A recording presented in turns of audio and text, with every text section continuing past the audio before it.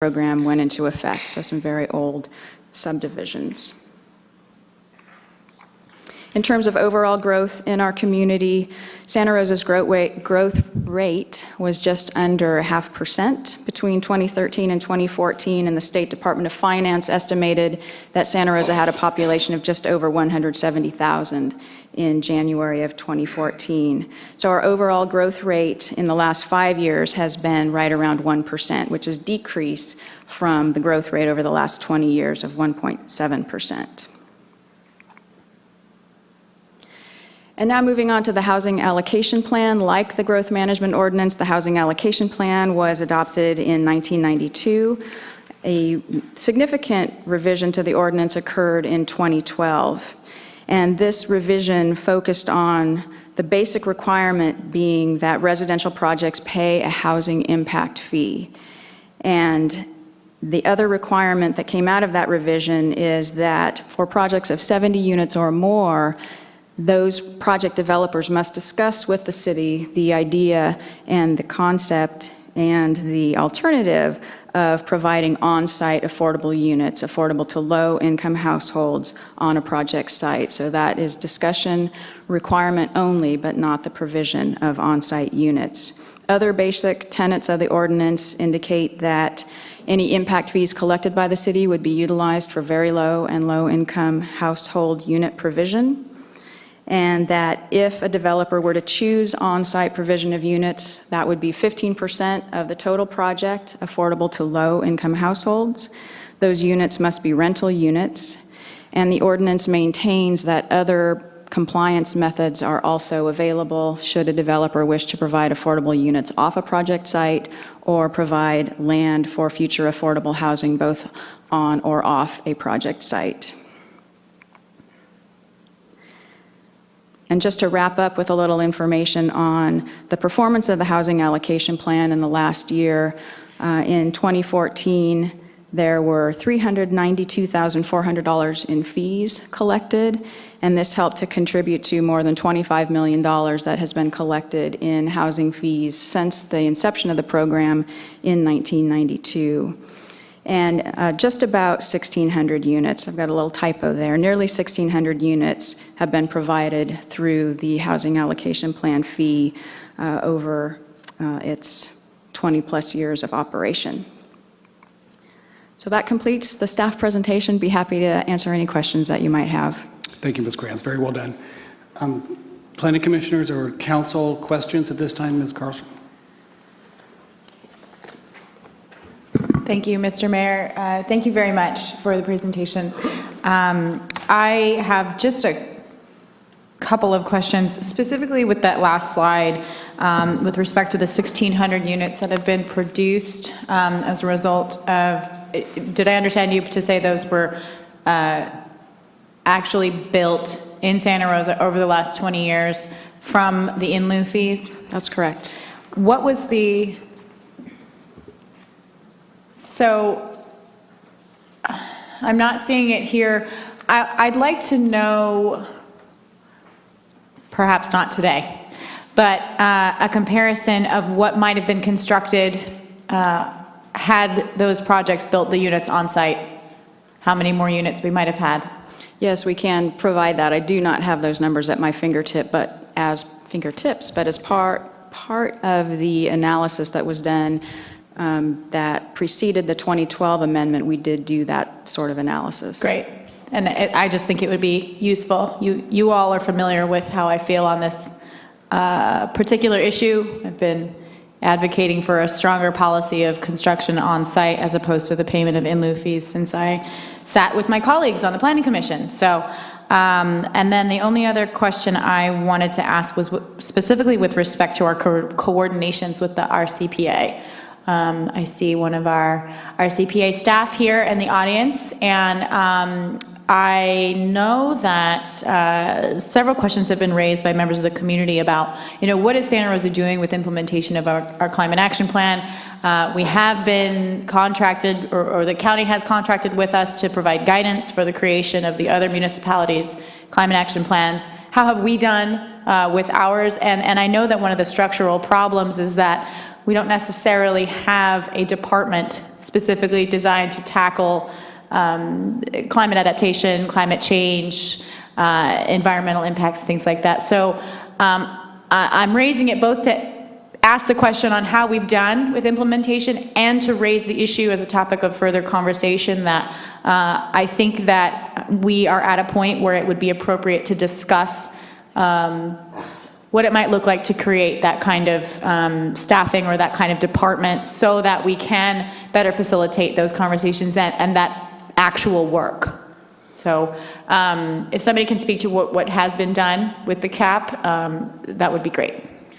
So in the last, I say 6 months or so, we in the Community Development Department have been able to add some staff. And while that staff has been focused in development review, we have been able to break some time away for that, a staff member to start looking at how we're doing. So that's the reason I was able to give you a little bit of information, because we have looked at our monitoring spreadsheet and trying to get data to include in that spreadsheet so that we can figure out how well we're doing and if any reductions have occurred. So we don't have any concrete data for you at this point, but other than what I already mentioned. So at this point in time, for the Community Climate Action Plan, the Community Development Department is the department that is formulating the Climate Action Plan implementation team. We do have members from all of the city departments to participate in that, and so we are now working on just commencing that work and getting that group together. The Utilities Department has a focus on utilities-only related implementation of the Municipal Climate Action Plan. So they I'm sure you mean Santa Rosa Water. That's correct. Thank you for correcting me on that. So that department is working specifically on utilities-related reduction measures as well. So that is more focused.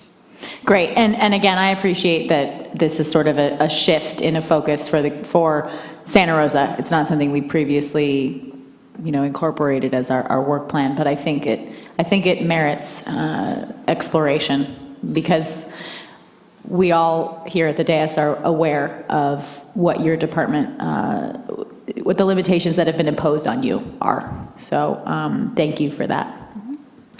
Mr. Corsi. Thank you, and thank you for the report, Lisa. It's also nice to be sitting up here with colleagues from the Planning Commission.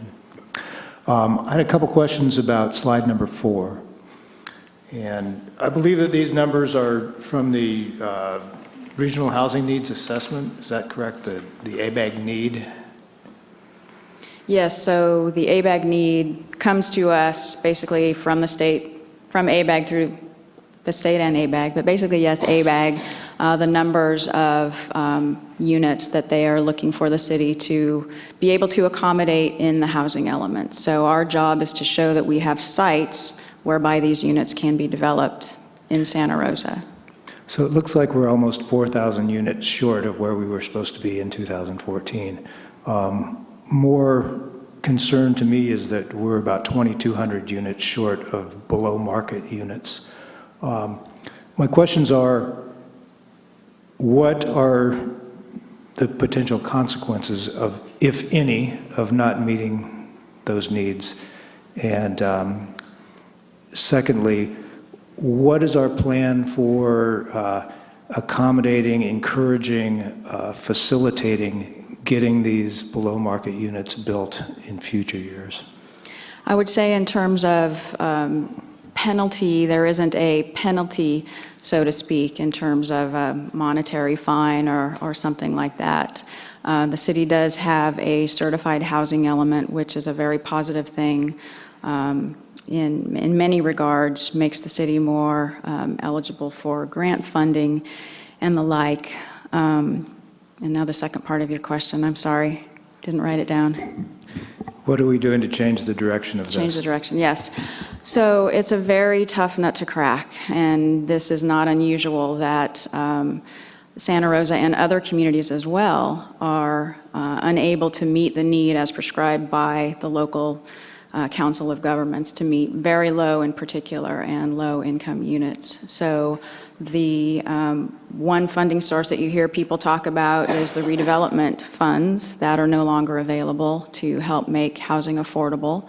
And we have the housing impact fee, which is our biggest revenue source in terms of enabling the city to help affordable housing developers provide affordable units. And usually that's just a piece of the funding puzzle. There are other state programs that are available that can be leveraged with local funds as well. Could I add something to that? As the council remembers, during your goal-setting session, I think you determined that housing was one of your, if not the highest priority, and that discussion or conversation will be coming back over the next few weeks or months to allow you to identify those priorities closer. So I just wanted to add to Lisa's presentation that we recognize that this is what you've done, this is what our state numbers are, but we also recognize that you have determined this to be one of your highest priorities, and it is getting, at this point, lots of staff attention, and we'll be coming back to you in the near future.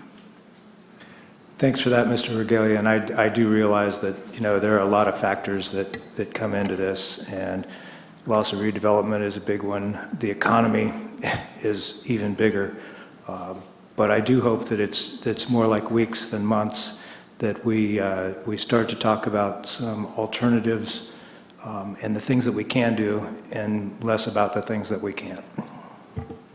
Thank you, Ms. Combs. Thank you very much for this presentation. I just want to confirm, following up on my colleague's question about slide 4, we identify sites, but we don't own those sites. Someone else owns those sites That's that we correct. identify on slide 4. And there may actually be something on those sites. They're not necessarily a vacant lot. These are vacant sites. They have to be vacant sites. Well, in our housing element, the way that we identify our need being met is through vacant sites. Okay, so Or we're if- using vacant sites. And my understanding is that manufactured homes don't count in this count. That they don't count as, if we should happen to put If manufactured we- homes there. It's kind of like second units. If we have, these are all of the permits that were issued. So all of those 252 permits are assigned to a category. So if we have a building permit that's issued for a mobile home, we will include it in that Okay, as a new unit. that's good news. And then on. We don't count units if there was a mobile home on a lot and it goes away And another one we get a comes. new one, we don't count that. Don't count that one. Yeah. So on slide 5, are you saying this is what we did in 1 year? I thought I heard you say we did 66 units this year, but I We wasn't sure about the provided rest funding. of. We provided funding for 66 units. For this. The Housing Authority. In 2014, In provided. 2014. Yeah, $650,000. Okay, and the rest of the items, were they also 2014, or is They this a are. list? Okay. Yes. And I have had a special request to ask a particular question. I've been asked to ask about mobile homes again regarding, from the local Manufactured Homes Association, about how it's achieved. How is the mobile homes preserved statement considered achieved? Do you consider it preserved in that we didn't lose any sites for manufactured homes? So we didn't lose any units We didn't use themselves. any actual manufactured home Right. units? We have around 2,000 mobile homes in the community. And so. Okay. And so this doesn't count on, this isn't part of considering them affordable? Well, I think they are affordable. Many Okay, of but I them. mean, it's, so we have a manufactured home ordinance that has some rent control factors for manufactured homes. Yes. And this doesn't reflect the status of that ordinance. This That's is correct. just, we didn't lose any home sites. And if a home became unaffordable or changed from very low to moderate in its affordability, that wouldn't be reflected here. That's right. Okay. Yes, we have a quantified objective that says preserve the 2,000 mobile Spaces. homes, in Santa Rosa, Units. something like that, Okay. right? So it's specific to that particular objective. Okay, I wanted to go back to slide 9 and make sure that I had understood what I heard on slide 9. It concerns me because, of course, we've had a drought for a number of years and look like we're going to have another one. Did I hear you say that we have enough water to match our current growth or projected growth? We show that, yes, Current- that the demand of our current general plan can be met, yes. Okay. So I think ABAG had a growth, and I don't remember the details, what year we were supposed to achieve the growth.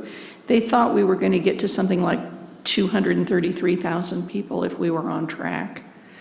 Do you remember a figure similar to that they had think- projected a growth for us? Yeah, our general plan is a little bit, has a higher growth projection than ABAG does, and ours is for 2035, and ABAG, I believe, is for 2040.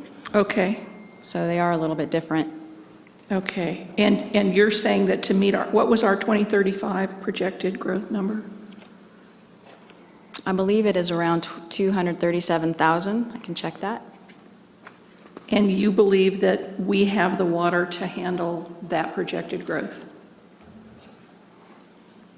Yes, and that was a finding that was made when the general plan was adopted in In what year? 2009. In '09. Okay. How frequently is that revised? So just to answer your first question, yes, 237,000 is the total population that is projected at build-out of the Okay. urban growth boundary. In 2035? Yes, Okay. though growth has been slower than anticipated, so I would imagine that we will still be issuing building permits after 2035. Okay, but you're not concerned about whether we have enough water in our, availability in our system for Well, we, building to that level? Now, that the finding is that we do have the water to provide for the general plan, and in addition, during drought times, as we currently have, we have a water shortage contingency plan that will address, the different stages of conservation. And we do have folks from our water division here, if you would like a little more information on that. I think we get The to water chat with them department. later too, don't we? Okay, indeed. Okay, I may take it up then. And thank you, I appreciate that. I would like to also follow up on my colleague to my left's about the climate action plan and express an interest in having actual data, a baseline and actual data in the future when we review how we're doing on our climate action plan. Yes, we definitely intend to do that. Okay, and also looking forward to hearing when we will see the agenda or the possible calendar should come out at some point following our goal-setting meeting. I don't think we've seen sort of an outline of when we will be taking up each of those issues, and that I look forward to hearing that. I know we've had a lot of things on our plate. It's on its way. Yeah, thank you. Mr. Wysocki. Thank you, Mr. Mayor. And Lisa, thank you for the report. I don't envy being in your position saying that we have plenty of water right now. And I understand that you said it was the finding by a political body that said we had the water. There are many different sources, for that, so.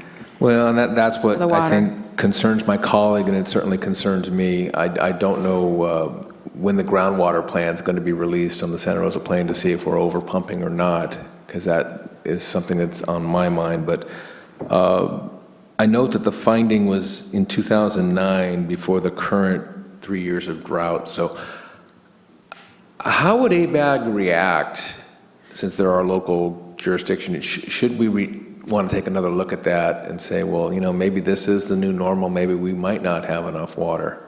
What are the consequences to the city to say that, maybe we have to be careful for future generations? Well, I think that ABAG has provided us the regional housing needs allocation. And so our job through our housing element is to show that we can meet that through the sites that are designated in the housing element. So we've basically done that.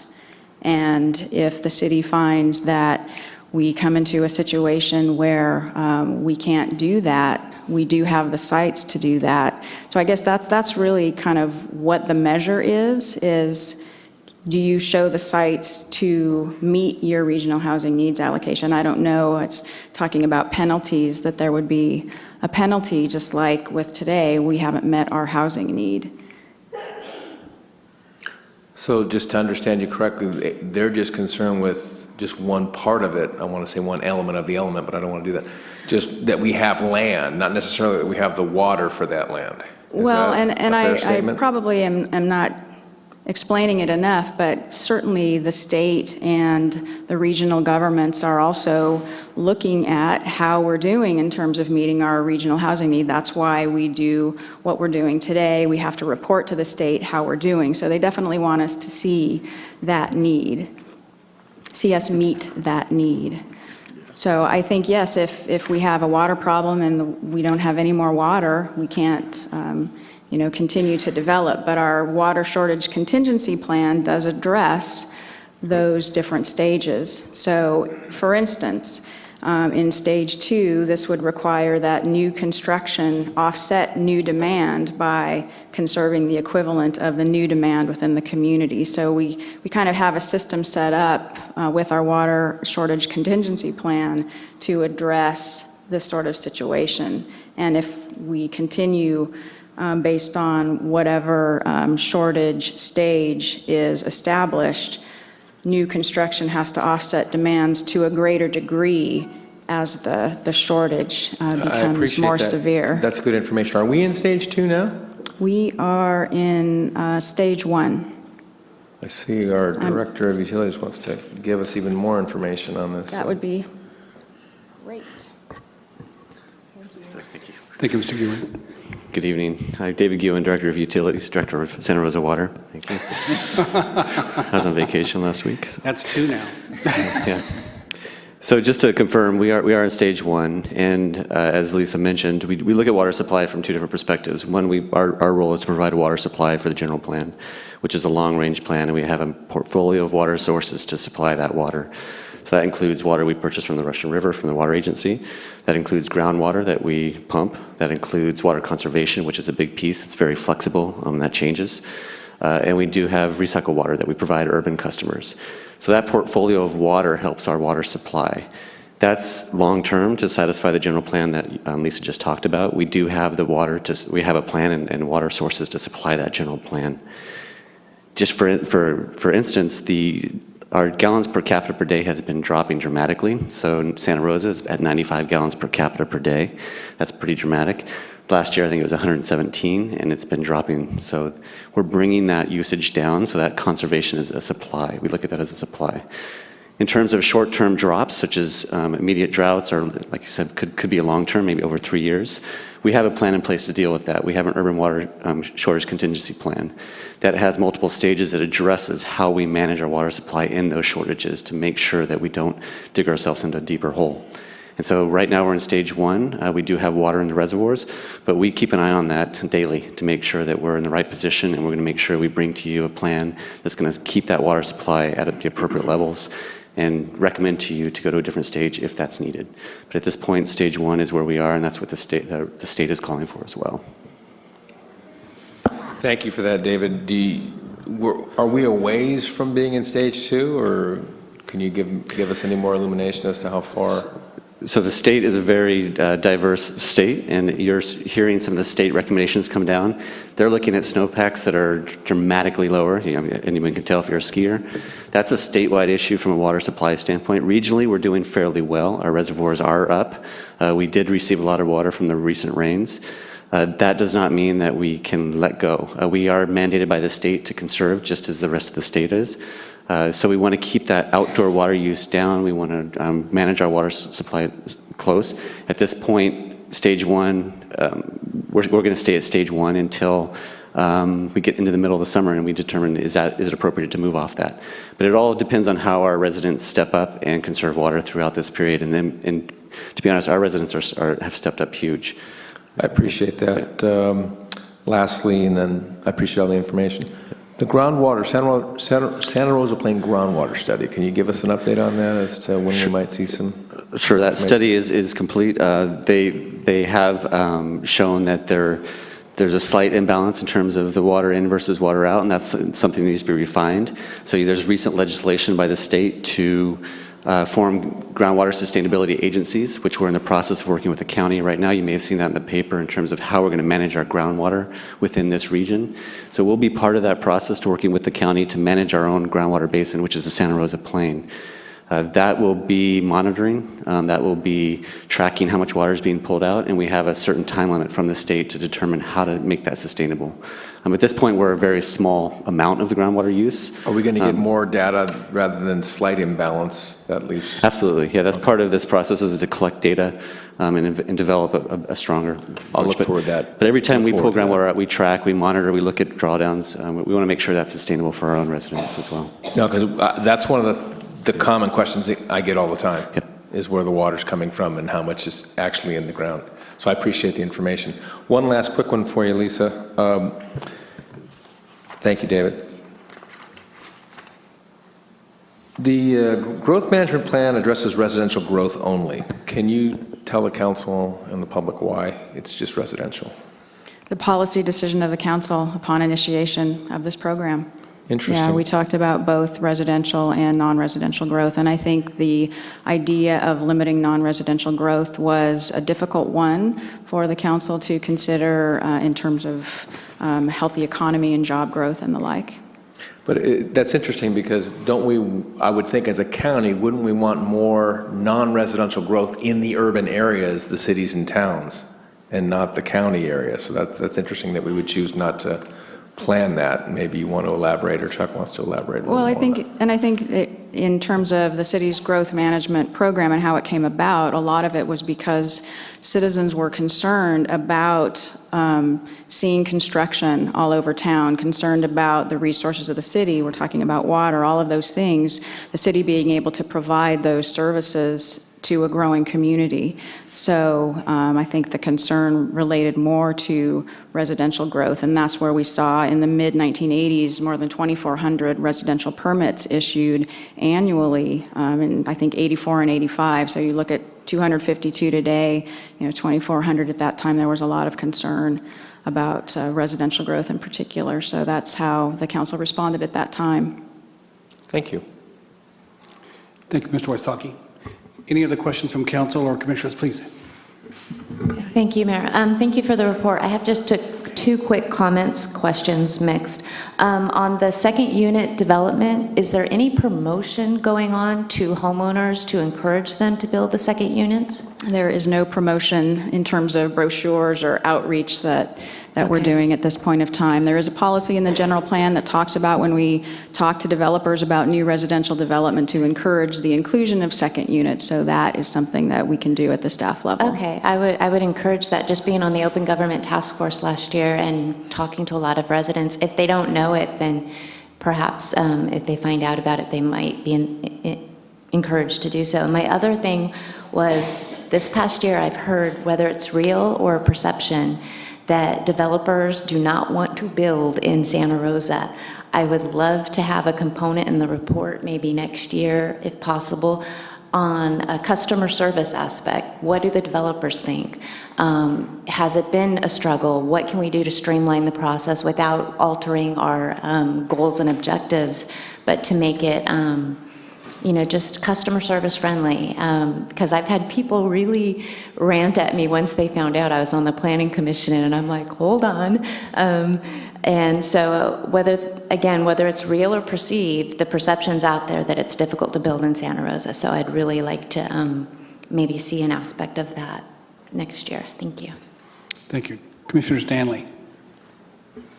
Thank you, Mr. Mayor. I had a question, Lisa, about, it seemed like that there was a large gap in the allocations and then the assigned allocations of almost 600 units. And I'm curious as to what happens with those 600 units year over year. Do they accumulate, knowing that we have a severe housing shortage across the board? So at the end of the year, the Reserve A allotments that are not used are rolled over into the next year.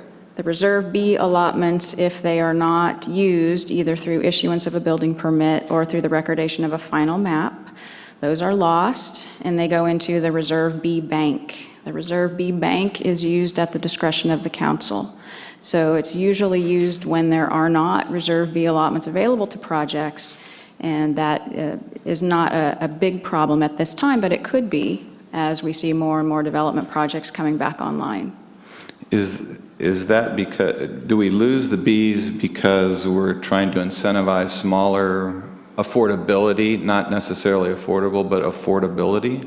Yes, so the initial way that the growth management ordinance was developed was to kind of incentivize Reserve A, because at that time anyway, small units on small lots were selling for at least affordable to moderate income households. So that was one of the initial premises about making Reserve A more plentiful, to make that an option, a better option for the development community.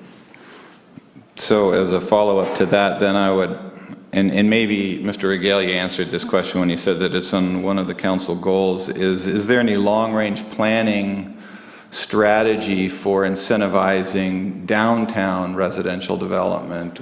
We haven't seen a lot of that, and that's certainly a part of creating a transportation system with the smart rail and all of that that'll work. But is there something in place to do that, or is that part of the council goals? It's their general plan goals related to that, and the other thing that we do is to allow residential in any land use category in the downtown. So, density isn't an issue, for instance. So there are some things like that, but there isn't a specific, program. No fee-based system to Right. sort of incentivize. Okay, thank you. Council and Commissioners, with your indulgence, I'll move on to public comment unless you have some pressing questions first. Seeing none, Mr. DeWitt. Thank you, Ms. Kranz. Thank you, sir. Put slide number 17 back up.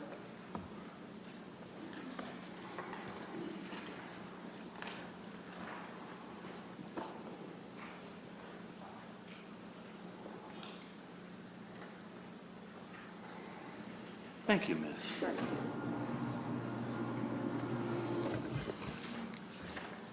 Hello, my name is Dwayne DeWitt. I'm from Roseland. Appreciate the presentation you just had.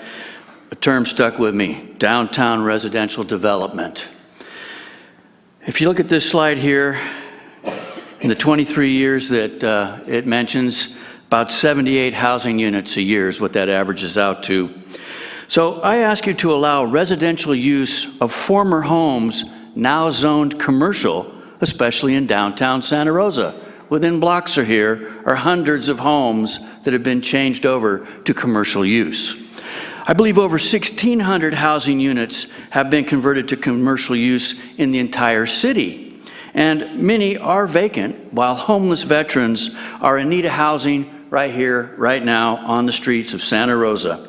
A year ago, the city sold a former city-used building for future use by veterans. Today, that project hasn't broken ground yet, and it will be years before 7 veterans will be helped.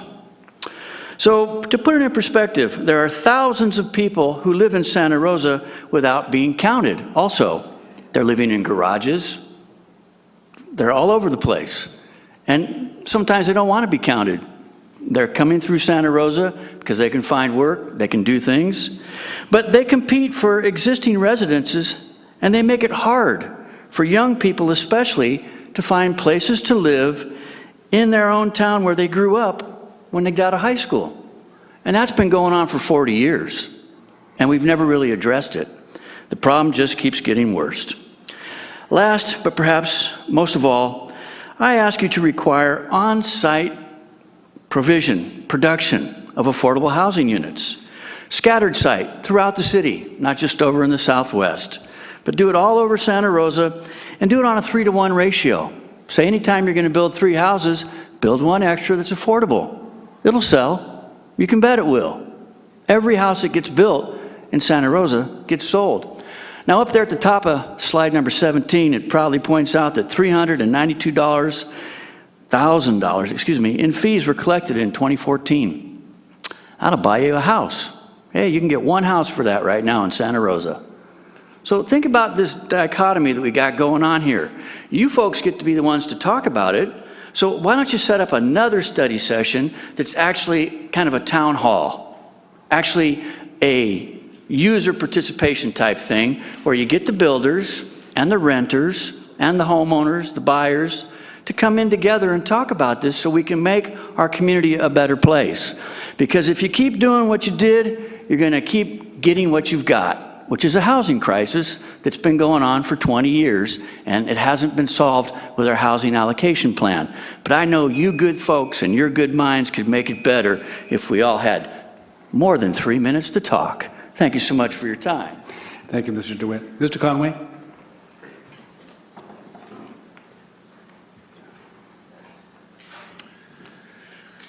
Good afternoon, council members and planning commission members. My name is Kevin Conway. I live at 130 Walnut Court here in Santa Rosa. So today we have received the update on the climate action plan. I expressed my thoughts in a letter to each of the council members and to Lisa Kranz, so I only need to say a few words. First of all, thank you very much to council members Carlstrom and Combs for your questions. You took the words right out of my mouth, but I'll push ahead. I do believe that the city staff and Lisa Kranz are working hard and taking a serious approach to implementing the climate action plan, and so if it matters that a citizen expresses appreciation for those efforts, then I am that citizen. In the city government's website, there's a drop-down of council subcommittees, the downtown subcommittee, the economic development subcommittee, and so on. There is no climate action plan subcommittee. If it matters that a citizen recommends, and I see today that it does matter, that such a subcommittee be established, then again, I am that citizen. I noted in the report that staffing limitations, the reason that the updates for prior years are not yet available, and if it matters that a citizen recommends that a position be established and funded for the purpose of working on implementation of the climate action plan, then I am that citizen. I don't want to see our staff overworked. But again, I'm thrilled at what I heard today, and perhaps Councilmember Corsi, I will see you a week from tomorrow at the Climate Adaptation Forum at Sonoma State, which you informed me about last meeting I was here. Again, thank you all very much. Thank you. Mr. Grable?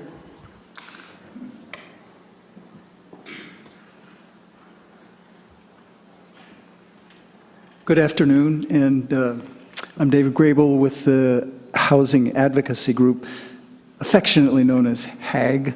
We've been around for 15 years now, trying to get more affordable housing in Sonoma County.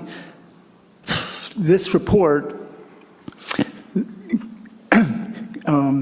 creates more questions, raises more questions than it answers. There were 66 units that received some funding, affordable units that received some funding from the city. It's not clear that those 66 units are actually in projects that are breaking ground, or are they going to wait for another year or 2 or 5 and get more funding before they can actually break ground. This is a grim report. As the Press Democrat has pointed out, 18,000 new jobs created in the county over the last 3 or 4 years. Only less than 100 apartments have been built in the county since during that time. I'm representing 9 families that were thrown out of their houses on Hone Avenue. They were being charged $1,500 a month rent. There were rats. The places were overrun with rats, mold, just incredibly third world conditions.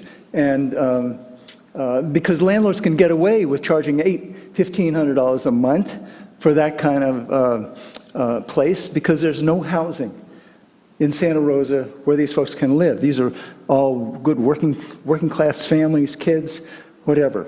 We need millions more. We don't need 300,000, 500,000, we need millions more. We had millions more when redevelopment was going. You're still getting the redevelopment tax increment from all these projects. used to be you give 20% of that to affordable housing. You can still give 20, you should still give 20% of that tax increment to affordable housing. You should have an on-site requirement when builders build market rate housing, not rental housing. There's a case that says you can't do it to rental, you can't require affordability covenants on rental housing, but you can on market rate for sale housing. And other jurisdictions here do it, the county does it. It's a kind of a no-brainer. There's a bunch of other ways you can raise money and a bunch of other ways you can promote affordable housing. $392,000, one house, that's terrible. I hope you can do better. I agree with Dwayne, it's going to take some thought to do it right, but we've got to do something different. Thank you. Thank you. Ms. Edelman.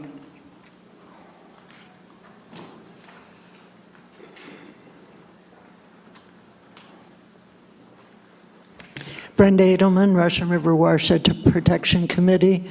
I've been coming to city meetings since 1980, commenting on Russian River issues, so it's been a while, but I really do appreciate your discussion on water issues at this meeting.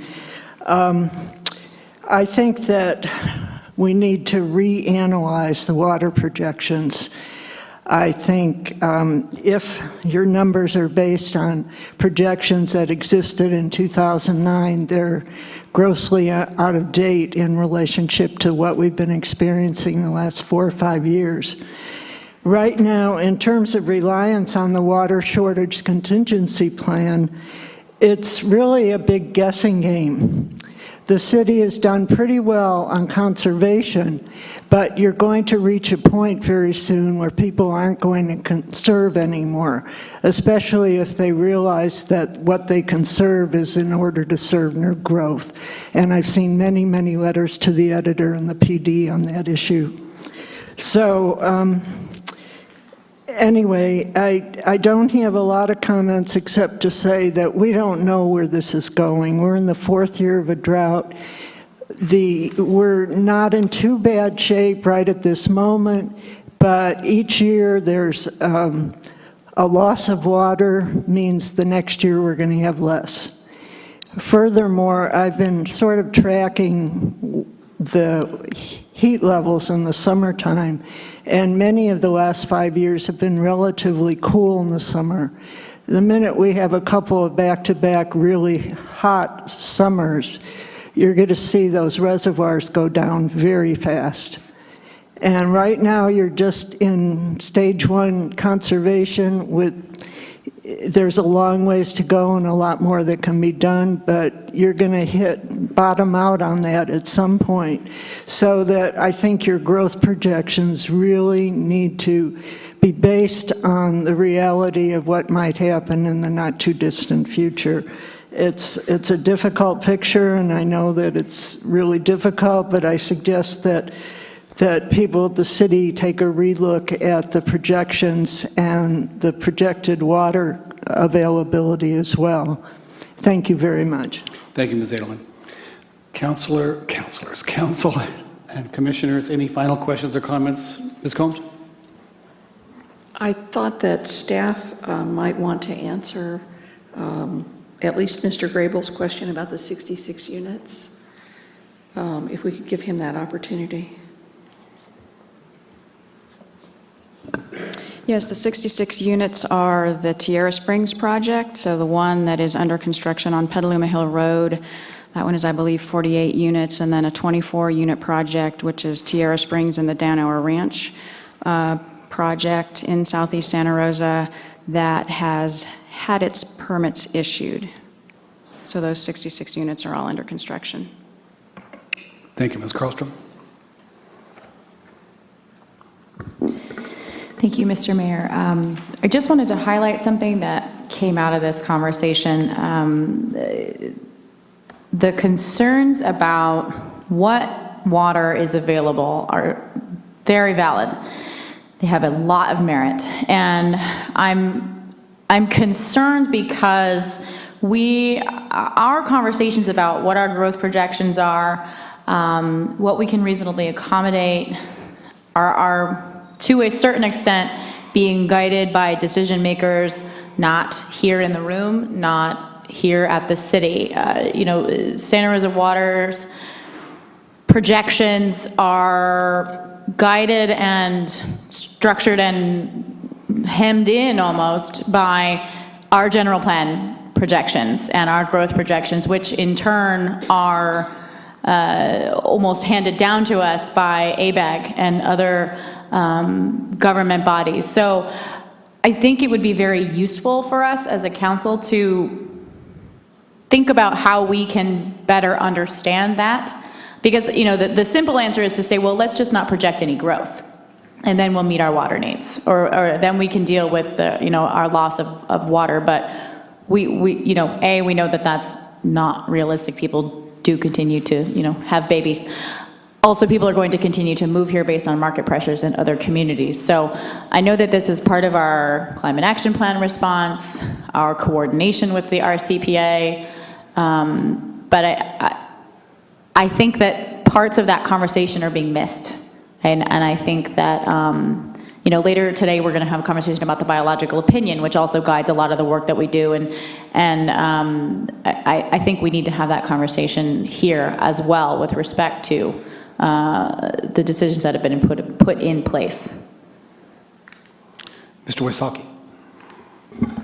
Thank you. Just a question for staff. Earlier in this presentation, we heard that we will be getting more information on the groundwater management study. Would that be a prime time to talk about revising our water growth or our water estimates at that point in time, since we are relying on pre-drought numbers?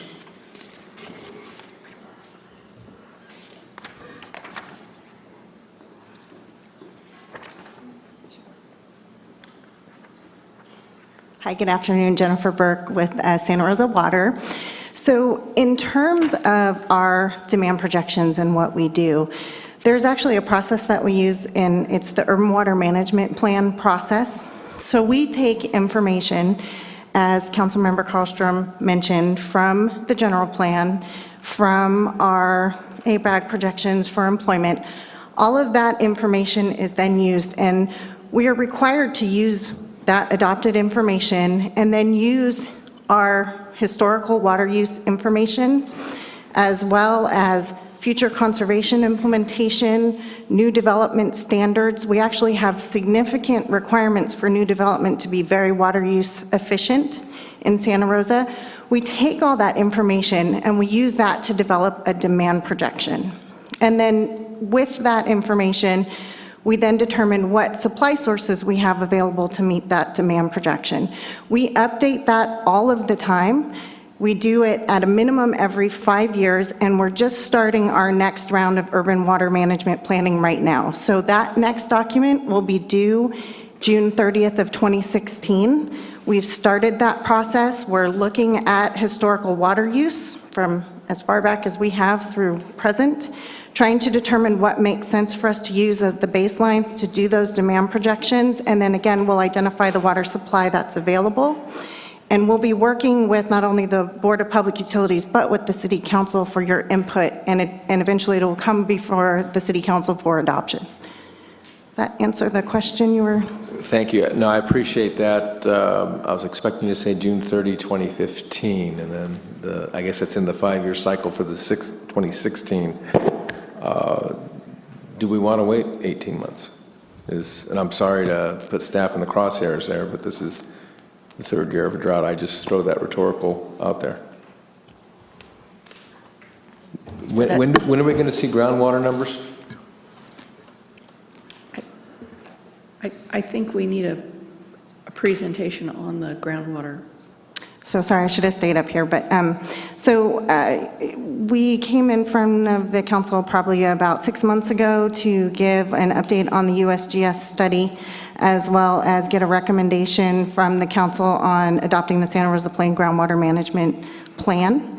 So that has been adopted by the Board of Supervisors, and we acknowledge that it's the best information that we had, and there is a slight imbalance, but there's a need for a lot more data to be collected. And with this new legislation, that's requiring the formation of groundwater sustainability agencies, they will have those powers to be able to start collecting more of that data. So we're getting more of that data, getting a better refinement.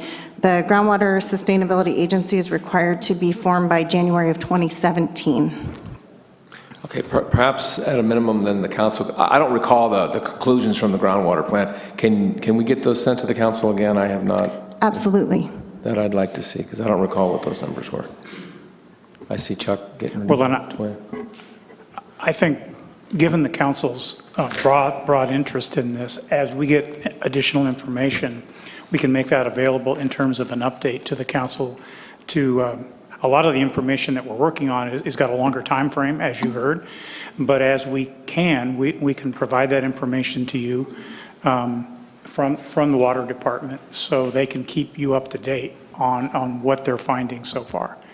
And then I'm confident that they have lots of knowledge about this, and what I'm hearing you say is that we need to figure out a way to share that with you on a regular basis.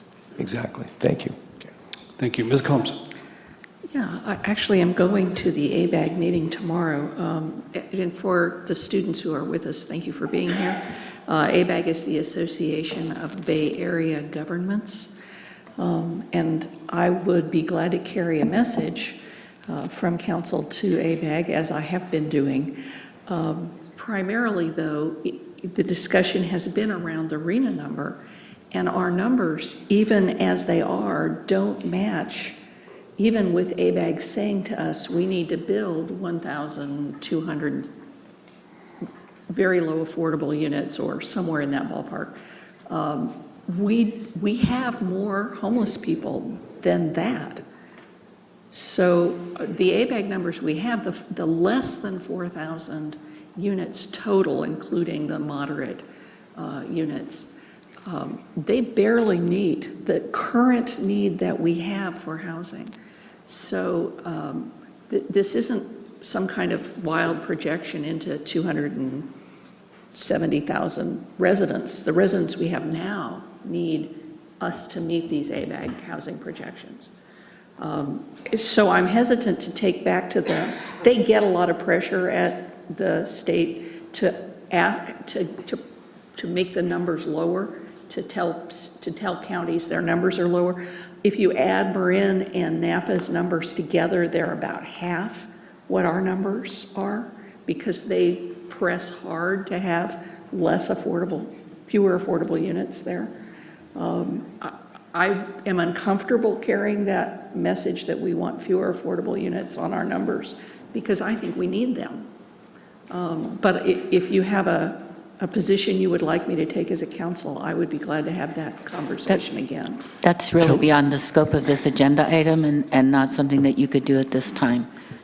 I think I'm suggesting that since we're talking about the RENA numbers now, if you would like to have that conversation in the future, we should schedule and agendize it.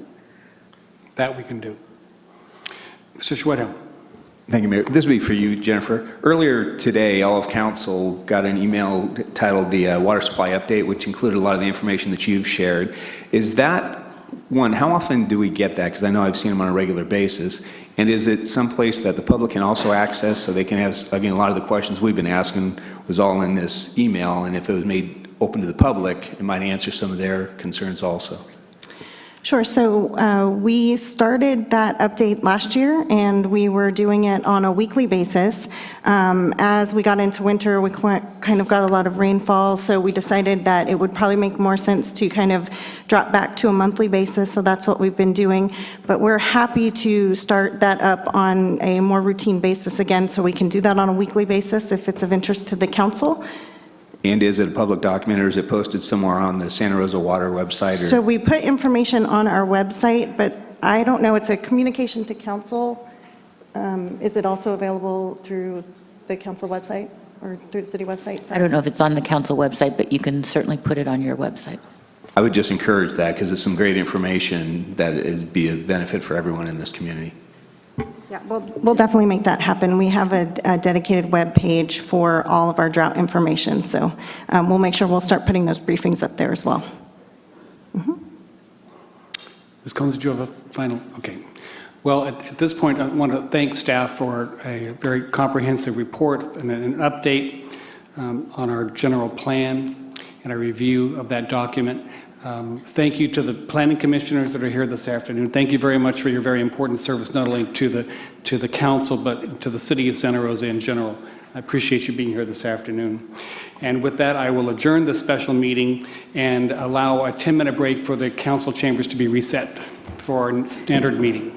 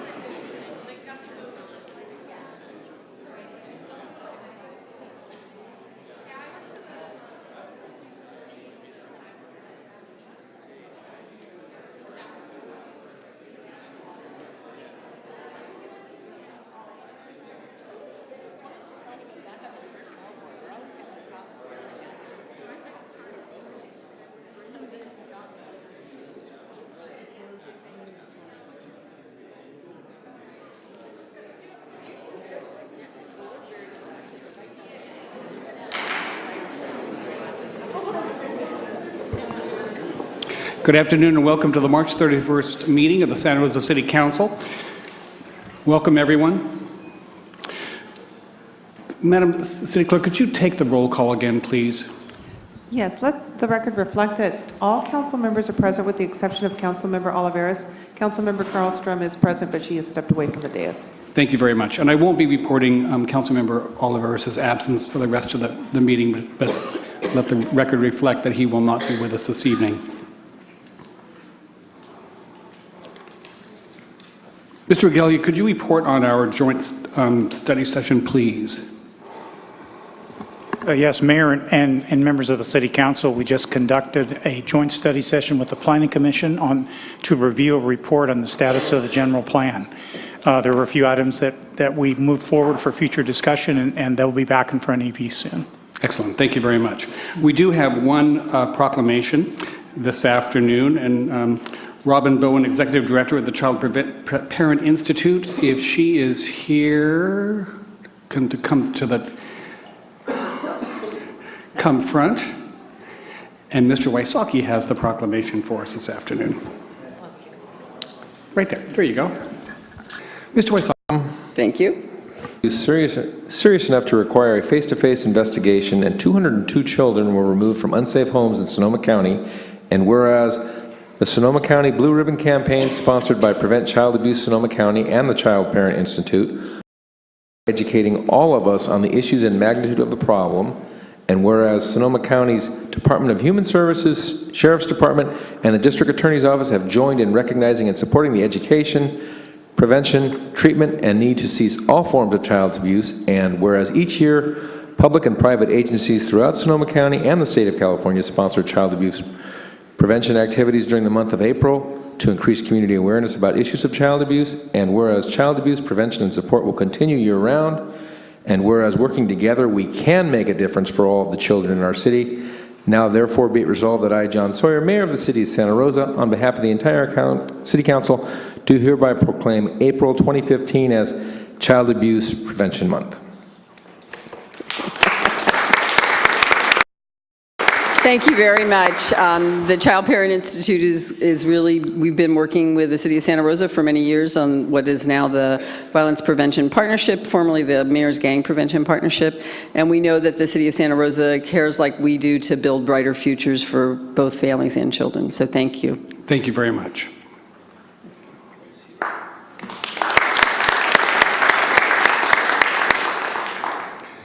We have no staff briefings this afternoon, and we have two sets of minutes to approve, March 3rd and March 10th, and we can take them in unison unless there are changes, counseling changes.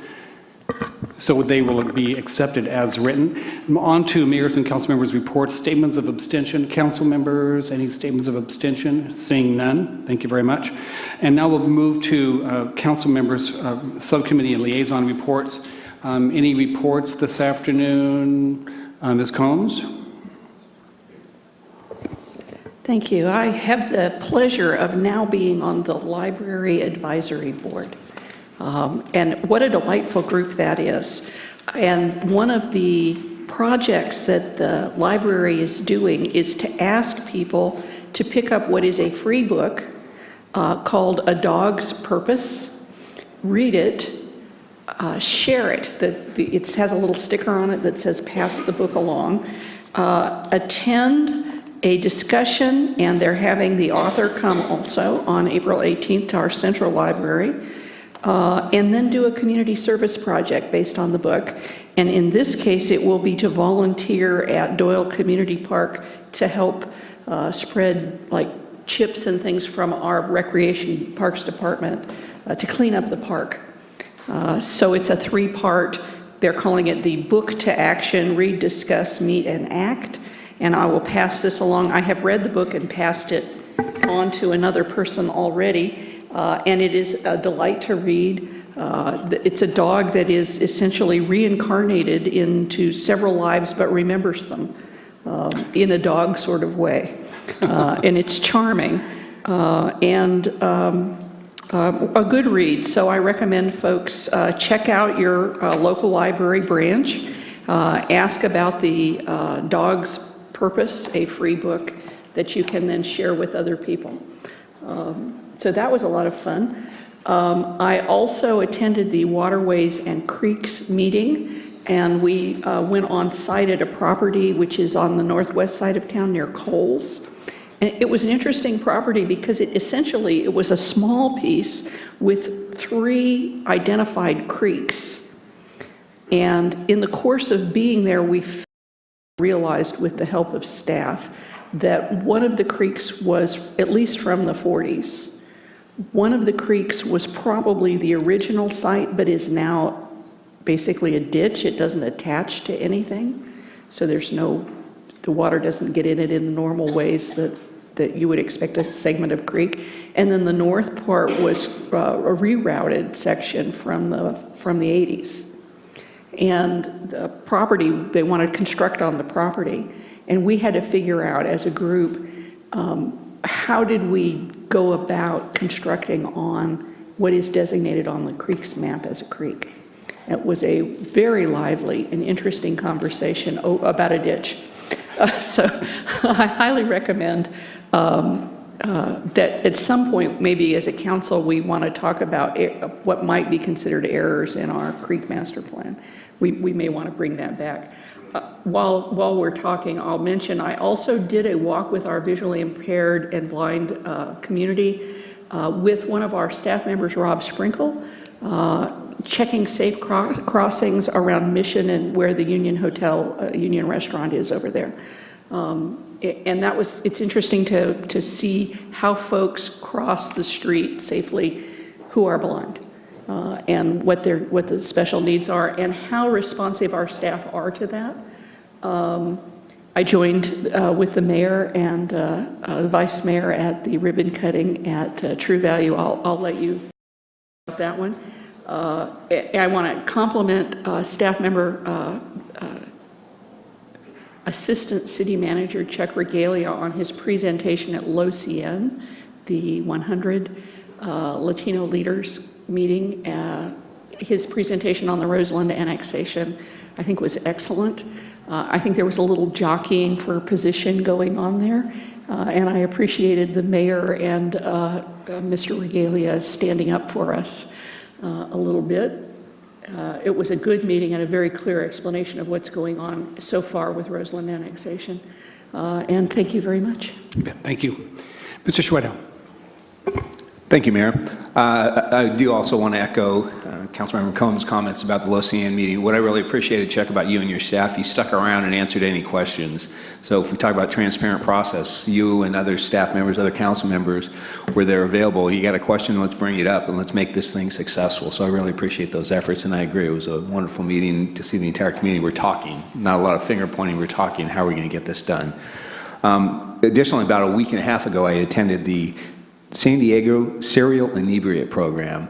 And basically some folks from San Diego came up here to talk about what they do in San Diego with the habitual, what many people would say are habitual drunks that are in downtown San Diego, and how it used to just be a cycle where they get drunk, go to jail, get out, get drunk, go to jail, get out, and this cycle just continued until they said, let's stop the madness, let's get some assistance to these folks. And they actually said, and if you think about it, it really was a waste of human potential. And that's the way they looked at it. So let's make it more humane and get them the services. So they presented that program to many community stakeholders here in Santa Rosa. And we were not too far away from duplicating that, just because of the collaboration already in place with law enforcement, mental health providers, substance abuse providers. So that conversation is going to continue. I think it was a very worthwhile thing, and it was hosted out at Finley Center. And lastly, I also want to announce my appointment to the Bicycle and Pedestrian Advisory Board. I'll be reappointing Christine Dekdor. Thank you. Thank you very much. Any other reports, Mr. Wysocki? Just a quickie. I attended the monthly meeting of the Sonoma County Agriculture Preservation Open Space District Advisory Committee, and everyone smiles. Sales tax receipts are up and doing good things for our county. There have been 2 major trail dedications, both on Sonoma Mountain. I went to the East Trail dedication, which is through Jack London State Park. There's also a North Trail, which is off of Sonoma Mountain Road. They're just fantastic vistas up there. So, and I see our students here from Santa Rosa High. You want to get out with your pals? It's where you want to go. Mom and Dad won't be around. It's a good place to go. Thank you. Taylor, anything to report for the teen council? Okay, thank you very much. Ms. Carlson, anything to report today? You know I can always be counted upon to provide a report, Mr. Mayor. Today, however, unless someone already read the water update, that is it for me. Nobody did that. Okay. Nope. Here we go. So go for it. So this water report, water supply update, excuse me, used to be called the drought update. Apparently we've changed that. That's okay. Maybe we'll go back to doing this on a weekly basis. March 31st, 2015, Santa Rosa remains in stage 1, 20% mandatory drought restrictions. Water department staff are closely following the recently updated state emergency drought regulations to make sure the city is in compliance. Water supply capacity in our local reservoirs are slightly below normal for this time of year, with Lake Mendocino at 81% capacity and Lake Sonoma at 89% capacity. Santa Rosa recognizes that our region has not been hit as hard by the drought, but continues to proactively implement drought restrictions that support the state's emergency drought regulations in an effort to prolong our water supply should this historic drought continue. Santa Rosa's drought restrictions, including the state restrictions that apply to all residents, are as follows. Requiring outdoor irrigation to occur between 8 p.m. and 6 a.m. Prohibiting washing down of hardscapes unless required for public health and safety. Prohibiting the use of potable water for street washing. Requiring the use of shut-off hose nozzles on all garden and utility hoses. Requiring water on request programs at restaurants. Requiring hotels and motels to allow guests the option of not having linens and towels laundered daily. Only operating fountains that are recirculating. This is from the State Department. And prohibiting irrigating landscapes during and up to 48 hours after measurable rainfall. This is also a state requirement. Because of our community's amazing water-saving efforts since March of 2014, Santa Rosa has reduced water use by 19% and is very close to meeting our community-wide goal of reducing water use by 20%. As always, we encourage the community to keep up the water savings. For more tips, visit srcity.org/WUE. And only because we got an email about this, if you see your neighbors wasting water, you notice some runoff, somehow their lawns are extraordinarily green and verdant, you can report them through our My Santa Rosa app. Obviously, this would just be for deliberate wasting. We're not encouraging anyone to be punitive against their neighbors, but it is important that we all work together. Maybe they don't know that their sprinklers have run down the street. So check out that My Santa Rosa app and keep up the good work. Thank you very much. Ms. Combs? I just have a question. Are we required to read this each meeting? The Or water monthly? report? Is that a requirement that we read this out? I don't recall that we did it last year. We did it intermittently since Ms. Carlstrom was on the WAC. I just wondered. You know what, it's just been... Is the material available on the website? That was what we just talked about earlier, that Councilmember Sweatham asked for it to be put on the website for the public, but I believe it's sent out weekly to the council, so it's your prerogative whether you wish to read it every week. It's my personal prerogative, or it's our as a council prerogative? Well, I think it's up to the representative who's giving the report if they would like to include that in their report or not. And if you have a... So my understanding was that it went with the WAC representative? Yes. Okay. Thank you. I'm just kind of curious what a non-recirculating water feature might look like. Who would have a where they're using fresh water the entire time? Where would the water go? We know that the state lags behind us.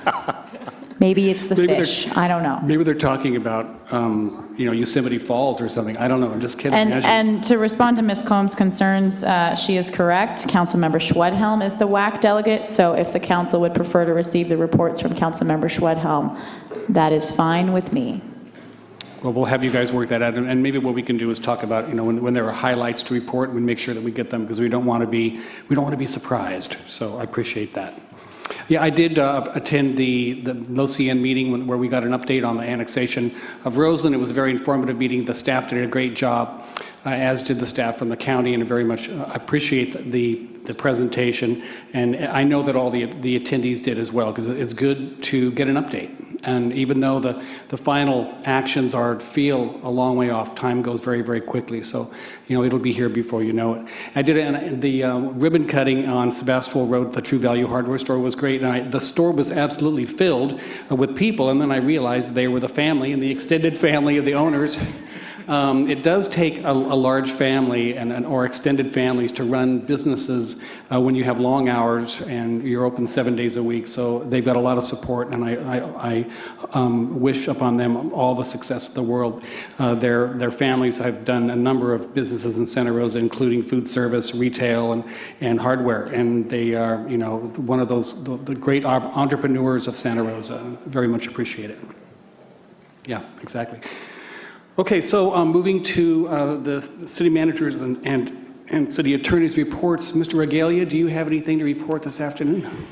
I do. I have a message from Acting Chief Schroeder, and this involves that Captain Craig Schwartz authored an article titled 3D Printing, the Potential Implications and Challenges for Law Enforcement, based on his post-command college project that was recently published in the national trade journal, The Police Chief Magazine. Post-Command College is an 18-month program to develop strategic thinking in police executives. Greg represented the city and the department well by his work being selected for publication. So this is a congratulations to Craig, and a thank you for a job well done. Thank you, Mr. Regalia, and thank you for standing in for our city manager, McGlynn, who broke his leg. And you are doing an outstanding job, and we appreciate you. It's kind of standing in and having a flawless representation from the city manager's office. So thank you for a job well done. Thank you. Madam City Attorney. Thank you, Mayor. I just wanted to advise the council, as you know, the landfill agreement has been approved and has now officially been signed by all of the cities, by the county, and goes into effect tomorrow. Thank you very much. And we will now move to consent items. Mr. Regalia, would you like to announce our consent calendar? I will be pleased to. Item 10.1, motion, Lower Colgan Creek Restoration Project Phase 1 contingency increase. Item 10.2, resolution, annual review of the general plan and growth management and housing allocation ordinances. And item 10.3, ordinance adoption, ordinance of the Council of the City of Santa Rosa amending certain sections of the Santa Rosa Code, Title 15, sewers to maintain compliance with EPA industrial pretreatment program regulations and revisions. Thank you very much. Council, questions on the consent items before I move to public comment? Mr. Schweidhelm. On item 10.1. So my questions have got to do about the difference between analytical testing and soil testing. I don't know if you're the subject matter expert, Mr. Regalia. Dave Montague. Dave Montague will report on this. Good afternoon, Mayor, City Council. I'm Dave Montague. I'm the engineer responsible for the Colgan Creek project.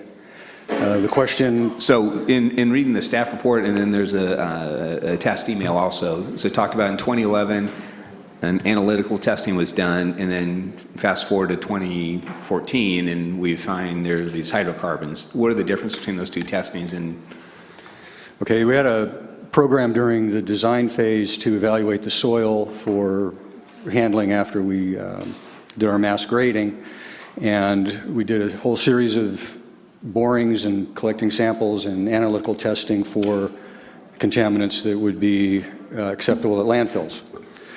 At that time, we didn't discover any contaminants. We weren't able to go below the water surface in the creek to do that sampling, and that's where the additional or the contaminated soil was discovered when the contractor started doing his excavation. Part of the contract was to analyze that soil, and it turned out to be slightly contaminated and it had to go to a Class 2 landfill.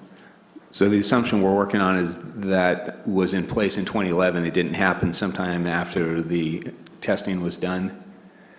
It's possible. We don't know if the contamination was below the water level at the time we did our initial sampling or not.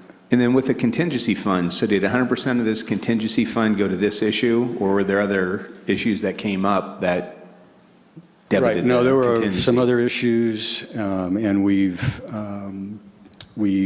basically have used probably 75% of the contingency we had, and we elected to ask for the amount of money we needed for the soil rather than, so we're increasing the contingency by that dollar amount, not by a percentage. Is that, I guess we had what I'm 10% struggling to with, begin with. We have a contingency, and my impression was for when things like this come up. But if we exhaust the contingency, you see what I'm getting at?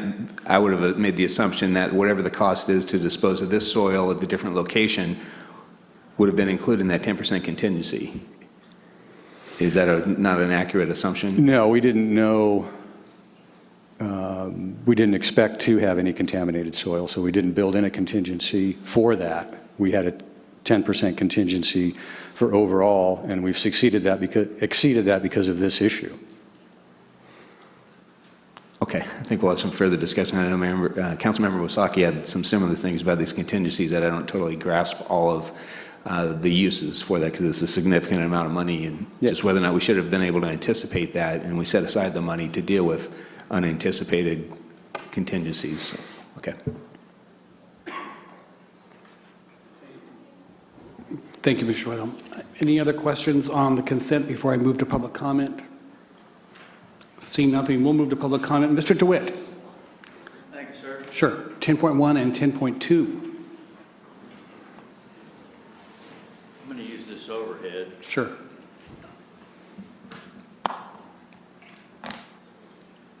You'll be a clerk before we're finished. I like getting paid for some of the stuff I do, but it's all just from the goodness of my heart. Thank you.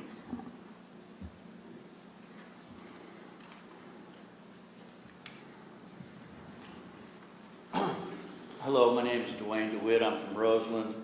And I'm a bit concerned about how something like this happens, because in 2011 it said there were results non-detectable concentrations. So that means nothing can be detected, nothing was there. So then 3 years later it says it's slightly contaminated. And I thought to myself, well, what would contaminate a construction site like that? Hey, how about the construction equipment? How about the stuff that's out there doing the work? If it wasn't there before, but it shows up after, at least in healthcare, you kind of look at the symptoms and cause and effect. So I don't believe you should be paying any extra money for anything. I think basically the people that went out there and contaminated the construction site should be the ones that cover the cost of this. And I believe that you could say, well, it's from the storm drain channel, perhaps, that, you know, some of the stormwater might have had petroleum contaminants and they were washed down off the road. Well, they should have been planning ahead for that. That's what these folks are supposed to be able to do. That's why you pick the experts, at least I've been told. Obviously, I don't get a choice in the choice of how this works, but today I can at least say to you, please don't give them any more money. That's part of the cost of doing business for folks, and that's the way that should be. And then they should also, once it's finished, give us a test that said, once again, there's non-detectable concentrations. We got to get back to where we were. Otherwise, this is the gift that will keep on giving, contamination that won't ever go away. That's not something that we should want from this kind of a project. Now, I had signed up for that next matter too, and I got a minute, so I'm just going to say something on it and get on the way, because you got lots of folks here that want to get to their issue. When we just talked about the housing, the allocation plan, one of the people asked me afterwards, well, geez, don't business people want to get higher rents having its own commercial? Well, actually, why don't we just let the market make the choice? Why not just say that in these houses all around these neighborhoods right here downtown, the landlords can choose to have either businesses or residences. Take the zoning obstacle off of it, if you will, and just see what the landlord can get. Because I'll bet if they can get what they want from a renter who wants to live in the unit, they'll do it. And then we'd have transit-oriented development right here, right downtown. What a wonderful concept. The market will show you what it can do. And see, I did that in 3 minutes. So thank you so much for your time. Thank you, Mr. DeWitt. Those are all the cards I have on the consent calendar. And Mr. Corsi, if there's no other questions at this point, you have the consent items. I'll move items 10.1, 10.2, and 10.3, waive further reading of the text. And may I have a second, please? Second. Thank you. And your votes, please. And we'll need to set the board.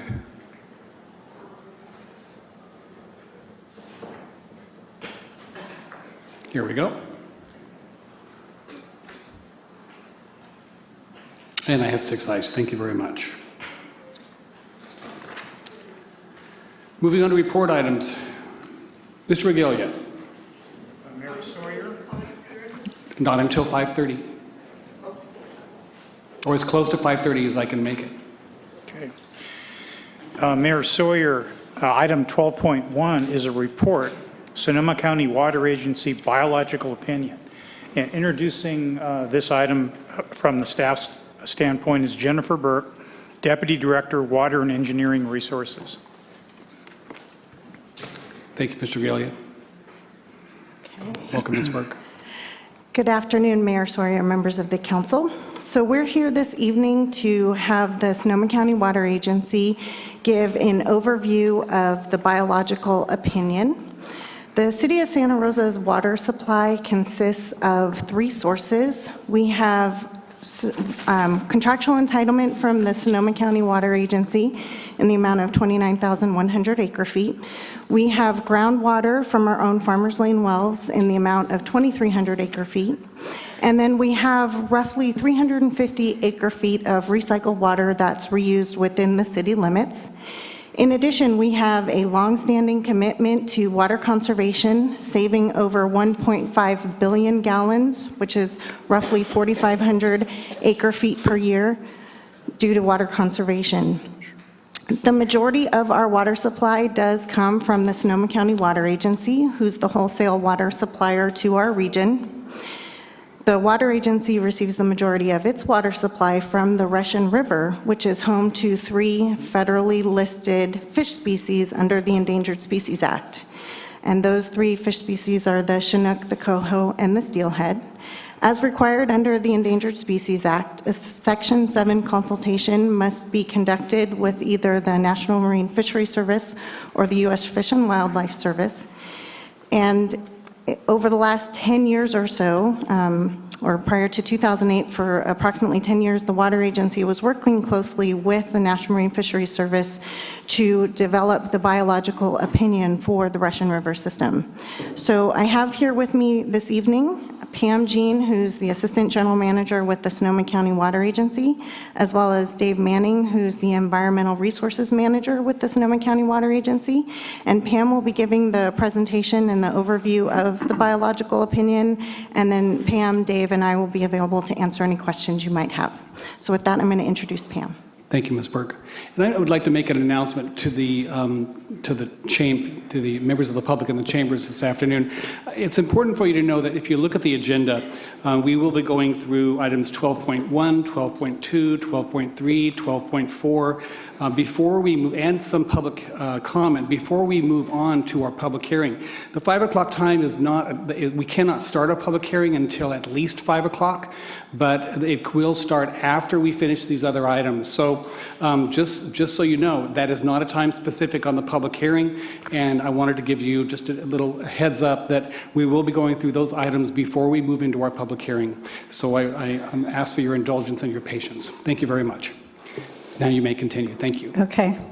Good evening. Again, my name is Pam Jean. I'm an Assistant General Manager at the Sonoma County Water Agency, and although that's not a very descriptive job description, what I do is I actually manage operations at the agency. So we operate a number of wastewater treatment plants as well as the Russian River system and a water transmission system. I'm in charge of that group that does that operation. I'm going to start off tonight with a really brief overview of the Russian River system, just sort of a little bit of Russian River 101, a reminder of how our water system works, where your water comes from, not just yours, but the other contractors' water comes from also. So I'm going to start up north. The Russian River originates up very north of the city of Ukiah and kind of to the east of the city, north and east of the city of Ukiah also. Lake Mendocino, you can see on this graph, the outline of the watershed is sort of the orangish line, and the yellow or lightish color in the middle is the watershed itself. The East Fork of the Russian River that you can see depicted above Lake Mendocino in this slide is actually a source of water that comes from outside of our watershed. It comes from the Eel River watershed. We get water from a project that's owned by Pacific Gas and Electric Company on the Eel River. They've been operating this project for a very long time, since the early 1900s. This is a photo of Scott Dam and Lake Pillsbury behind Scott Dam. This reservoir stores water that they release down the Eel River, and it's released down to a tunnel that's located here, and that's a photo of a very old penstock, and when it was installed way back, the water is diverted into the Russian River water system in order to generate power in the Potter Valley, which is located on the East Fork of the Russian River. The water that is not used in the Potter Valley itself by the Potter Valley Irrigation District and other folks locally ends up in Lake Mendocino. This is a very long-standing diversion of water from the Eel River to the Russian River. It's been happening, as I said, since the early 1900s. The operation of the project changed pretty dramatically in 2004 due to an amendment to the Federal Energy Regulatory Commission license associated with PG&E's Potter Valley project. And that's one of the things that we've been experiencing in the last several years is those changes in that operation have really made us focus in on Lake Mendocino and the reliability of that lake. So Lake Mendocino was constructed in the late 1950s. It's been in place as part of one of two reservoirs in the Russian River system that were built as part of a project called the Russian River Project, which was conceived of and developed by the U.S. Army Corps of Engineers. The Corps of Engineers actually constructed the dam to create Lake Mendocino, and we are partners with them in the operation of that reservoir. So the Corps of Engineers operates the reservoir for flood control purposes as well as for recreational purposes. Sonoma County Water Agency operates the reservoir, of course, for water supply purposes. This is a photo of Lake Mendocino. You can see it's not a very large lake. The second reservoir in the system is Lake Sonoma. It's a photo of Lake Sonoma. Let me go back. And Lake Sonoma was built in the early 80s, was completed in about 1983, and is also a multi-purpose reservoir, again built by the U.S. Army Corps of Engineers. Sonoma County Water Agency is the local sponsor, local partner in operation of that reservoir. It's a much larger reservoir than Lake Mendocino. It's about twice the size, or actually 3 times the size of Lake Mendocino. And it is really the primary source of water supply for the city of Santa Rosa. Moving downstream, we release water out of both of these lakes. It flows downstream to this location just on the Russian River, just to the north of the community of Forestville. At that location, we have a number of facilities, including infiltration ponds that you can see in this slide in blue. We also have an inflatable dam, and I'll speak to that dam in a few minutes. That dam crosses the entire river. It raises the water surface elevation, is very important to our operation, especially in the summertime when our demand on our system is quite high. We also operate a number of collector wells out in the area, 6 of them to be specific. These 2 that are pictured here are kind of hard to see. They're kind of hidden by a lot of vegetation. Those are the 2 oldest collector wells. They were built in the early 1960s.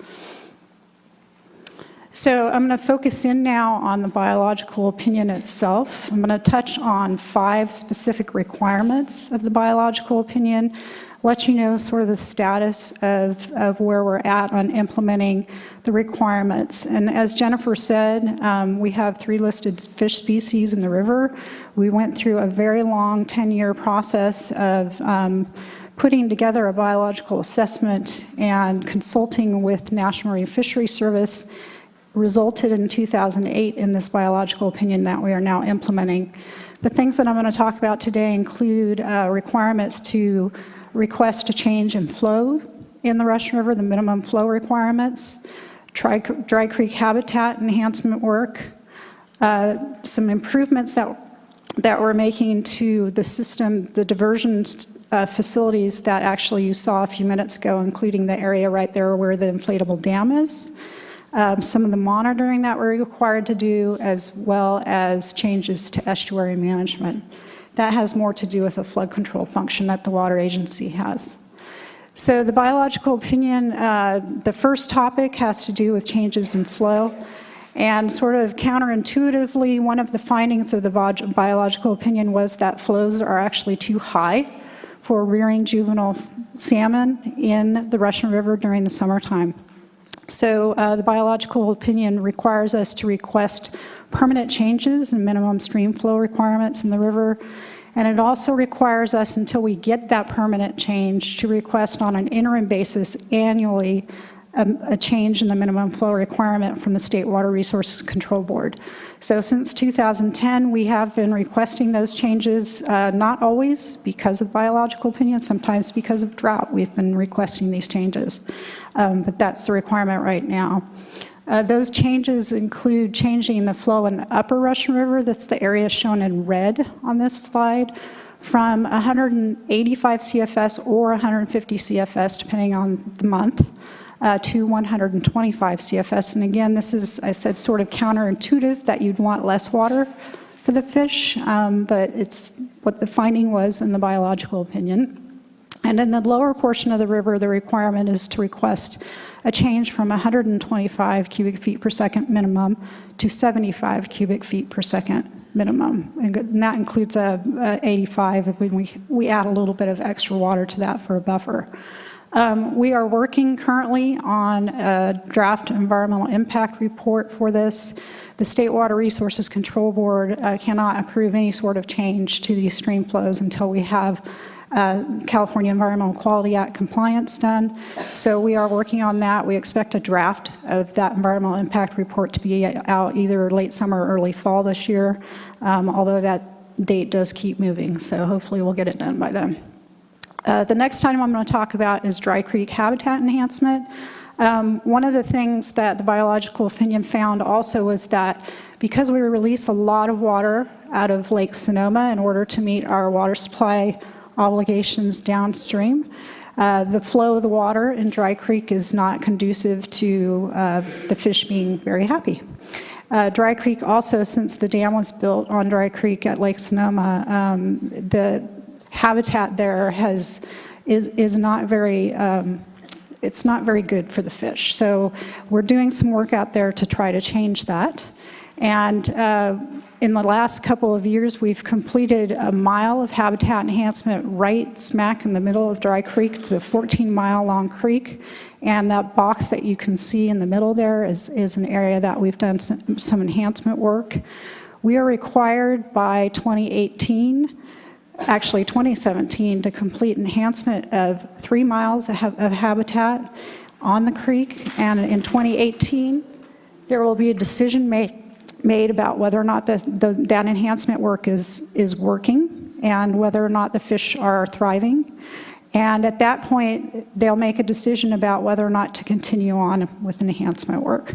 If we are successful, we will complete another 3 miles of habitat enhancement after that time. So I'm just going to show you a couple of photos of some, oh, sorry, just went the wrong way. Some photos of some projects that have been completed. This is a project that was actually completed by the U.S. Army Corps of Engineers just downstream of the dam on their property. And it's a side channel. It was completed in 2013. And it counts towards that first mile of habitat enhancement that we are working on out there. The rest of the projects I'm going to show you are in this first mile of, we called it the demonstration project. It's this part that's right in the middle of the creek. This was a site that was on the Cuvera winery site, and it's a winter backwater or alcove. It was completed in 2012. This is a project that was just completed last summer on a couple of different properties, Van Allier and Masherini. It consists of a couple of things. There's some bank stabilization on the north side of the creek, as well as an alcove or a winter, backwater on the south side of the creek. This is a riffle that was actually constructed to create some additional habitat in the creek for the fish. And this is located, again, on the Van Allier site, as well as the Ruids across the creek. And this is one of the larger projects that was completed in 2013. It's a very large backwater pool that was completed on the Faro property out there. And just for clarification, these areas are creating safe havens for small fish to go while the waters are flowing rather rapidly down the main part of the dry creek. Yeah, the idea is that some of them, like the first one that I showed you, the first site, it's a winter refuge area, so it's an area for the fish when the water is really flowing, including in the wintertime, for the fish to get out of the way and be able to stay in the creek. Otherwise, they could get washed down. The other areas, like this one that's up here on the screen right now, is actually it's a habitat that they will use during the summer. And they'll get into it, stay out of the flow of the creek.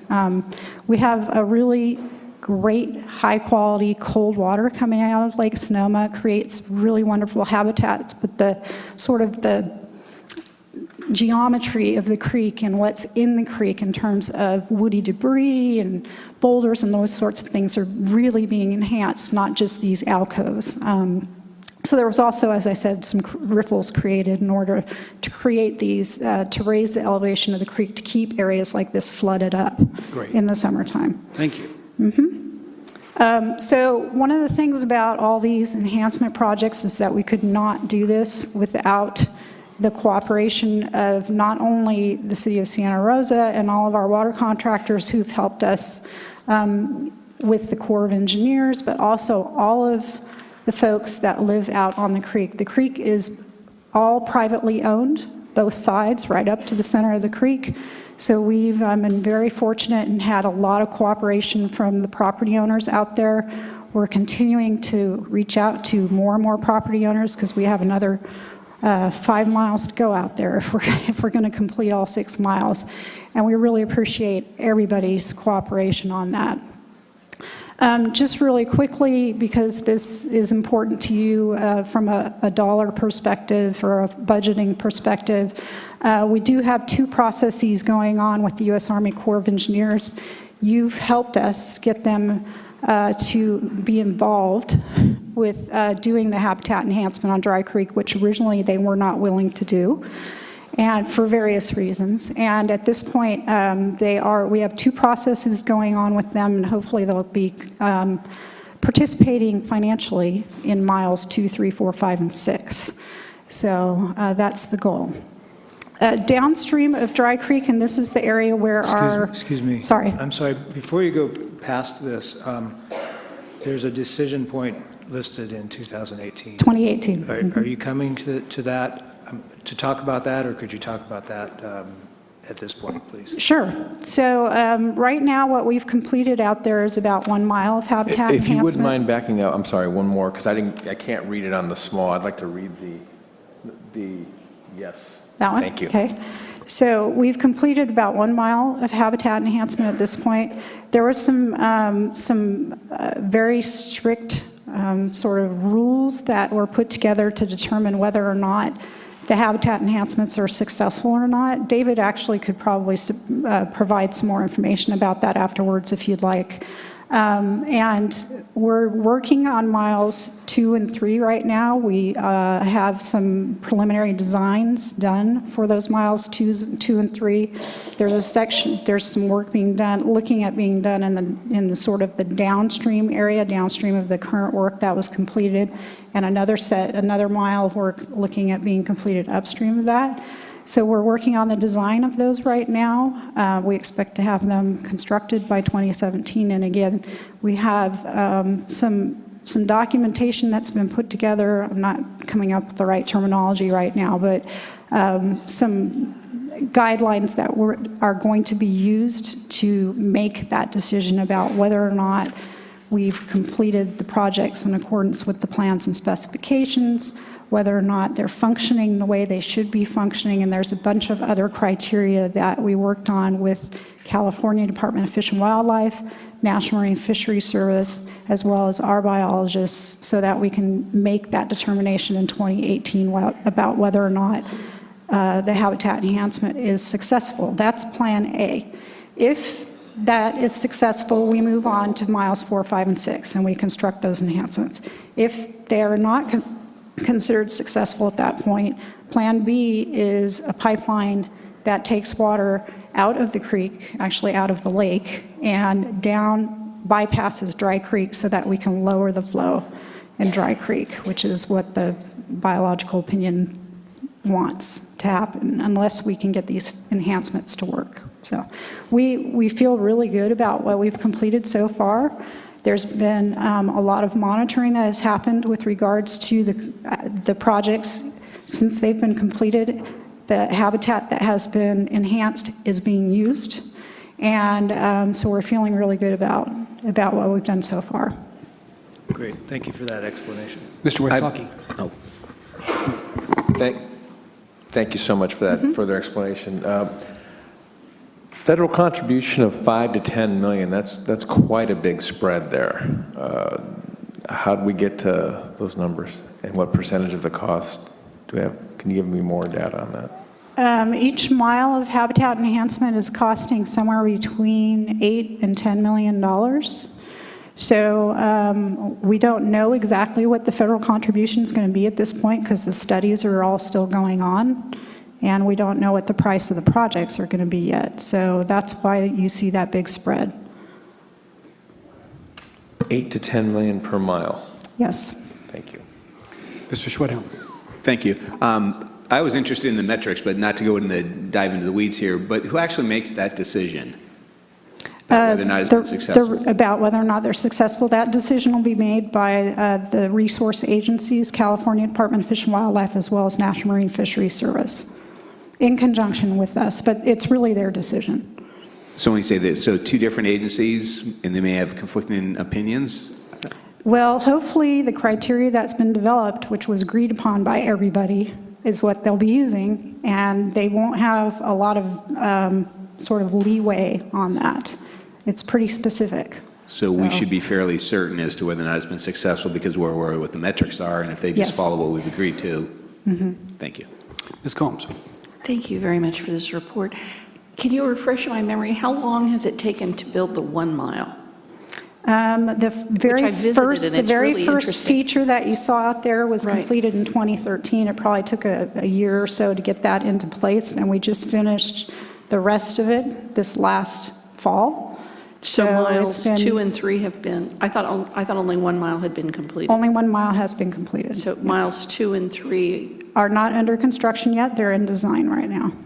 And do you think it can be completed by 2017? Yeah, we think so. Okay, thank you. That's all the questions right now. Anything else? Okay. Yeah, thank you. We move on. Mr. Wysocki? I could go now. I just had one more earlier, if you don't mind. It's so informative.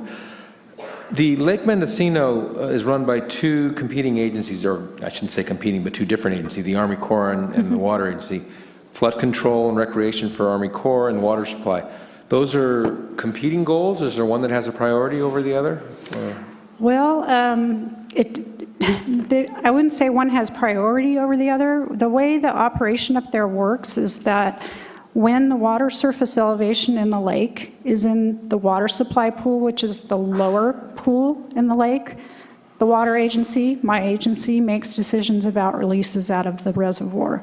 When the water surface elevation is in the flood pool in the lake, that's the higher elevation of the lake, the Corps of Engineers makes decisions about releases. So there's really not a conflict there. There is let me caveat that. Because the Corps of Engineers is operating Lake Mendocino using some very old guidelines or rules. Their rules have been in place since the late 50s, and they're fairly rudimentary. They're not really based on current climate. They're not based on the changes in the Potter Valley project operation. We are looking at those rules right now to see if perhaps they can be changed in order to make Lake Mendocino a little bit more reliable from a water supply perspective. To follow up, and thank you for that, to follow up on that, they do sound somewhat complementary. The Potter Valley rules, how much heed is paid to the damage, if any, that it's causing the Eagle River? When they changed the Federal Energy Regulatory Commission license for the Potter Valley project in they actually reissued their license in, I think it was 1972, but they amended the license in 2004. That was done under a biological opinion which looked at the fishery on the Eel River, as well as all the other impacts on the Eel River. So those impacts have been handled at this point as far as that project goes. Would the scientific community say that those impacts, as discussed in 2004, were, I guess, accurate? That there hasn't been any, has there been a debate as to whether those impacts as defined in 2004 were correct or pervasive enough? I think that there's really differing opinions on that, and I think it just depends on who you talk to, whether or not the biological opinion was good enough or not. So it's fair to say there's a debate about that? Sure. Okay, thank you. Okay. Yep. One of the other things that we're working on, and this is directly related to us providing water to the city, is we are changing doing some work out at our diversion facilities, which are located on the river just to the north of the community of Forestville. So we have out there this inflatable dam that spans the entire river. It has fish ladders on both sides of it, so the fish can go around the dam when it's inflated. It's usually inflated in the summertime, but there is some room to improve our facilities out there. The photo on the right that you see, these sort of round drums, those are fish screens. They're pretty dated, and we are in the process of replacing those right now. We're also replacing the fish ladder on the west side of the inflatable dam. And that project is under construction right now. And one of the features of that is that when we're completed with it, there will actually be a viewing gallery on the west side that looks into the new fishway on that side. So this is a pretty neat project, but it is a requirement of the biological opinion that we replace those fish screens because they no longer meet criteria. I did have a video, but it's not going to work, so we're going to move on. That project is actually, as I said, under construction right now. It started construction last year. It's been a very interesting thing to see them work through the winter in a live river. They've had to shut down a couple times, demobilize a couple times, go back out there a couple times. They're out there working right now. We expect them to have to install a temporary dam for our purposes this summer to meet water supply demand in July timeframe. We expect the project to be substantially completed by the end of the year with final completion in January of 2016. It's been a couple years coming on that project, so it's been very interesting. The fourth thing that I want to just touch on is the monitoring that we're required to do under biological opinion. So this is a map of the Russian River system. You can see Lake Sonoma sort of in the upper left-hand corner there. Digger's Bend, big bend in the river up in the Healdsburg area. The red dots that you see on this map are sites that we do a ton of salmonid monitoring. We do a lot of different kind of monitoring. This is a downstream migrant trap that we have. It's generally located in the area where our diversion facilities are, where those collector wells are that I showed you and where that inflatable dam are. So they're trapping fish as they're migrating out to the ocean so that we can understand fish populations and how they're doing out there. We also do a lot of dive surveys. as well as there's a whole bunch of different types of monitoring that goes on. This is just an example of a couple of them. And again, I was going to show you a video of some fish at our fish ladder because we have some video cameras out there, but it's not going to work today, so I'll skip that. The last item that we're required to work on under the biological opinion is how we manage the estuary for flood control purposes, how we manage the beach berm. And in the summertime, from May 15th to October 15th, National Marine Fisheries Service would like to see that beach berm closed. A lot of times during the year, including today, that beach berm is actually open to the ocean. And they'd like to see that closed so that the lagoon behind it in the Russian River estuary on the right-hand side of the slide here is a freshwater lagoon. That they believe will enhance the ability specifically for steelhead to thrive and grow in the estuary before they migrate out to the ocean. So there's a lot of work being done out in the estuary, including fishery monitoring, invertebrate monitoring, water quality monitoring, as well as pinniped monitoring. Those are the seals that hang out on the beach out there, as well as kind of up into the estuary. This last year, we spent a lot of time doing some geophysical surveys on the jetty, which is a man-made structure that was constructed out on this beach many, many years ago. Construction started way back in the early 1900s. It was added onto, and there's not a lot known about it. So we've been doing surveys out there to try to determine what's underground, what we can't see, how it's impacting, how water is moving from the ocean into the estuary and from the estuary back out into the ocean. So we're doing last summer and fall, they did some seismic refraction and electrical resistivity surveys out there. They also did some ground penetrating radar. So the goal of this is to get, without having to actually physically dig down, to be able to see what's under the ground from up above. Can I just quickly, I know a lot of words, but I don't know resistivity. Yeah, well, I can't explain this to you either. It's kind of all magic to me. No, what they do is they, I can't explain it to you exactly, but I'm not sure I can explain this. They essentially extend, my understanding is wires, they're not just wires, they're probably cables out on the beach. And they can figure out from up above, by electrifying these, what's going on underneath the ground, what's down there. And I honestly, I can't explain it to you, but there's folks that do this for a living, and they're very good at it.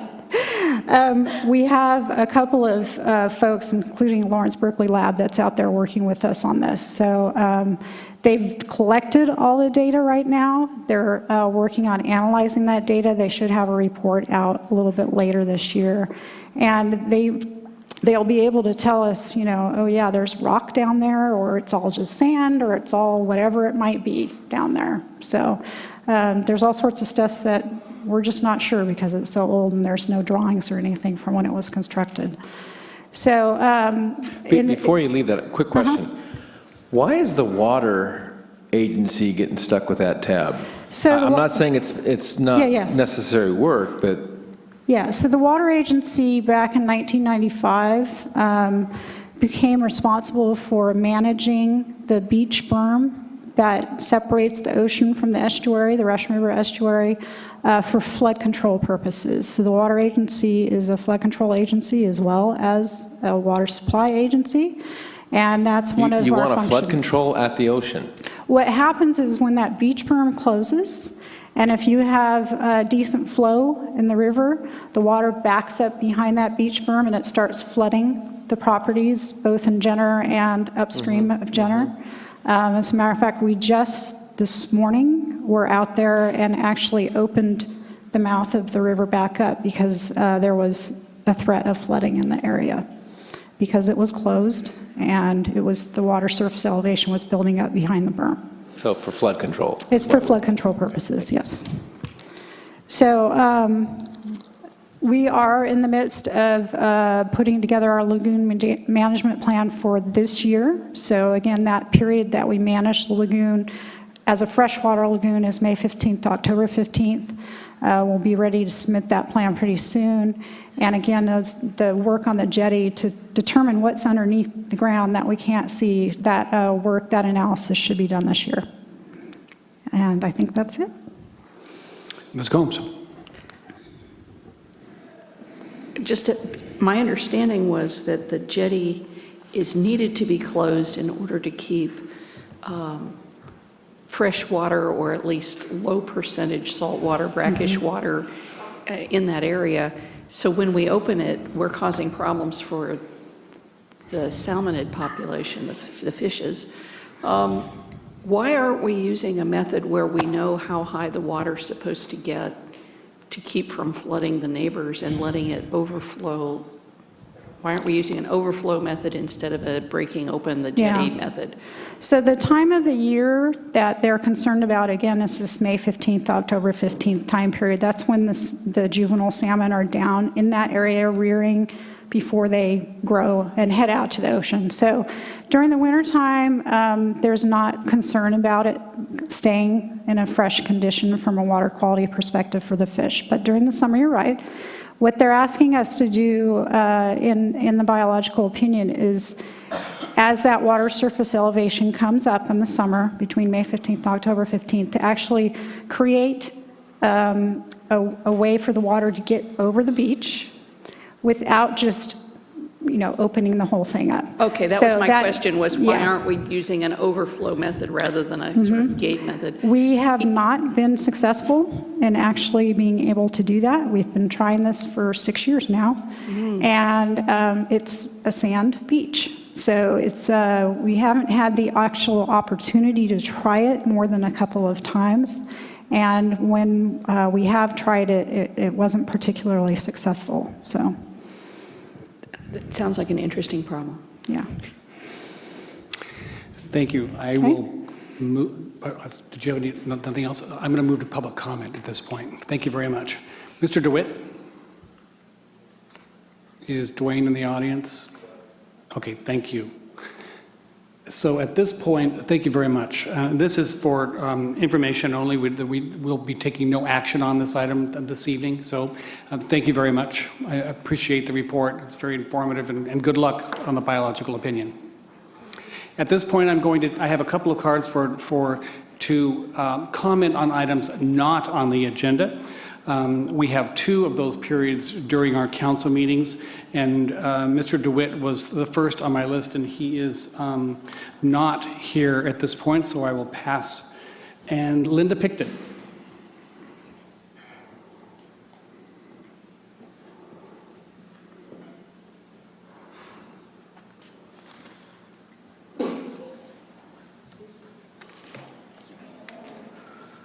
Thank you. I could have spoken earlier, but I wasn't really sure about the housing allocation, and I appreciate your willingness to hear me. I live in unincorporated southeast Santa Rosa, and I'm very concerned that countywide there are like approximately 4,000 unhoused people, and my understanding is there are about 1,000 of those are juveniles, young people, youth. Just today, I was on the bus and spoke to a woman who, she's been waiting 7 years to get a housing voucher. And she was perplexed because there is no housing available. So I'm concerned about the lack of really seriously affordable housing. And to add to that people, my frustration is that those people who qualify for vouchers frequently don't have much of an income, and that people who have no income, they have well, if they're not paid for what they can do, they can't pay for what they need.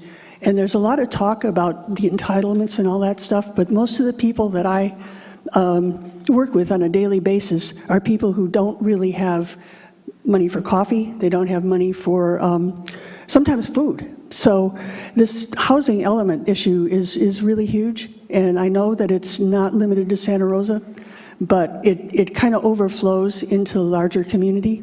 So I think if there's any way to find ways to,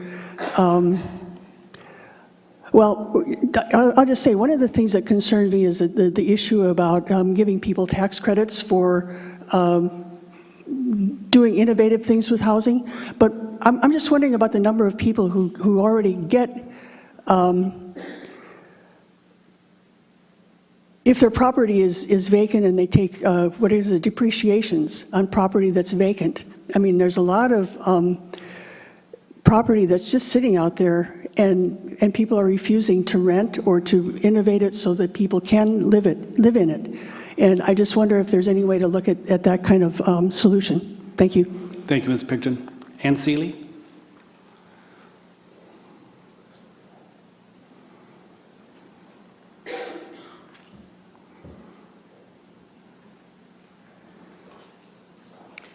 Good afternoon, Mayor and Council. Ann Seeley speaking for Concerned Citizens for Santa Rosa. I always appreciate Lisa Kranz's very careful delineation of our housing situation. She provides food for thought for you and thought for people in the community. And as I sat and listened to her report, as something came over me, as it often has, a peach of a plan. We should assess the housing needs in our community. Many constituencies, kids aging out of foster care, all the people who are displaced by many reasons. Assess the housing needs and then assign our water availability first to those housing needs. And then that demonstrates your responsibility, the city's responsibility to its own citizens. And then assign any leftover water availability, which is questionable, to other types of housing. It's always puzzled me why we assign so much water to market rate units when there's such a desperate need for affordable housing. That's in an ideal world that I propose that, but I hope you'll work toward that ideal world. Thank you. Thank you. Those are all the cards I have for our first public comment period. At this time, we'll move on to 12.2, Mr. Regalia. Yes, item 12.2, report, Sonoma County Water Agency 2015-16 water transmission budget and rate increase. Linda Reed, the Deputy Director for Administration for the Water Department, will introduce this item.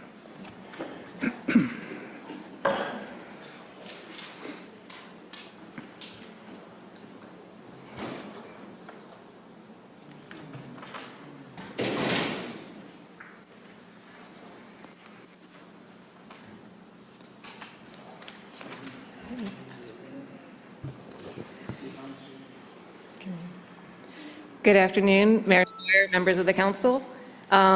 Staff from the Water Agency, Mike Gossman, Sonoma County Water Agency Finance Division Manager, is here with me, and he's going to present the 2015-16 budget and rate increase proposal. So you've just had a presentation from Pam Jean that talked about the biological opinion. That's a big part of what our ratepayers pay for. Mike will touch on the fact that there are other funding sources, so our ratepayers are not paying for everything that goes into the Sonoma County Water Agency. There's also flood control and there's their sewer districts. So Mike will touch on that a little bit. And on April 6th, the agency is going to ask the Water Advisory Committee, the elected representatives of each of their customer agencies, to vote on this budget and rate increase. So today, your task is going to be giving guidance to your Water Advisory Committee representative, Councilmember Schwedhelm. And a little background, this has gone through a lot of review. The Technical Advisory Committee, which is staff from the cities and agencies that buy water from the Water Agency, Each year form a budget subcommittee. I'm the Santa Rosa representative to that. We work with the agency staff. They've been very responsive. They adjusted certain things in the budget due to concerns with both the current budget and long-range assumptions. And then this budget was presented to the entire Technical Advisory Committee in the beginning of March, and they voted to recommend it. And then agency staff presented this same presentation to the Board of Public Utilities on March 19th, and they voted unanimously to recommend it. So I'm going to turn this over to Michael Gossman, and then it will be available for questions. Thank you, Linda. Thank you, Mayor, members of the council, for giving me this opportunity to come and talk to you a little bit about our budget for next year. Linda alluded to the fact that there are a lot of things that the agency does that are not part of this budget at all. And some of those things we talked about with the biological opinion. For instance, the flood control activities down at the Laguna, that is not part of this budget, and it's not paid for from ratepayer money, but it's paid for by taxes that we receive as part of our flood control activities. But I'm going to talk to you today mostly about the water transmission budget and the proposed rates. As Linda mentioned, we've been working really closely with the Technical Advisory Committee and the Technical Advisory Ad Hoc Finance Committee, and it's been a pleasure, as always, working with them. Without further ado, I'll move to the proposed rate increases for fiscal year 15-16. You'll see at the bottom of this slide the overall rate increase for customers on the Santa Rosa Aqueduct is 4.16%. This is a budget that allows the agency to meet the operations, maintenance, capital, and regulatory demands of the system. It assumes reasonable deliveries in line with recent years, including the drought that we're currently in and have been in for the last 4 years. It allows fund balances to remain within policy for prudent reserve. And I'll also point out a couple of discretionary charges. These are charges that are imposed by the contractors themselves and not on the agency. Specifically, those are the capital charges, and the purpose of that is to build up fund balance to pay for capital projects that we know we're going to have to do in the future, and local recycled water Tier 2 programs, and I'll talk about that in a little bit, but those are projects that are done in your own system on local water supply primarily. Linda Reed did a phenomenal job of showing what the impact of this 4.16% increase would be on the typical customer in Santa Rosa, and I want to be clear that she asked me to be very clear that this is going to be different for every customer, but this is a typical customer. You'll note that it's an 85 cent, big difference, 85 cent increase on a monthly basis for your typical customer. And for customers that stay within the Tier 1 of water usage, it would be less than 50 cents. So that's, it's more, I grant that, but it's also paying for a really valuable resource in a time when it's even at greater need and in shorter supply. Excuse me, may I? Yeah. So the number you are showing us on this slide, that's the county wholesale rate increase. This is not a number that our residents are going to be able to guess even, because there will be a second round of budgeting from our water department itself. Is that right? This is like the wholesale increase and not the retail increase? Yeah, I'll let Linda go into that because I don't want to mislead people into thinking that this is it. This is the impact of the wholesale water rate increase. And only that. And there is a piece, because my recollection is it comes back to us again for the what I will call retail increase. Right now, the city council has passed what's called a pass-through rate. And so the last time we came forward with rate increases, you approved that for the next 5 years, when the water agency increases their rates, that passes through to the usage charge on our water customers' bills. So if they increase their rate 4.16%, it goes into a formula that's in the city code, and that would translate into a 1.9% increase on the usage charge only for our customers on their retail water bill. I recall that, and I think you'll get to that in here, but my concern is that I don't want folks to think that what we are talking about today or perhaps I'm confused and you need to clarify for me. We are talking about the pass-through rate only and not the time in the future when our agency is going to come to us for a rate increase based on our own city costs of providing the service. That will come back to us again. I'm seeing nodding from our water department.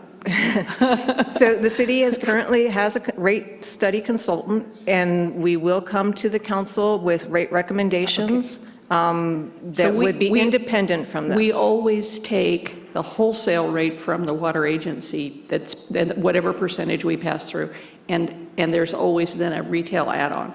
So this 50 to 85 cents is only part of what we're going to be talking about in the future. So the last couple of years, the council had approved, when we came forward with with the wastewater and the fixed water rate use components, separate increases to the fixed rate, but this is the usage rate increase at this time. It's always in the council's prerogative to raise that higher, and it's also with a pass-through in your prerogative to be less. This is only usage. Thank you for that, and thank you, Linda. Perfectly clear, yeah. And that's actually a good segue into how we go about setting our rates. I always like to go over, our rates are very simple in the sense that it's a purely volumetric rate. There's no fixed component to our rate, and that's stipulated in the restructured agreement for water that the water agency and all the contractors abide by. So the basics of it are that you take cost of operations and maintenance, you divide that by the amount of water sold, and that gives you a cost of water in dollars per acre foot. How do we get to the water sold? Well, the restructured agreement for water supply, once again, tells us that you'll take the lesser of the average of the last 3 years' annual water deliveries or the last 12 months of actual water deliveries. That's prescribed in the restructured agreement for water supply. So just to give you an example, if we have 52,891 of acre feet sold over the last 3 years annualized on average, or 50,590 acre feet in the last 12 months actual water sold, we will take the 50,590. Take the cost of operations and maintenance of roughly $38.5 million, that's the part that goes into the rates, and you get a $761 acre foot charge.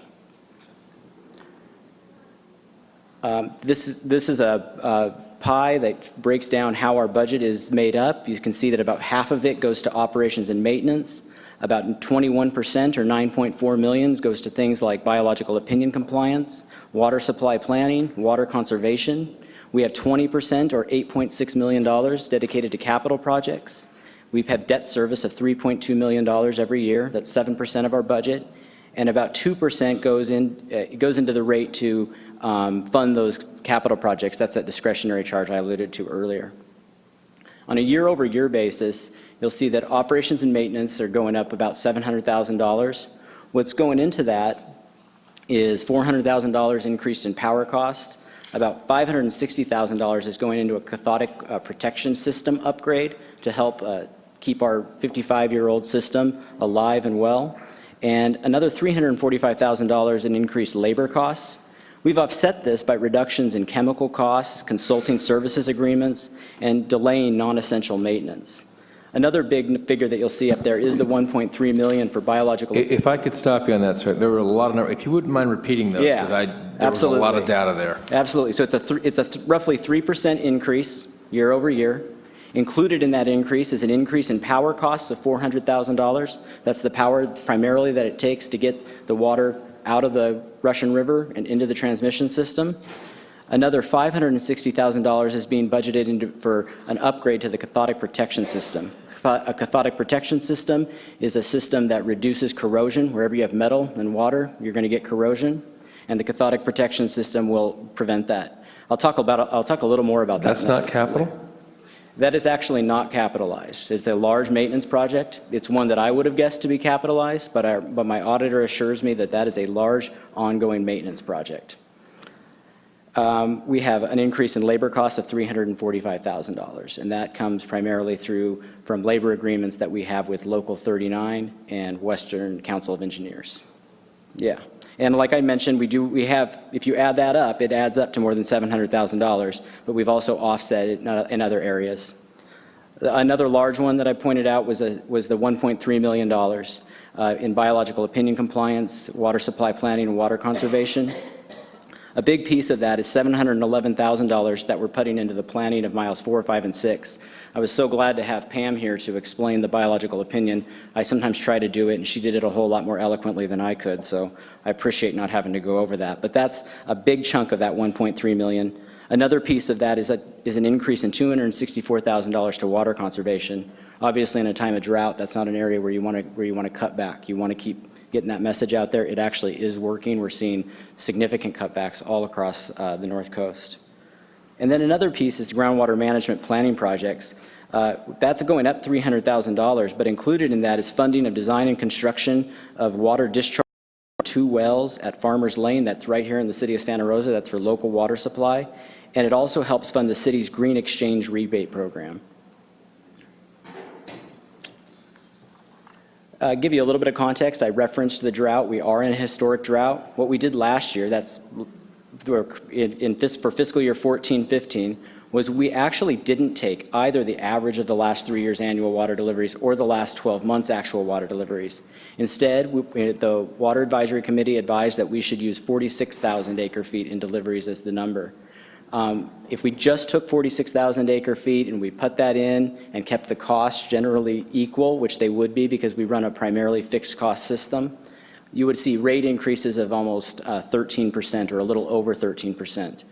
In order to not hit people that hard, it would have been a tough pill for the cities to swallow and the customers to swallow. We budgeted almost $6 million in use of fund balance to soften that impact. So the rate increase went from over 13% down to 3.6% last year. I just wanted to take a minute to talk about a couple of the capital projects. I can probably keep this brief because at least the first one is one that Pam went into in pretty in-depth, but we are budgeting $1.5 million to finish up the Mirabel Fish Screen Fish Ladder project. As Pam mentioned, that's required by the biological opinion, and we should have that wrapped up in fiscal year 15-16. Another large project is the installation of additional isolation valves at strategic locations throughout the water supply transmission system to enhance system reliability following a seismic event. This project will facilitate repairs in the event of a rupture, a really important project. Now, I do have this labeled as a capital project, and that is a mistake because this is a large and ongoing maintenance project technically, but we in total have $710,000 included in the fiscal year 15-16 budget for this work. This is an upgrade of the cathodic protection system to an impressed current system as opposed to a more passive system, and it will maintain and continue the life of our system. $7.8 million. That's the amount of grants the water agency has received in fiscal year 13-14 and fiscal year 14-15. These are only the grants that go toward the water transmission system. We actually have been able to secure tens of millions of dollars in grants that help all the water contractors in the sense many of them go to recycled water supply projects, and that is it helps reduce the use of potable water. But $7.8 million goes right into the water transmission system, and it helps to keep the rates down as much as possible. We do have a long-range financial plan. This plan looks out over the next 30 years, takes into account water demand, capacity projects, hazard mitigation projects, and large maintenance projects and biological opinion projects. It accounts for financing, rising costs, and operations and maintenance projects, and then it gives us rates for future years that it's going to take to support the system. It's pretty complex. It takes a lot of optimization. Up here, we've modeled 3 scenarios. The first scenario is assuming that the 6 miles of dry creek habitat enhancement are successful with partial funding from the U.S. Army Corps of Engineers, and that we're going to see the 75,000 acre-feet that the Urban Water Management Plan projects in 2035. Scenario B is the same as Scenario A, only it projects 65,000 acre-feet. People have been doing a lot in the last 5 years since we last did our Urban Water Management Plan, and we're seeing a lot, people using a lot less water. People are a lot more efficient, a lot more conservative with the water that they use. So we wanted a model to see what it would look like if we used less than what the Urban Water Management Plan said. And lastly is the one none of us want to see, which is the dry creek habitat enhancement not being successful. And that would require the installation of a bypass pipeline that would cost roughly $150 million that this particular model assumes 75,000 acre feet at 2035. But we do use this. This isn't a budgeting tool. This is a forecasting tool. It's one of the ways which we time our capital projects, and we think about how we're going to finance these projects, because we do go out for a lot of bond financing. And this has proven a pretty useful tool for communicating as well as just operationally. So what are the next steps? Linda mentioned that we went to the TAC on March 2nd. They recommended the budget. We next go to the Water Advisory Committee on Monday, April 6th. That's just next week. In the meantime, we've made presentations to the City of Sonoma, the Town of Windsor, your own Santa Rosa Board of Public Utilities, the City of Petaluma, and the City of Cotati, and the City of Rohnert Park voiced support of this budget through a consent item. Lastly, I'll just wrap up, show you the rates. I'm sorry, what Yeah. city did it on a consent item? Rohnert Park. Thank you. Yes. As I mentioned, 4.16%. It's a budget that allows us to meet the operations, maintenance, capital, and regulatory demands of the system, assumes reasonable deliveries in line with recent years, allows fund balances to remain within policy for prudent reserve, and it is within that range, it's right in line with what our long-range financial plan and models have been showing. I'm here to answer any questions, as well as Lynn Roselli. Council, further questions? Mr. Wysocki. Thank you, Mr. Mayor. Thank you so much for the presentation. A lot of information, so let's just dive right into it. Sure. I see two slides talk about use of fund balance, fiscal year 15-16 expenditures. It's got use of fund balance of 1.685, and then the historic drought budgeted almost $6 million in use of fund balance. So those are, adding those together, $7.6 million, we're drawing down our fund balances. That is correct. It does keep us within our prudent reserve, which is 3 months operating. The purpose of keep building up those fund balances in years where we're selling more water than we budgeted is specifically for rate smoothing. It's something that we've heard pretty loud and clear from our Water Advisory Committee, that they don't want to see rate spikes. There are places that, for probably a lot of reasons, and it's probably not necessarily those agencies' faults, but you're seeing 20 to 30% rate increases, and we really want to avoid that. The methodology of our volumetric rate means that in years where we sell more than what the restructured agreement for water supply has prescribed we budget, we will bring in more money, and that will go into fund balance. But it never leaves the water transmission system. It either goes into capital projects or right back in. These adjustments had nothing to do with any of the long-range assumptions that you referred to earlier being reviewed. Those are all still found to be Those prudent? are all still, yeah. And the other thing that can build up fund balance, frankly, is our success in bringing in additional grant funding that we didn't even budget. For instance, this year we had an additional $1 million in FEMA money to help construct the Sonoma-Rogers Creek Fault pipeline. What is our, you said 3 months operating reserves, how much in money, in hard dollars, is that? That's about $3.5 to $4 million, maybe 5, closer to 5. Wow, so we had quite a cushion. Yeah, we have quite a cushion, but it's important to keep that cushion. I mean, for instance, you know, in 2013, 2014, we sold 55,000 acre feet. Right now, we're projected to sell about 49,000 acre feet. So that's a pretty big dip. And when you have a purely volumetric rate like we do, the one risk to that is that you do get some revenue instability.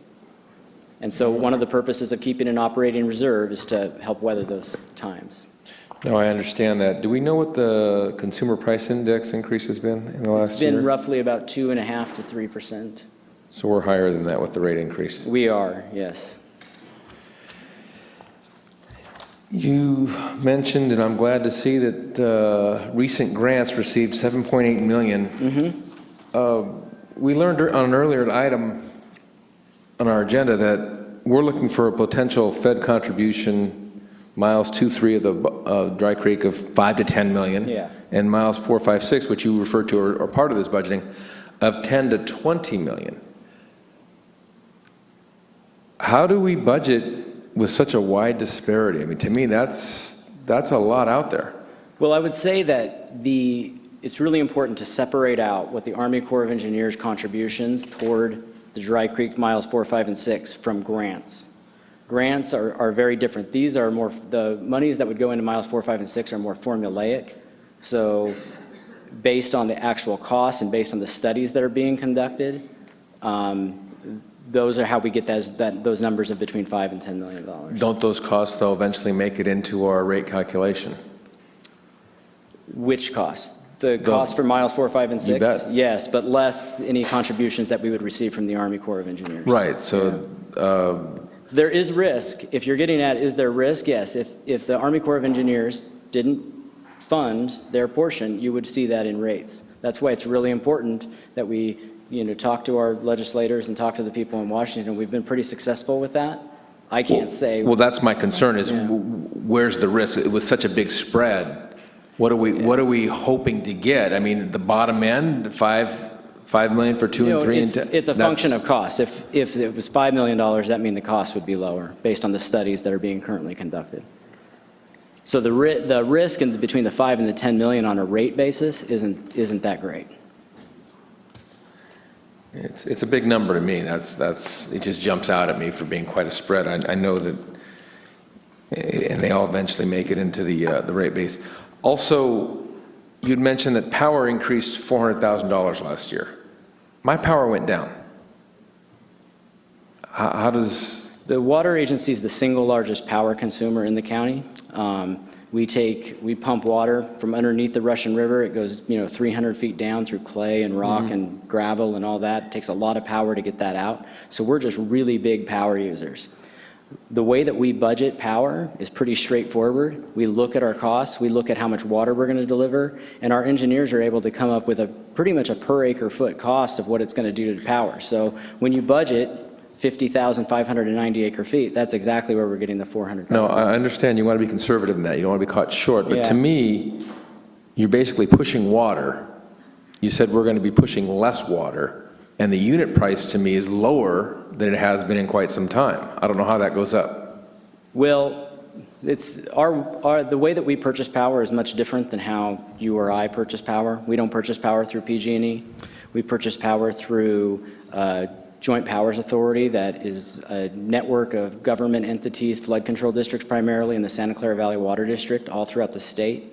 We get power from the Sierra Nevadas and a lot of hydro projects. And that power, while you're seeing an increase here, the power that we're getting and the cost of the actual power that we're buying is 5 to 6 cents per kilowatt hour, compared to what you pay to PG&E of probably 13 to 14 cents. Oh, sir, you're in Sonoma Clean Power territory. Let's be clear who we're buying it from. I apologize. Yes, or Sonoma Clean Power. Very good. Yes. But we do actually buy 5% of our power through Sonoma Clean Power, but none of it goes into the water transmission system. We can hope that with the recent purchase or the recent announced plan of the floating array that perhaps that will decrease in the future? Yeah, as we continue to build up our infrastructure of power and more importantly, creating a more efficient system, that can drive down our overall costs. And I do applaud the goal of the agency to be carbon-free. I do appreciate that, especially for our next generation that is inheriting this planet. And I do appreciate the more detail because these are big numbers. Yes. And this is a basic need, and with this uneven economic recovery that has not hit a lot of folks, I'm really hesitant to go quite so quick without having a lot more detail, especially with the biological opinion number being so prominent here. But I do appreciate the detail. Thank you. And Ms. Karlstrom.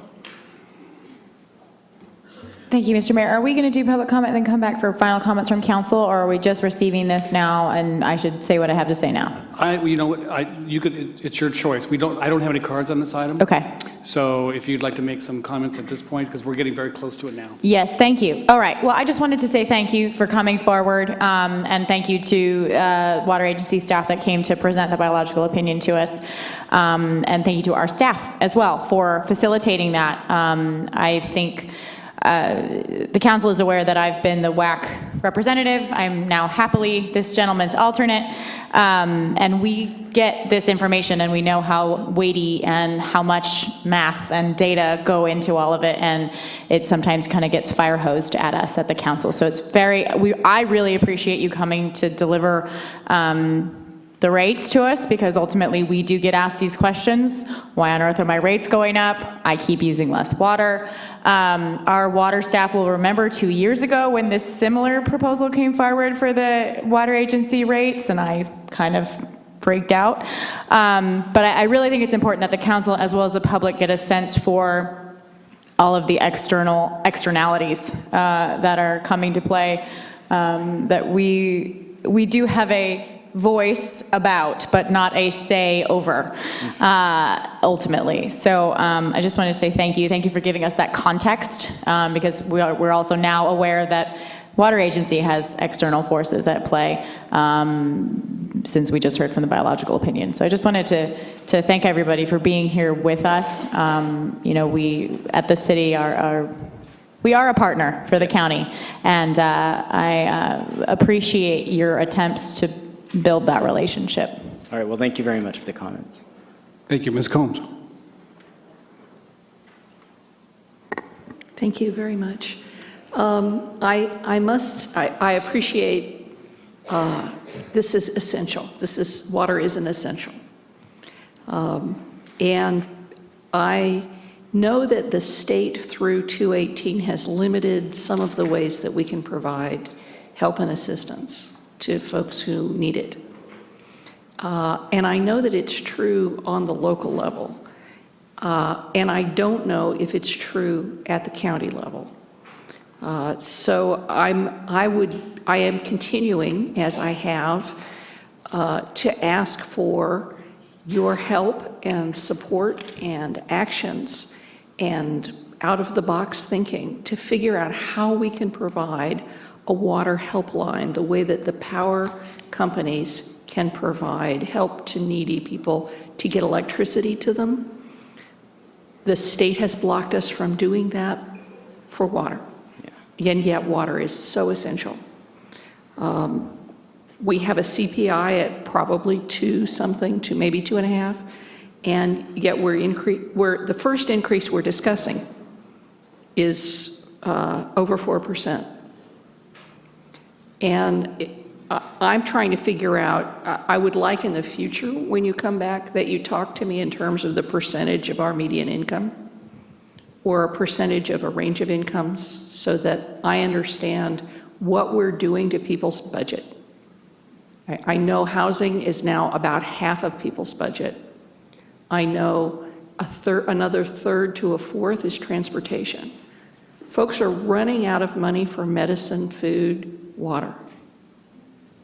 And while we can look here and say, we need to do this or we don't need to do this, I mean, we can talk about it as if it was all about the technology of pipes and power and lifting water and pumping this and transmitting it.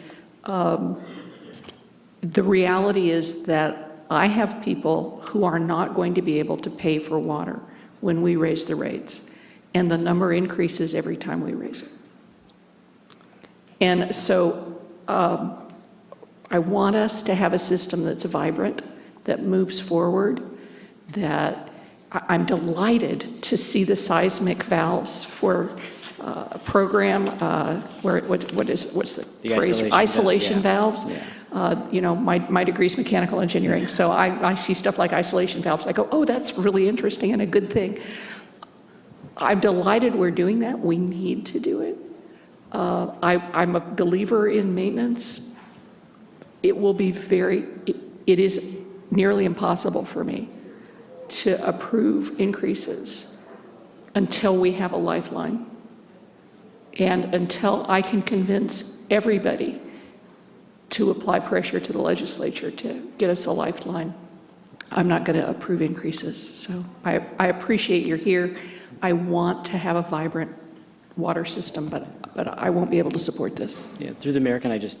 Certainly. Yeah, certainly, though, the next time we'll work with your City of Santa Rosa staff to come up with some kind of a measure that's looking at, percentage of budget. We can work with them to do something. I knew you must have an engineering background because I saw your eyes light up when I said cathodic, and most people go to sleep. I was trying to remember and that piece of zinc you make for cathodes, right? Yeah. And I do want to say, that the issues around Prop 218 and Prop 26, which governs the wholesalers, it is a concern across the state. I spoke at 2 water rates workshops, which I know sound really riveting, and believe me, they were, both in San Francisco and Los Angeles. And I heard Some of us get a little wonky with these things, don't we? And I heard from water managers in all over the state that this is an issue that they're all facing and they're all concerned with. And I know that there's activities. I know your own City of Santa Rosa staff are working really hard with Aqua to find a way to get around this and get it done right, not just throw it out there and wait for a lawsuit, but actually get the legislation that allows you to do it, because I do believe it's important. So thank you. That's all I had to say. Thank you. I really appreciate that. Yeah. Mr. Corsi. Thanks for this report.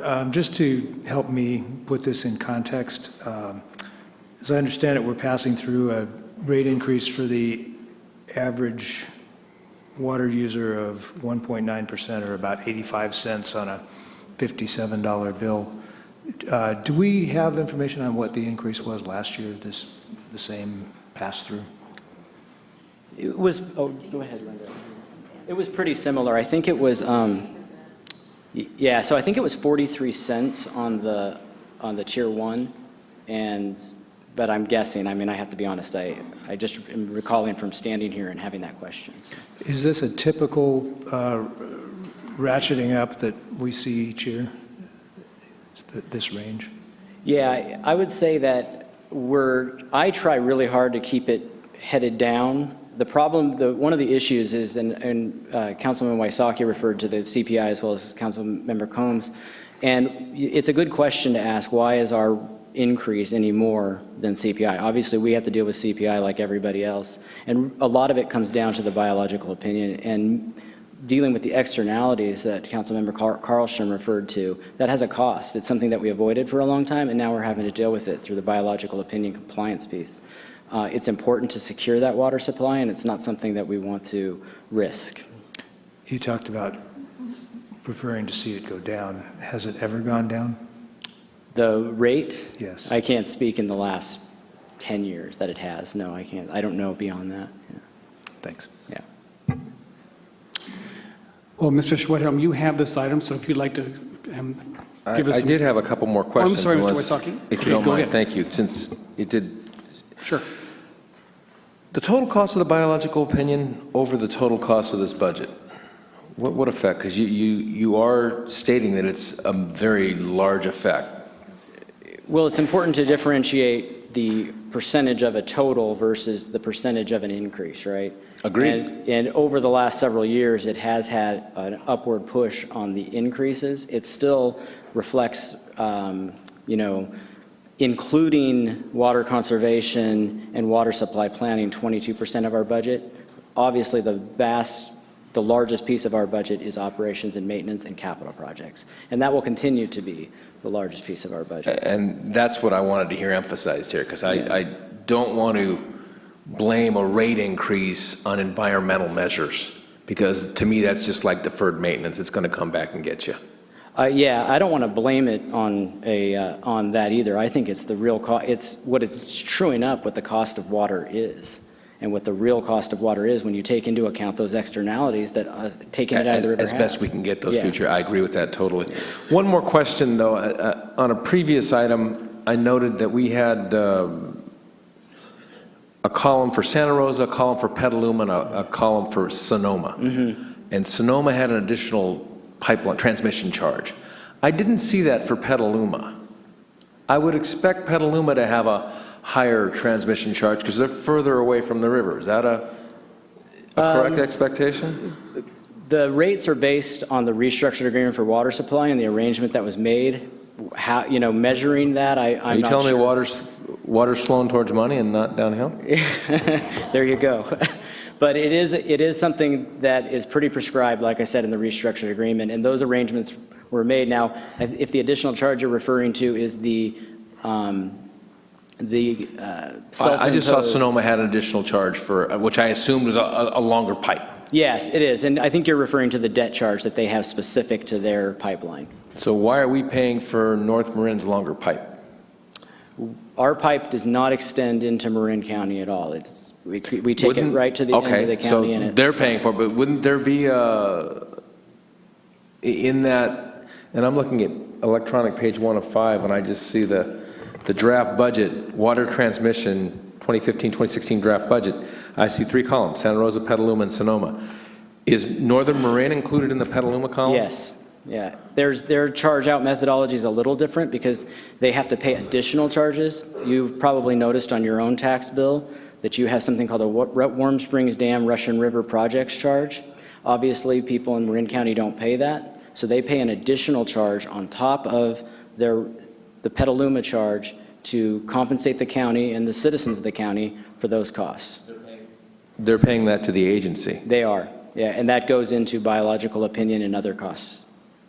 Okay, it just doesn't show here, so it's a little bit misleading. That's why it jumped out at me. That's what, Okay. Yeah, thank you, I appreciate the apologize, yeah. clarification. Ms. Carlstrom? Just an interesting side note. Who are the current chair and vice chair of the water agency, or the water advisory committee? The chair of the Water Advisory Committee, I believe, is Dennis Rodini of North Marin Water District. Is that correct? And he is and then the vice chair, is that Michael Healy of Petaluma? Is that?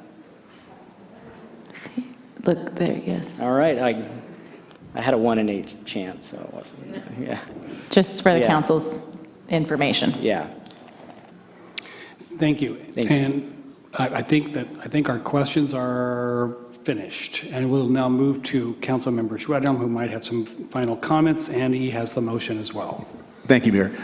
I first wanted to thank staff for the education that I've been given once I was appointed to the WAC. It's been, I love the data, and it has really built my confidence in both city staff and the water agency. You're actively managing this process, and it is an entire process in the system. So it's built my confidence as I'm learning, and you're answering my questions, and you've already thought of these things. And so it's been, it gives me a sense of comfort to jump into this new experience for me. So I really appreciate all the efforts on everyone involved with this, because it's a big issue for this community. So I'll make a motion authorizing the Santa Rosa's Water Agency Committee representative to vote in favor of approving the proposed 2015-2016 Sonoma County Water Agency water transmission budget and water rate increase request. Second. Thank you. I have a motion and a second. Your votes, please, Council. And I have 4 ayes and 2 noes. Councilmembers Wysocki and Combs voting no. Thank you, Council. Thank you very much. Thank you very much. Have a great evening.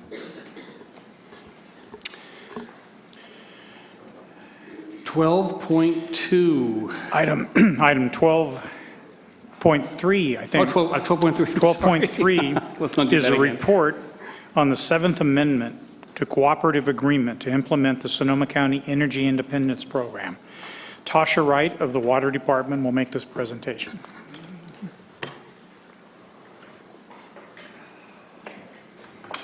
Dave? Good to see you, sir. Yeah, I am too.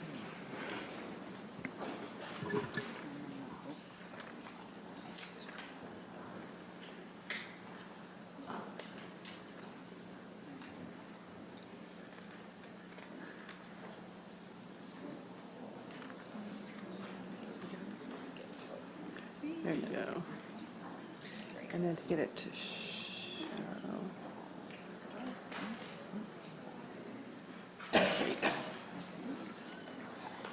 Great. Hello, Mayor Sawyer and members of the council. My name is Tasha Wright, and I'm from Santa Rosa Water's Energy and Sustainability team. So I'm here today to bring to you the 7th Amendment to the Cooperative Agreement for Santa Rosa's inclusion in the Sonoma County Energy Independence Program, which is known as Skype. And I also have here with me Jane Elias of Skype, and I have Dave Gwine, of course, who will help me with any questions at the end of the presentation. So today, in my presentation, I will talk to you a little bit about the history of the city's participation in the Skype program, some of the benefits and highlights of the Skype program, along with the revisions that are included in this amendment, which address the carbon and renewable energy credits associated with Skype. And then finally, I'll wrap up with the recommendation. So starting with a little bit of history, in April of 2009, the city was presented with the opportunity to participate in Skype. In that original agreement, any carbon or renewable energy credits associated with the funding projects were to be allocated between the County of Sonoma, Sonoma County Water Agency, and Sonoma County Transit Authority. The city agreed at that time to participate on the condition that a subsequent agreement with revisions regarding the credits would be developed at a later date. Over the next several years, the city renewed its agreement to participate in the Skype program, but was not able to completely address the credits matter. So in 2011, a letter of intent to revise the amendment language was sent to the county to prompt the conversation regarding the credits. Discussions began, but were slowed due to multiple staff changings and slowly developing credit markets, which only accommodated large credit traders like the big utility companies. In October of 2014, staff once again returned to council with the Skype agreement, but still had not been able to come to an agreement with the county regarding the credits. At that time, staff was given 6 months to meet with the county and come to a resolution and return with the revised amendment that would serve the needs of the Skype program as well as the city of Santa Rosa. So let's look at some of the benefits of Skype. Starting in July of 2008, the California legislature approved Assembly Bill 811, and this authorized cities and counties to establish a voluntary contractual assessment program to fund renewable energy, energy efficiency, and water conservation projects proposed by property owners. So these types of programs became known as Property Assessed Clean Energy, or PACE programs. So in 2009, the county developed Skype, which was its own PACE program, to provide the funding of energy and water conservation projects for residential, non-residential, multifamily, agricultural, and industrial property owners. These projects and improvements could be done for low upfront costs. They could improve indoor air quality and potentially lower utility bills. With the City of Santa Rosa's established greenhouse gas reduction targets and participation in the countywide GHG reduction goals, participation in Skype provided not only benefits to the customers, but also a way for the city to reach its GHG targets. So some of the highlights that we've seen from the Skype program since its beginning, when the city joined in April of 2009, there has been 662 assessments, resulting in a reduction of approximately 3,000 metric tons of ECO2 each year.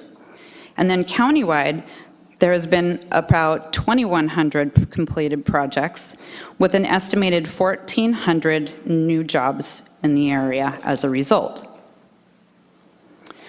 So now going back to the city and county meetings and the findings that resulted of that. Staff met repeatedly and over the last few months and discussed the credit markets, the value of the credits, and the retention of the credits by the 3 county agencies. It was noted that the current value of the credits was minimal, and it was concluded that the amendment should contain the following information. The credits would remain with the 3 agencies as originally stated, and in the case that there was any change in the value of the credits or the credit markets, or if there was any interest from any of the parties in the Skype program to transfer credits, that 180 days notice would be given to the city, and an agreement would need to be reached that would mutually benefit all parties prior to any action be taken. And with this language, it was agreed that the recommendation would be a 10-year extension. So now, having provided you with a little bit of the history and allowing you to see some of the benefits and highlights we've touched on, finally the revisions that were provided in the 7th agreement, It is recommended by the City Manager's Office that the council, by resolution, approve the 7th Amendment to the Cooperative Agreement to participate in Sonoma County's Energy Independence Program for another 10 years. And with that, if you have any questions, we are all here to answer them. Council questions? Mr. Wysocki. Thank you for the presentation. Basically, this is a placeholder in case the carbon market does develop and there's some value, then we have a seat at the table. Correct. Thank you. And Ms. Combs, and you have the item as well, ultimately. Is there any benefit to us in terms of our carbon action plan to be able to count these credits toward meeting that plan? Yes, and we do actually count them. We are counting them now. Thank you. Correct.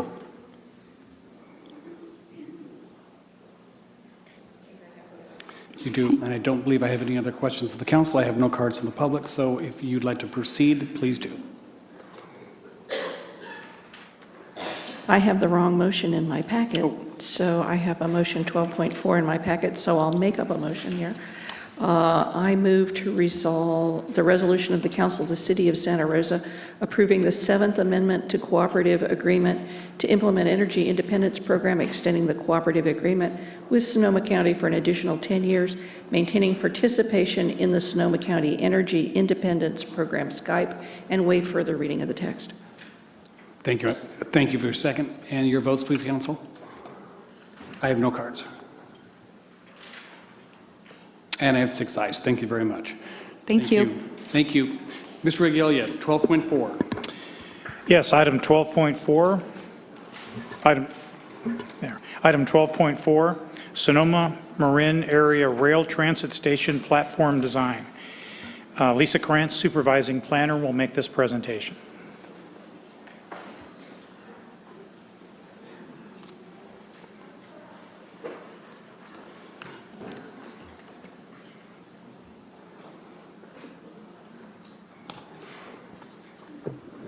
Good afternoon, Mr. Mayor, members of the council. This, as indicated, is the Sonoma Marin Area Rail Transit Platform Design. And this item before you this evening has a very narrow focus. It's on the shelter design and the color. But before getting there, I just want to give you a little bit of background. Last summer, the Sonoma Marin Area Rail Transit Agency submitted 65% designs for rail platforms for city review. This would include the 2 stations that we have in Santa Rosa, both downtown and at Guerneville Road. And subsequent to that, the city provided comments on those 65% designs. And the city indicated some concerns related to access, parking, interface with city bus, and overall design. So last fall, the Sonoma County Transportation Authority also sent some comments on the 65% design related specifically to the fixtures, including the shelter, lighting, and trash receptacles on behalf of the 5 localities that are the Sonoma County cities, which will be part of the initial operating segment. That would be Petaluma, Rohnert Park, Cotati, Santa Rosa, and Sonoma County, basically asking for an alternative design aesthetic than that which was proposed in the 65% design package. So knowing of the budget constraints, the city provided SMART with priorities for opening day success at Santa Rosa's 2 stations. Those included clear, safe paths for pedestrians and bicycles, to link the platform to bus access in the, on 3rd Street at the downtown station, the need for passenger drop-off on Guerneville Road for the Guerneville station, as well as parking at the Guerneville Road station. So this past February, the SMART board adopted a design aesthetic, which is a standing seam hip style roof, also known as option 2, and shelter and amenities in the color of gloss black. So this is basically like the alternative that was proposed by the 5 Sonoma County cities and championed by the Sonoma County Transportation Authority. And in adopting that design, the SMART board asked each jurisdiction to select between those 2 options. So that is what is before you this afternoon. So this is the option 2 shelter design. So this is one of the options in gloss black. Again, the option that was approved by the SMART board and requested by the Sonoma County cities. And this just shows the elevation and the lighting fixture as well. And this is option 1. So this is the option that was provided in the initial 65% design. And then the elevation for that. So the recommendation that is before you this afternoon is recommended by Community Development and Transportation and Public Works to, by motion, direct the city manager to provide comments to SMART regarding the platform design aesthetic. So that decision, again, is basically option 2, which is black, in black, at the time, this time, or option 1. So those are the shelter options, and you can choose colors for each, but the recommendation initially was option 2 in black. Thank you, Ms. Krantz. Brief comments on, do you have an immediate response to the recommendation, Ms. Carlstrom? Sure, Mr. Mayor, I brought this up to the council when it came before us at SCTA. The 65% design pretty much met with unanimous disapproval. No, I don't think anybody felt that the design meshed with community design standards. And I don't see the staff that I usually work with for SCTA, but they concurred with that assessment with respect to Santa Rosa's designs as well. So I like the hip glossy black. That's what I'm going to call it. Mr. Wysocki. Thank you, Mr. Mayor. Thank you, Lisa, for the report. What's the difference between the platform type, side and center? Is that a center or is that a side? Because on electronic page 5 of the letter from SMART to City Manager McGlynn, we're the only city that has center platform types and everyone else has sides. I'm going to come up to speed here with you. No worries. It's attachment 6, page 5.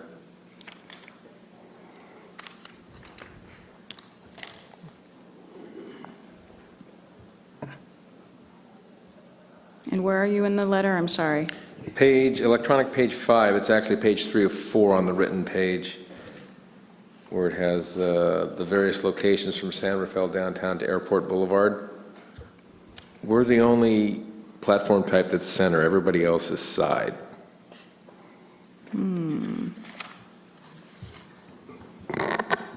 I can maybe help with this. Thank you. It's You used to work there, didn't you? there's 2 tracks that go through at Railroad Square and Guerneville Road, and the platform is in the middle of those 2 tracks. And the other ones, where there's 1 track, it's on the side. The picture up here is neither one. Right. It's an example. Thank you. Okay. I guess my concern is that if it ever rains again, people won't be getting wet, because the first option I saw, it didn't seem like it allowed for much protection. Has that concern been addressed? While keeping the platforms visible so that they're safe? I think it was a much greater concern with the first option. If you look at that option, Oh, yeah, there that isn't doesn't look like there's any coverage. So the Correct. idea was that there was a feeling that there was greater protection with this, with the sides. And what we would actually have would be a platform that doesn't have the concrete base also. So that is not part of the design, but the rest of it is. Okay, and then, I know this is a little bit off, but foundations for future shelters, why are we waiting for future shelters? For instance, Guerneville Road, when I was on the shortfall committee, that was supposed to be projected to be the busiest station, and we only have 1 shelter there. It's probably a smart operational decision.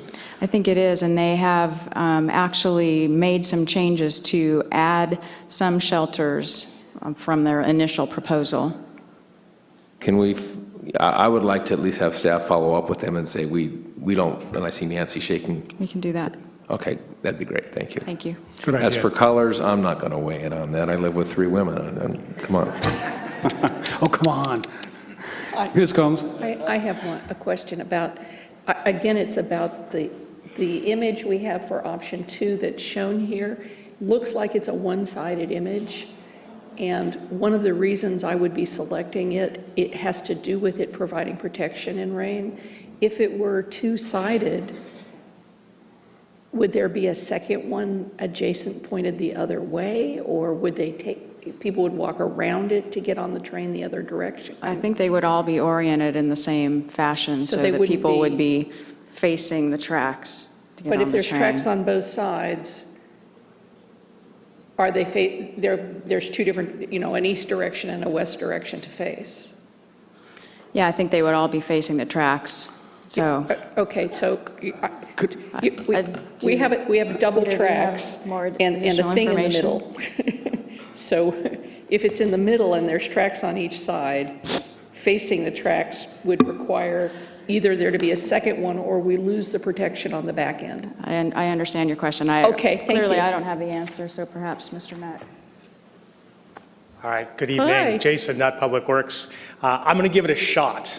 Oh, good. My guess is it will open up to both sides. It will probably open up with both tracks. There will be not quite as continuous of a wall structure on both sides facing the tracks, but there will likely be some level of protection on both sides. So I've seen something similar in other communities where you have that. You'll have protection on both ends. There will be some on the sides. My expectation is that that's the way it will be. They haven't provided us with any specific details. They haven't provided any of the agencies with specific details relating to what a center track would look like, but I was going to weigh my guess and hope I'm right. Can you show us the other option, option 1? Forward or backward? The non-hip version. There you go. Okay, so this one appears to be 2 in terms of the length of it. It looks like it's twice as long as the other one, just in terms of seating and see, it looks like it has 2 wings. Just give me a second. I'm just looking at capacity differences in the 2. Actually, the way they're described in both of these, this particular one's 40 feet long end to end from roof to roof, and this one is 30 feet long. So it appears that they'll be seating the same number of individuals.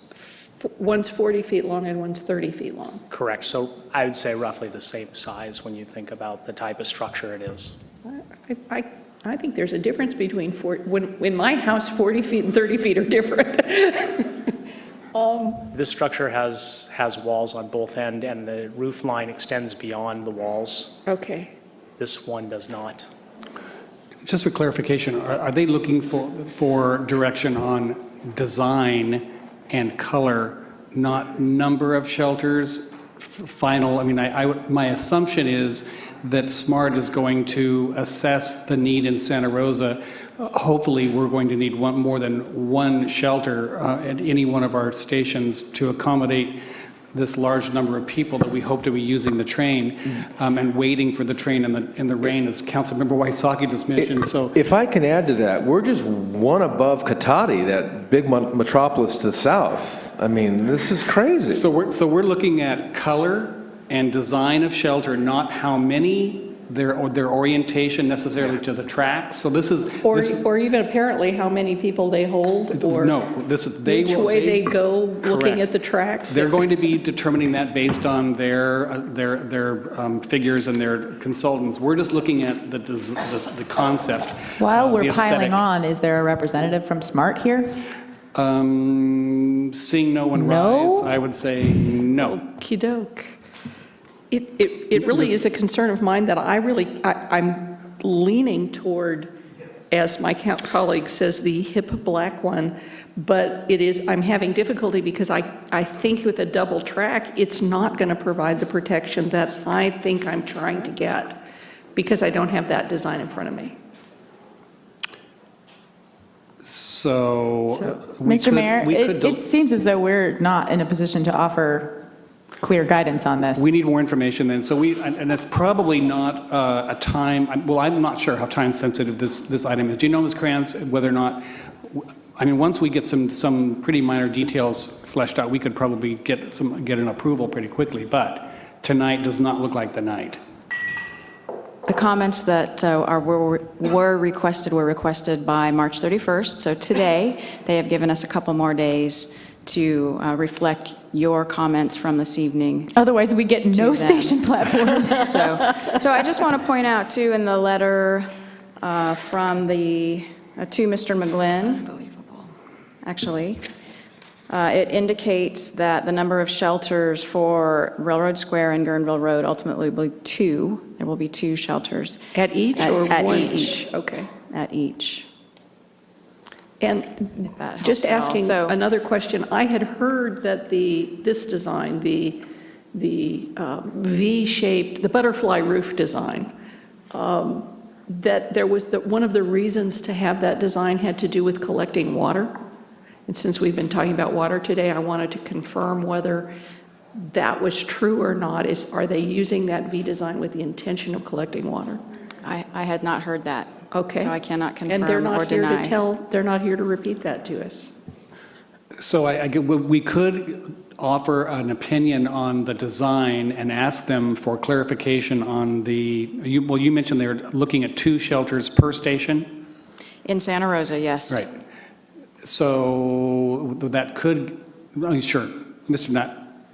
Thank you, Ms. Just wanted Kranz. to clarify Councilmember Coombs' thing. When they say collect water, what it is when the rain, when it's raining, rather than having the rainwater come off on the ends where the passengers are standing, it brings it internally into the middle of the structure and it can be siphoned away so that it's not dripping on the passengers. So when they say collect water, it's not running into the areas where the passengers will be. It's running into an area where they can contain it and move it away from the platform. Through a gutter So system. that was the thought process. That's why this one made sense from that standpoint. It avoids a drip edge. That's correct. Okay.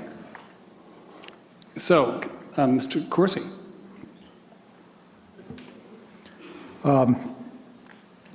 Obviously, there are a lot of questions still out there, including, and first of all, I appreciate SMART asking for input on this, but we've also expressed concerns not just on design, but on access for people walking and biking and parking, and the interface with the bus system. Those questions are still out there, and I think that those are critical questions to be answered also. On this simple, very simple question of design and color, my understanding is that these shelters are essentially the same size. The only difference is the roof and the supports. If that is the case, and I don't know that for sure, but that is my understanding. If that's the case, I think that we can go ahead and say which one we like better. And if the 5 cities of Sonoma County have said that they like the black hip seam roof, I'll go along with that. Mr. Schwartz. Yeah, thank you, Mayor. Yeah, from my perspective, what we're being asked of, this is just a letter of the city manager to SMART. And I'm comfortable with, for me personally, option 2 would just give the city manager direction. If he's not watching now, I'm sure the assistant city manager can share some of our other concerns. But as far as the design, that's what's, I think, before us. And I think I'm comfortable approving or being more comfortable with one design over the other. Thank you. Any other comments, council? Mr. Wysocki? Well, I have it, and I'll add to that. I'm comfortable moving it forward on that, but I would also like to direct staff to at least say to SMART, we're your largest city on the line, and we're getting shorted on the stations if you just do the math. So, and yeah, in the future, we're supposed to have more. You tell me when that's going to be, because I have a feeling my daughter will be quite a bit older when that comes. So on that note, I have a motion to direct the city manager to provide comments to the Sonoma Marin Area Rail Transit regarding platform design, aesthetics, and colors. Oh, I'm sorry. Mr. Bertelbaum, did you have something to change our mind? Thank you, Mr. Mayor and members. Steve Bertelbaugh with Friends of Smart. I think the conversation that we're having tonight indicates that it's important for the City Council to begin to watch the details of this project as it goes forward. The staff has done a wonderful job. I think the advantages of a design that is normal roof in this country is far superior to the inverted Y-shaped design, principally because the thing we're worried about is sunshine. You want to be in the shade, and at 4 o'clock in the afternoon, if you've got one like this, the sun is shining in on you and it's not very comfortable. My expectation is that the standard hip roof design is going to have gutters, so you're not going to have the water dripping on the passengers. To take care of the fact that we've got tracks on both sides of the platform, typically what happens is that you have half the seats facing toward one platform, you have the other half facing toward the other platform, and then there's a way for passengers that are facing away from the train that comes in to be able to get around easily and get onto the train, even though they weren't watching it arrive when they were sitting. Usually they all get up before it starts coming into the platform anyway. But this is just typical of the detail that needs to be considered as we get closer to the arrival of trains. And I would hope that we find a way, whether it's with a subcommittee of the council or whatever, to get more attention to these kinds of details in the next 18 months, because critical decisions are being made, and that's important. Thank you. Thank you. Mr. Richards.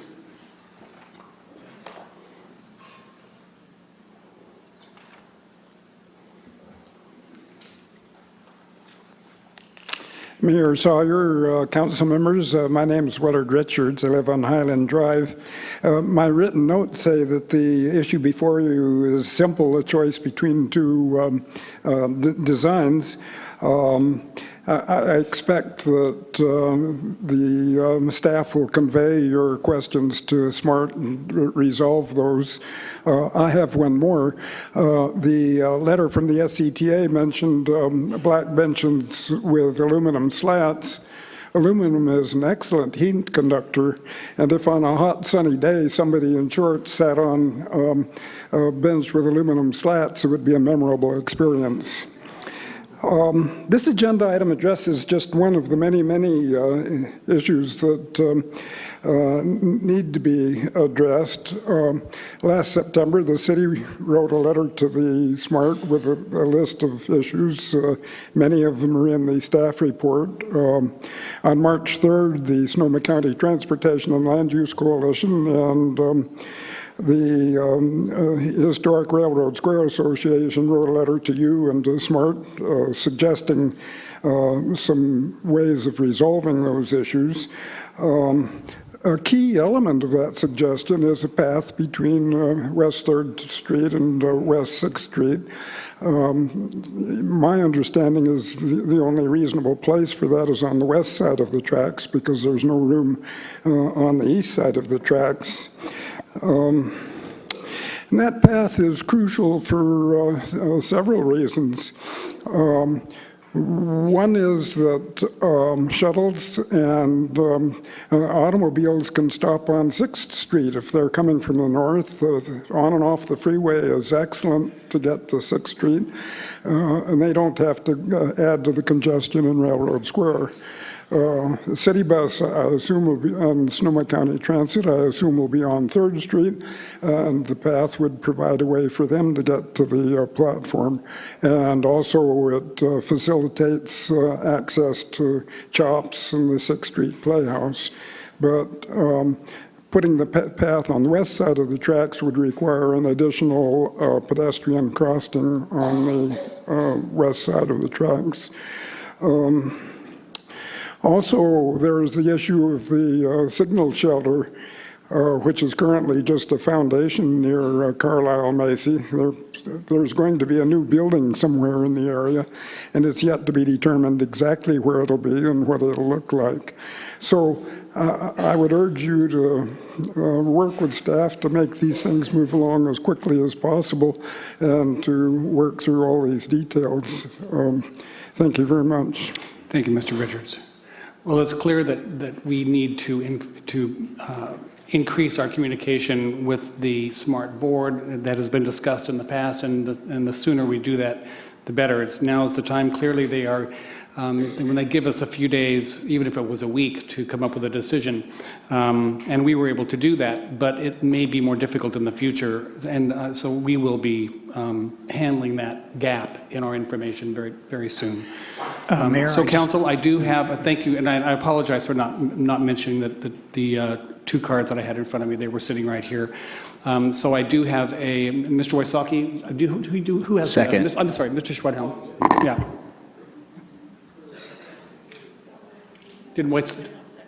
Was that the second? Good. And your votes, please, Council?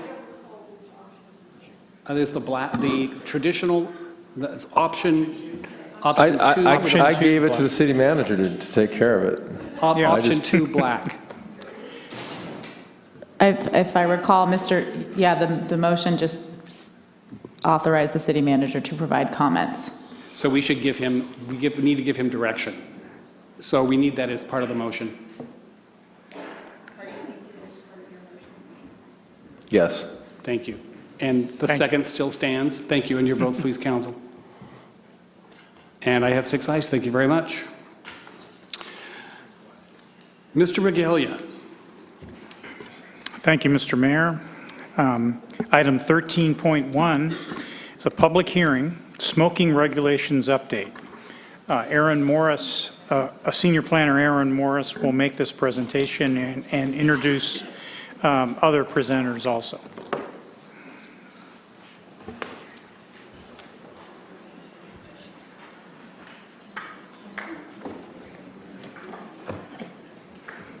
Thank you, Ms. Morris. While you're getting set up, let me address the public. Right now, I have a little over 2 hours, 2.5 hours of public comment before me. So what I'm proposing to do so is to allow after there will be a presentation by staff, and there will be questions to the staff from council. And what I'm proposing is that we allow the council to go up to the room and get some sustenance while we continue hearing the public comment, because they could hear from our projection, from our information, the public comments as they are consuming something, because we've been here for a number of hours. This will allow us to continue the public comment, or we have the other option, which is at one point we'll have to allow the council to have a break. So it's either allow the public comment to continue while they hear. You have to have 4. You have to have Hold on. You can't do the public comment, watch it from upstairs. You need to be here in the council chambers, at least a quorum. For the public comment? Yes. Oh, no, I meant one, we can't, it's not in groups. No, not in groups, I'm sorry. I didn't make that clear. My apologies. No, not 3 or 4 of us at a time. One by one, and I can't lose my quorum anyway. So if the members of the public are okay with seeing council members one at a time leave and come back while we continue the testimony, I'll go ahead and go with that process. Okay, the other option is that we take a break right now for about a half an hour. Okay, so we will take a break for half an hour. Caroline, what?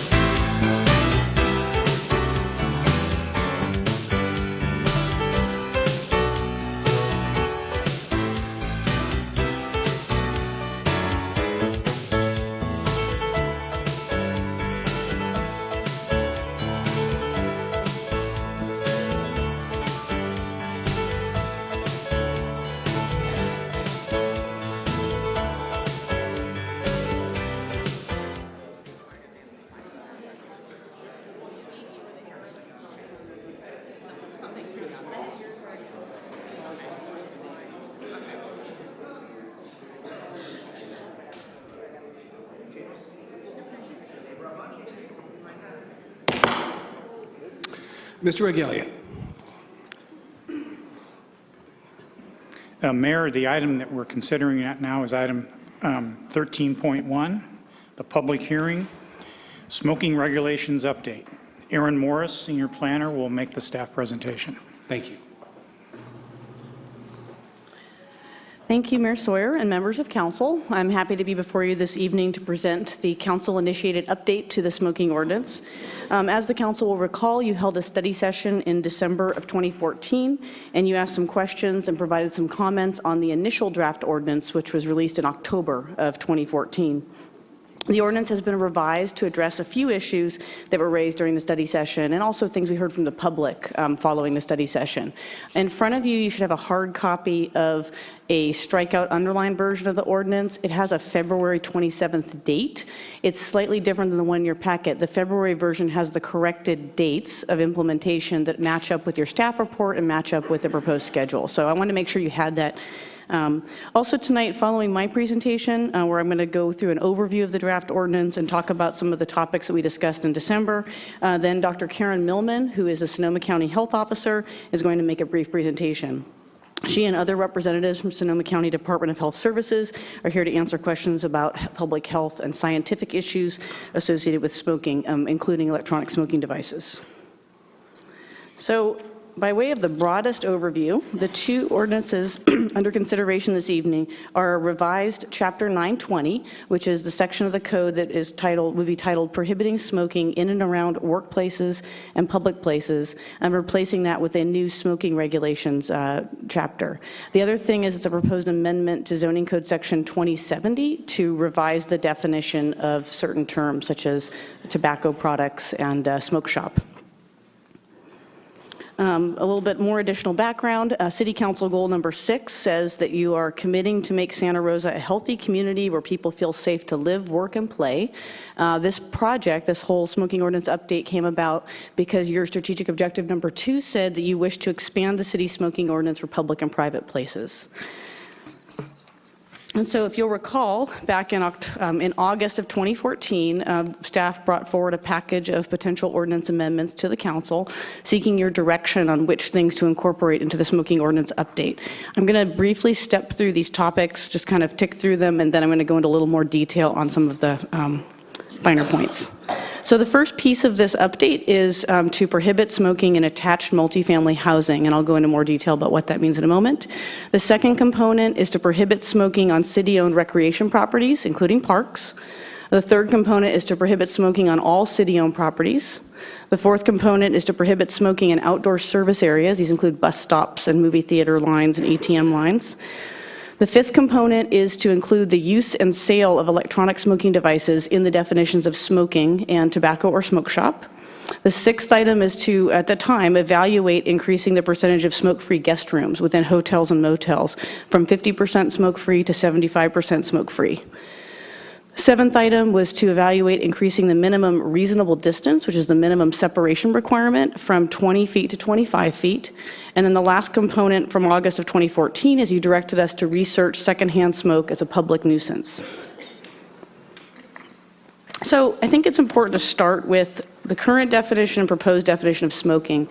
Under the current smoking ordinance, smoking of cigarettes, marijuana, and anything that's combustible is really treated the same.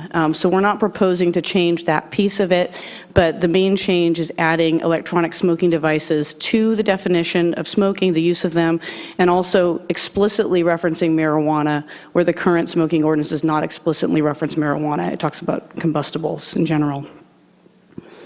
So then, getting into some of the details, further details, as you directed us in August, we put together multifamily residential smoking prohibitions. So the proposal would affect residential properties that contain 2 or more units with 1 or more shared walls, floors, or ceilings. And the intent of this piece of the ordinance is really to address the secondhand effects of smoke and vapor on people who do not smoke or use electronic smoking devices. And as we discussed in December, it's sort of important to note that in Sonoma County, 14% of adults smoke. So if you kind of extrapolate that and just look at how many housing units Santa Rosa has, we have essentially 62,000 Santa Rosans would no longer be exposed to secondhand smoke or vapor if you were to approve this ordinance. So it may affect up to 25,000 housing units in total. And then the other piece that came forward in December is the council asked staff to look at whether we could expand the smoking ordinance, and with certain council members, to look at other kinds of housing, such as single-family housing on small lots or single-family housing attached by a fence and that kind of thing. And staff did evaluate that and ultimately looked at like a 5,000 square foot lot minimum size as maybe a place to start, but none of the idea of regulating single-family smoking was brought forward back in August. There's really been no public outreach on it, and so we're not recommending that be included tonight. The ordinance you have before you is strictly the multifamily attached 2 or more with shared walls, floors, or ceilings. Another topic that came up initially in August and then again at the study session was a desire to look at, should the city declare secondhand smoke as a nuisance? And initially when we researched it, we found that there was a legal basis. Cities can declare what activities are a nuisance. You have the authority to do that. But we didn't see a lot of jurisdictions doing it. So we did more research following the study session and basically determined that it's not quite clear what the effect of a nuisance declaration really would be in terms of actual things happening, but what it would do is it would give residents who are affected by unwanted secondhand smoke a tool that they could use to pursue private action to try to abate that nuisance, that was what's bothering them.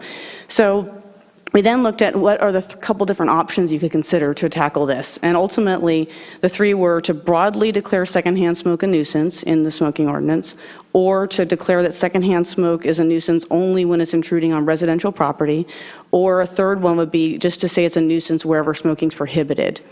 Ultimately, we're recommending the first option, which is to broadly declare secondhand smoke a nuisance.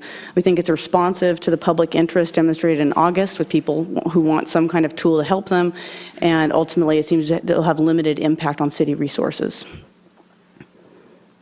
Another topic that we discussed back in December is the topic of medical marijuana. As proposed in the ordinance that staff's recommending, medical marijuana use would be treated the same as other kinds of smoking. So wherever smoking is prohibited, and smoking be inclusive of combustibles and electronic cigarettes, medical marijuana could not be used in those locations. We were asked in December, is there any sort of option staff could offer related to medical marijuana that is not against state law? And so we researched state law, and where it seems clear when you read all these different government code sections that state law already says people can't smoke medical marijuana where smoking is prohibited. It doesn't explicitly address vaporizing medical marijuana. So we've drafted an option that's in your staff report, but because it's not recommended, it's not in your draft ordinance, that you could allow qualified medical cannabis patients to use electronic smoking devices in multifamily residences as a way for them to utilize medical marijuana. But I think it's important to note there are other ways besides smoking or vaping the medical marijuana that are available. So that's an option. Again, we're recommending that you treat medical marijuana the same as other kinds of smoking. And here are some of the maybe easier topics of our smoking ordinance update. Currently, the smoking ordinance prohibits smoking in lots of places, outdoor places, specifically the Transit Mall, the West Side Transfer Station, Courthouse Square, outdoor dining areas. The proposal is to just extend that. And so basically, city-owned properties would be smoke-free if you approve this. Service areas, as I discussed earlier, entire park properties. Right now, there's a kind of an odd exception built into the code for parks that would go away. And basically, there just wouldn't be exceptions. It'd be unambiguously these outdoor smoke-free areas. Another issue we looked at is reasonable distance. When the code was drafted back in 2006, the current smoking ordinance, 20 feet was sort of the standard reasonable distance. Since then, there's been studies that document, I mean, it's essentially if the wind is still, that you have to be at least 23 feet away from a cigarette or something like that in order to be smoke-free. We're recommending that we increase the reasonable distance to 25 feet to sync up with kind of the current standard in that topic area. And then a few other issues. And designated smoking areas actually got quite a bit of discussion at our 2 community meetings. We're recommending that for multifamily residential, that landlords be allowed to establish a designated smoking area if they wish to. It would need to meet certain distance standards from openings, doors, and windows, and also it would need to be at least 25 feet away from adjacent single-family residential or residential property, so that basically there'd be separation between the designated smoking area and people that would be experiencing it. So that's what's recommended in your ordinance. For hotels and motels, as I said, in August, you directed us to look at increasing the percentage that would go smoke-free. We're recommending go to 75% smoke-free. This is because we did talk to members of the industry who say that we do have tourists from all over the world, and some of them like to have the ability to have some rooms that are targeted toward smoking customers. So we vetted the 75% with the hotel community. They've been noticed of all of our meetings and workshops and whatnot, and we've gotten only positive feedback on the proposal. It is probably helpful to know that many of our hotels especially are already 100% smoke-free, so it may not be a change for those. And then another issue that I think there's been a kind of a recent uptick in correspondence on this is the role of the landlord in enforcing the smoking ordinance. You've got letters from the California Apartment Association and from a series of local landlords. They're concerned about what their role is. So I want to give you a little background on this. Where we started, the original draft of the ordinance in October, it said basically that landlords should take appropriate steps to implement the ordinance, and they should make a good faith effort. We met with the California Apartment Association, we met with the North Coast Rental Housing Association, and they're like, well, what does that mean? What are these appropriate steps? What is this good faith effort? They were worried that it'd be easy for them to be found in violation of the ordinance and that it'd be hard for them to know what to do. So what we did is we crafted some examples of things that they could do as appropriate steps. We say so you can take appropriate steps such as posting signs, alerting tenants of the requirements, following up if someone complains about it. But we didn't set forth a laundry list. We just chose a few examples. And then we added language to the ordinance that clarifies that a good faith effort, if they make a good faith effort, they would not be subject to misdemeanor charges. Just to make it clear that there's no intention to try to trap landlords. But really the other piece of this is we're trying to not be overly prescriptive and apply maybe 13 laundry list items to every property, recognizing that multifamily properties in Santa Rosa have a lot of different characteristics. So that's where we landed, and if you have questions about that, either now or later, I'm happy to take them. There'll be some public testimony on this topic, I expect. On to the zoning code update. So the zoning code update is pretty limited. The definition of tobacco or smoke shop would be modified to add explicitly that electronic smoking devices are something that's sold at a smoke shop. So right now, we already require a minor use permit for new smoke shops, and we've already required them for, I think, 5 or 6 electronic cigarette stores. So this is codifying a practice that came about when we looked at our code a few years ago and kind of made the call that these uses are very similar. The second thing is we'd be clarifying the tobacco or drug paraphernalia definition to explicitly reference electronic smoking devices, and then we'd be adding a definition of electronic smoking devices. The Planning Commission considered the zoning code update last year, actually, and they recommended unanimously approval of it.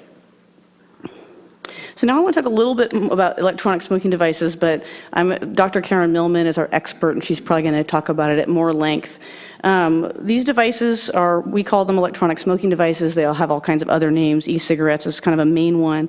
And they're an electronic or battery-operated device, according to our new definition, the use of which may resemble smoking, which can be used to deliver an inhaled dose of nicotine or other substances. So this little diagram, it shows kind of an old-school version. The county's presentation has some other examples of what these devices might look like. But I guess the key reason why they're addressed in our ordinance is that similar to combustibles and other things that people smoke, these devices release a byproduct into the air when the user exhales after they inhale. And so the whole background on our city smoking ordinance from 2006 was looking at protecting people from unwanted secondhand smoke. And for this reason, we've added electronic smoking devices because they do generate these secondhand products. And as I said, Dr. Millman will probably have more information on that. I did want to note that electronic smoking devices and the use of which have become an issue of statewide concern in January. So actually, since we last talked about this in December, January 28th, the state health officer issued a health advisory about the public health risks associated with these devices. I'm not sure exactly when it was introduced, but there's a new Senate Bill 140 that would classify electronic smoking devices as a tobacco product. This is a relatively new one. And there's another new bill pending that would increase the age to purchase tobacco products to 21.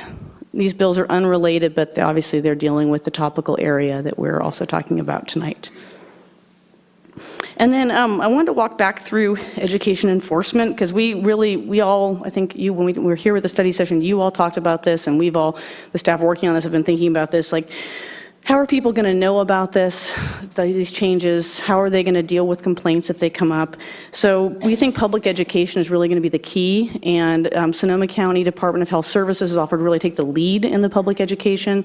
They have a website. They have a toolkit for landlords about how to advertise the smoking ordinance and how to implement it. They have free signs that you can download.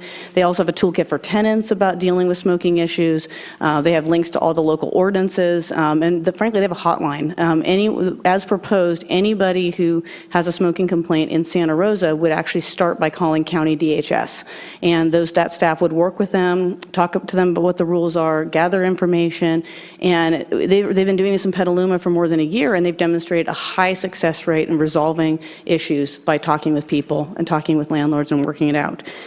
We do have, so from an enforcement standpoint, the first call would be to the hotline, and if for some reason the issue were not resolved, then we would anticipate that our code enforcement division would deal with residential related complaints, and the police department would continue to deal with complaints about smoking in the more of the public realm. I have this slide, just kind of, I guess it's kind of duplicative, but basically they do have this 1-800-NO-BUTS number, which would become our hotline for Santa Rosa if this ordinance is approved. At the last study session, I felt like there were a lot of kind of questions about the implementation schedule, so I wanted to walk through this because I think it's helpful to understand, if you acted on this tonight and did a second reading, because this is how it would go. So if you act on this tonight, introduce the ordinances, and then they get the second reading a week from now, on May 9th, 2015, under the current draft of the ordinance, immediately multifamily common areas would go smoke-free. City parks and rec lands, city-owned properties, outdoor service areas, and 75% of hotel motel rooms would also. So that'll all go into effect approximately May 9th. We've gotten some feedback from landlords that they'd like a little more time to transition their multifamily common areas to smoke-free. After considering their letters, it seems to be a reasonable request. However, there are a lot of people that have contacted me through the course of this ordinance, some of them may be here tonight, who feel like this smoke-free thing can't happen soon enough. So that's kind of the balancing here. Right now, we're recommending May 9th, but if the council chose to, we could certainly delay that date at your direction. The next piece of the ordinance would be July 8th of 2015. So on July 8th, if you adopt the ordinance, multifamily residences that are on a month-to-month lease and owner-occupied residences would be required to be smoke-free. And then all new units would need to be smoke-free after July 8th. And before I proceed further, I just want to acknowledge that we plan to have 2 workshops aimed at landlords, property managers, and others that are interested in April and May. And these workshops, facilitated by the county with participation from staff, would be actually to help landlords understand the rules, help them come up with an implementation plan, educate them about the requirements of the ordinance, and kind of be a hands-on source of technical assistance with doing that. So after July 8th, then basically it's over the course of that first year, from that May 9th start date to May 9th of 2016, units would transition to smoke-free as their leases came up. So that would be the plan. And so as new units would be smoke-free, as a lease came up, they go smoke-free. But basically by May 9th, all multifamily residences would be smoke-free under the current ordinance. Okay, we're wrapping up here. I'm wrapping up my part of this. As far as public involvement goes, we've had a lot of it. The council meeting in August of 2014, we had members of the public offer their opinions on what we should tackle in this ordinance update.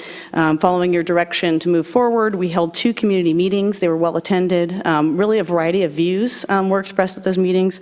We had the Board of Community Services consider the changes to parks. They were supportive. That was back in October. As I mentioned earlier, the Planning Commission considered the zoning code text amendments in October, and they recommended approval. And then we were here with your study session. I also just want to note that we've done significant public outreach using mailings to landlords, hoteliers, tobacco retailers. We also have an email list. Ultimately, every time we've pushed out a notice, which is about 5 different notices, they've gone out to approximately 1,000 different entities and to try to get the word out. And then lastly, I think I mentioned earlier, we have met with the California Apartment Association on at least 2 occasions and had phone meetings. So we really have looked at them as a resource and have tried to be responsive to their issues that they've identified along the way. There's been quite a bit of back and forth with that particular group. So at this point, I'm going to sum up our staff recommendation and then transition to Dr. Millman. We're recommending that you introduce the ordinance that's before you that replaces Chapter 920, smoking in and around workplaces and public places, with Chapter 920, smoking regulations. And we're also recommending that you introduce an ordinance to amend Chapter 20, 70.020 of the zoning code. Dr. Millman can come up now and talk to you, or if you have any questions for me before we go there, that's fine too. It's at your pleasure. Council, questions at this point? Let's move on. Okay. I'm sorry, did you have questions for Ms. Morris at this point? Okay. Okay, I'm going to get her presentation queued up here.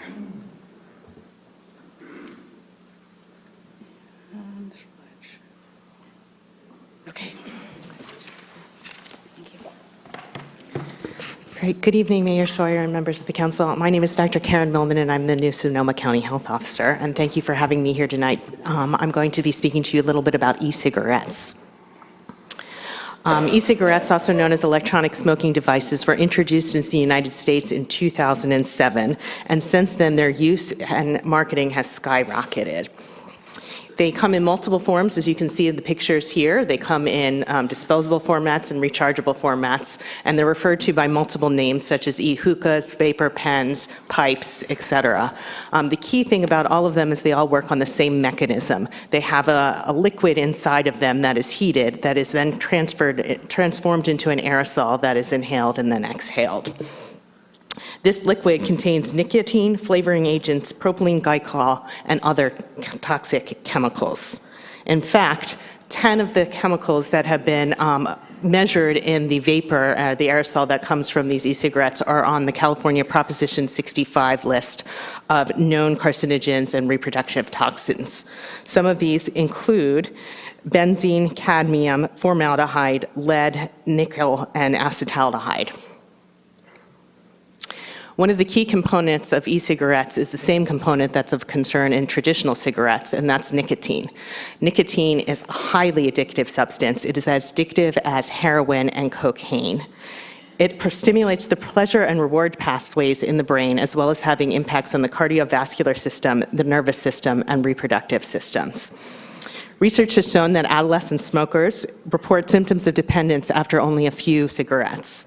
In addition, even a brief period of nicotine exposure in adolescence has been shown to have long-lasting neurobehavioral impacts. As I mentioned, e-cigarettes differ from traditional cigarettes, which are a combustion mechanism, so the tobacco leaf burns and then the smoke is what is produced. But e-cigarettes produce an aerosol. Many people refer to this as a vapor, and the term vapor to some people connotes safe because they think water vapor, but it is actually an aerosol that has particulate matter in it that is inhaled into the lungs and gets deposited there, not just in the individual who is using the e-cigarette, but in the individuals who are nearby and exposed to it.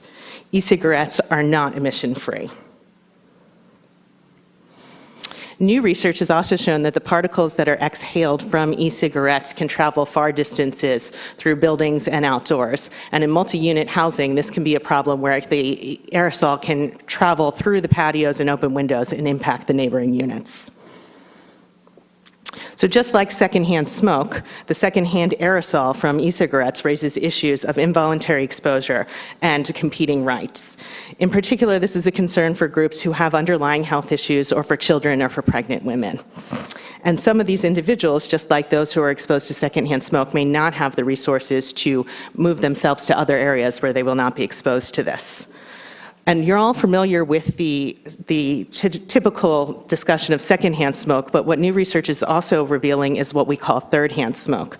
So if you've been to a smoky place and you leave and you know how your clothing can smell afterwards for quite a while, it's that residual particulate matter from smoke, from cigarettes, and potentially also from the aerosol from e-cigarettes that has contaminated the clothing or the surface area. And this can then be ingested or absorbed by individuals who touch those surfaces. So this is of a concern for children who may be in these units who might then touch the surfaces and then put their hands in their mouth. So, as was just mentioned, in January, the California State Health Officer released a health advisory encouraging healthcare providers to talk with all of their patients about the health impacts of e-cigarettes, and especially their impacts on young people. And I thought it was worth pointing out in his advisory, he comments that despite the lack of manufacturing standards, despite the lack of quality control, and the lack of external oversight by a regulatory agency, because there is no federal agency who oversees e-cigarettes, they are heavily marketed and widely available. So the Sonoma County Department of Health Services is in agreement with this health advisory issued by the California Department of Public Health. And we are taking actions here, as we have already mentioned, to educate our community locally and minimize the risk of e-cigarettes. Even after years of knowing of the dangers of tobacco smoke, tobacco still remains the #1 cause of death, early death in the United States. E-cigarettes have many similarities to tobacco cigarettes, and we're really hoping that we can get a handle on the use of them so that they don't follow suit with tobacco. So, this slide got in a different order than I thought. My apologies.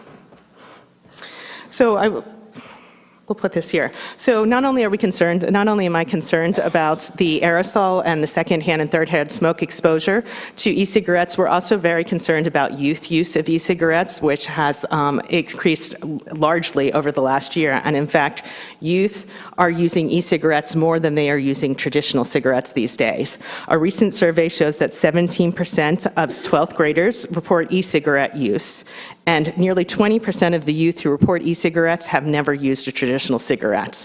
So the image in young people is that these may be safe. But the other concern about this, as I mentioned, is that there's nicotine in these products, which is highly addictive. And so these youth can then go down the process of not only being exposed to the aerosol from e-cigarettes, but if they start consuming traditional cigarettes, they're also putting themselves at risk. So to address the concerns, many jurisdictions are moving towards including e-cigarettes in their smoking policies and their public places ordinances. And I'm very pleased to know that Santa Rosa is also considering that this evening. And I'd be happy to answer any questions, or I can. Council, questions at this point? Mr. Schweidel? Thank you. Was this presentation in our packet, or is this a little bit different one? Yes, the slides. You have a slightly different one in your packet, very similar, but there were some things changed. So I think, because there's one slide that you mentioned about aerosol secondhand, how long it stays in the air. Could you go to that slide? How long it stays in the air. This one? Yeah, so could you tell me a little bit more about that? Because I read a lot of the studies, and it seems like you're pretty specific there, but I didn't have the data as to what study you're making reference to in that one. So I'm referring in specifically that we have in this new, we'll make sure you get them, the references on them. I think they weren't on the slide, the original. So at the end here we have our reference here with number 8, so the indirect exposure, and that's a study that has recently come out from RTI, and is the preliminary study is coming out. It actually just came out in March 2015. I would just be interested, because a lot of the other studies, in researching them, I'm looking at what the studies actually did. So some of them that I read, and it was in one of these other handouts with all the volume of documents, the study was done in a small office with one smoker, one non-smoker, and then another one was in a cafe-type situation. So I'm trying to draw some analogies about how applicable are they to what we're talking here. And so with this information, it's hard for me to base the information on that study, not knowing what criteria they used to come to the determination that was on that slide that we just saw. Does that make sense? Yes, Do you know any more about that? I understand, and I'm trying to see if I can pull it up for you to give you the details of it. Since I've read so many of them, it's hard to often remember which ones are which, but I can certainly get you a copy of it. But I believe that this was one of the studies, and I will have to double check, is that they actually measured, in a room, they measured the distance that the use of an aerosol e-cigarette was, and then they measured the different distances around it. Yeah, it's not. I'm not in a position to Yes. debate the quality of the research. It's new information for me, so that's all I have. Thank you. Ms. Carlstrom? Thank you, Mr. Mayor, and thank you for being here tonight with us. With respect to the aerosol study, I'm wondering if you have similar data or a similar study conducted with vaporizing with cannabis. I do not. Aaron, does our staff have a study? Okay, so we have no data with respect to potential impacts or the lack of vaporizing cannabis. There are studies that compare marijuana smoke with tobacco smoke, but there aren't any that deal with electronic smoking devices that we could find. Although there are new studies coming out, it seems like every day, about different things related to e-cigarettes. Related to e-cigarettes, but Yes. not vaporizing cannabis? Yes. Okay. Then I would come back, Aaron. Mr. Mayor, do you mind if I go back to Ms. No, go right Morris's ahead. presentation? Thank you. I meant to ask this. Thank you, Dr. Millman. We may bring you back up, but Let me call you back up. I want to circle back to the drug paraphernalia definition. I want to make sure that reference was made to the ordinance changes that were put forward by the Medical Cannabis Subcommittee 2 years ago. I didn't have that information when updating the definition, but it doesn't conflict with the section of our city code that deals with medical marijuana at all. Okay. I'm trying to see if, Caroline, do you concur with that? Or Molly? I believe that's correct. Okay, thank you. I just want to make sure, it does seem as though it's expanding that, and I wanted to make sure that we're not unknowingly encroaching on those changes. With respect, I appreciated the comment about ensuring that landlords are going to have time to come up to speed with these ordinances, and providing a level of assurance that there won't be prosecution for failure. Just as a suggestion, I know that when it comes to, for example, an elevator permit, there is a letter that issues from the state that says, no prosecution will issue if you have applied for your permit and no action has been taken. So it's just a suggestion of a way to satisfy the concerns of the landlords. Sorry, the hour is late. And then with respect to SBs 140 and 151, these would be the bills classifying electronic cigarettes as tobacco products. Knowing that those are in existence, I'm wondering, would we not be better suited or better served in waiting for the resolution of those bills? This whole discussion may be mooted if the state defines them at a higher level than we can.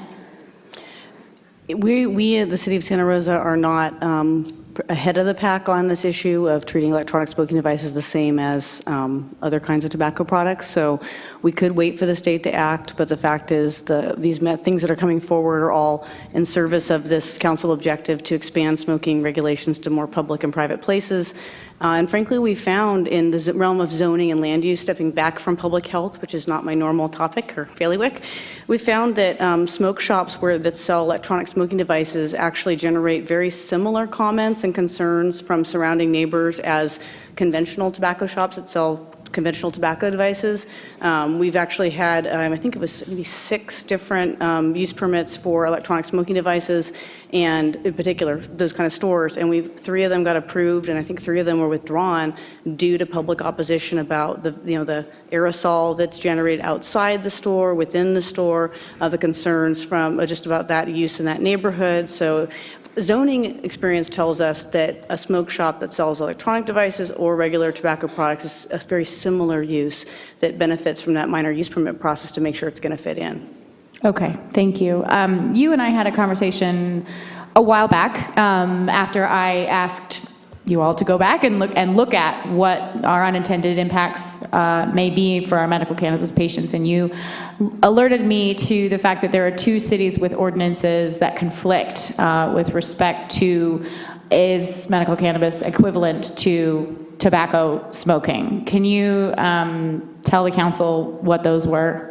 So yes, there are 2 cities in California that have chosen in their ordinances to treat medical marijuana differently.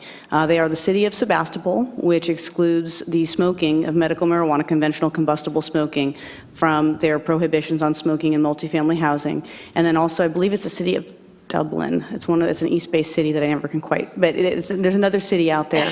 Actually, no, it's the city of Union City. They have a exception. But interestingly, Union City's exception references the government code section that specifically says medical marijuana cannot be smoked where smoking is not allowed. So it's kind of a circular ordinance. And then Sebastopol's ordinance, it does what it does, but it's not clear that it squares with state law.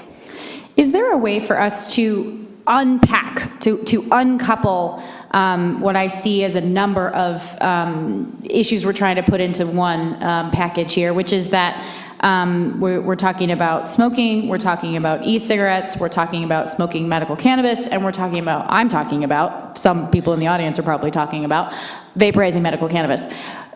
Since much of the presentation focused on the available data on effects, impacts of electronic cigarettes, and yet we do not have the same data on vaporizing medical cannabis. I'm concerned about lumping it in this ordinance tonight, and I wonder what our options are as far as and thank you to the mayor for giving me this item, crafting the motion, crafting the ordinance in such a way as to reflect the differences in the products. Well, because you asked for an option related to medical marijuana, we've offered one in the staff report. There's actually a verbiage that could be integrated into the ordinance at the council's direction.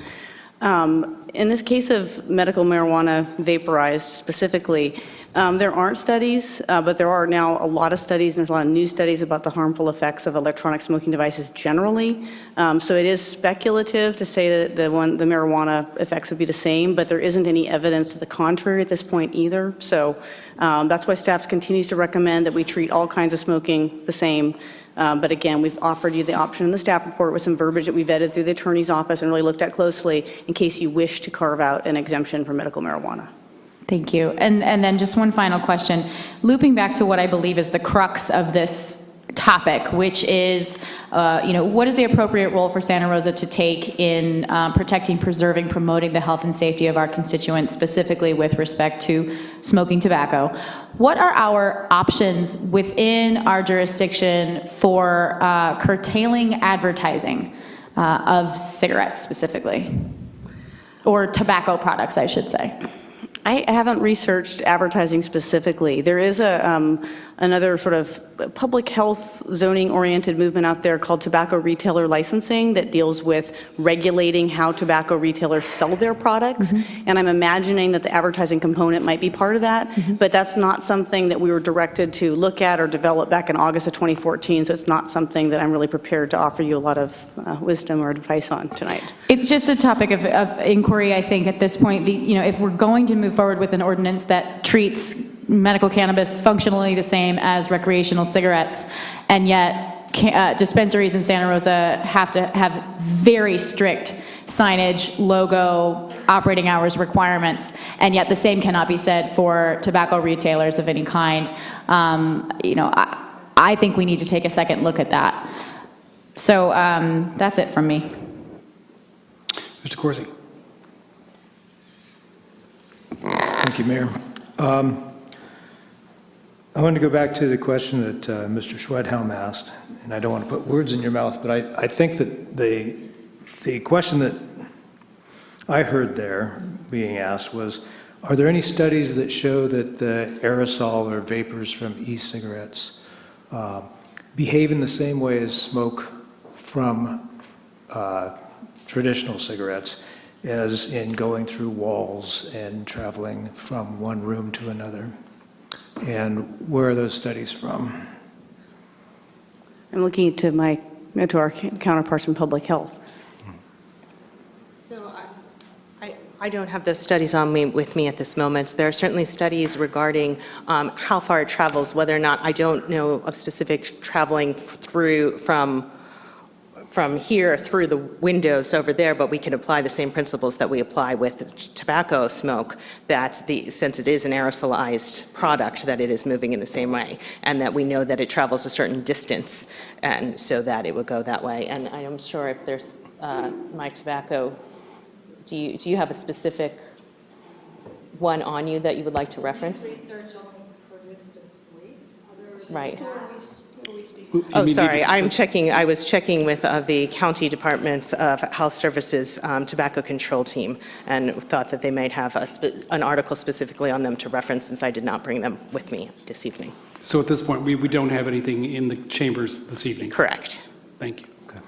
It's, we're talking about smoking in multifamily dwellings, and it would be helpful to have something other than, the belief that this behaves the same way as smoke.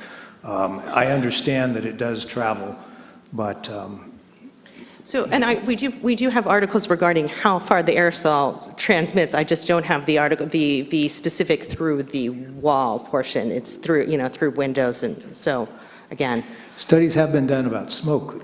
With smoking, yes, there are plenty of studies about tobacco smoke from traditional cigarettes, but the studies from the aerosol from the e-cigarettes have been how far it can travel from here across the room, and have not I don't have on me a specific one between here across the room and through a wall, just through, through a window or something else. And sorry, I did not bring them with me tonight. The other question, and this is probably more for Aaron, if we adopted an ordinance tonight that only included, that did not include e-cigarettes, and then the state declares e-cigarettes to be a tobacco product, would that automatically bring e-cigarettes under the terms of this ordinance, or would we have to take some further action at that point? I think we would need to revise our ordinance to change the definition of smoking to explicitly include electronic smoking devices, because the tobacco product definition kind of is one thing that lives in the zoning code, and that has to do a lot of it with how we regulate people who want to retail that use. But I think we would have to update our smoking ordinance again to reflect changing guidance from the state about e-cigarettes if that bill passes. Okay. And if you don't elect to include the electronic smoking devices in the current ordinance. Okay. And one more question for Dr. Millman. You mentioned that the study referenced earlier was from RTI. What is RTI?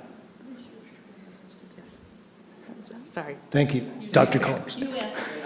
Sorry, Research Triangle Institute. Thank you. Ms. Combs. I'm not a doctor. I just play one on TV.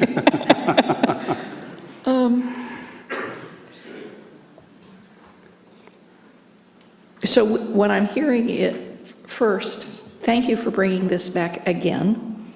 I think we've been running staff through hoops because the very first time this came to us, and we were talking about multifamily units with smoking cigarettes. I think as a group, it wasn't exactly this configuration of council. We were very excited. We had a number of people who came forward who were having serious health problems because of neighbors smoking cigarettes in apartments. So we started there, and I'm really grateful that you have persisted with us while we're discussing this.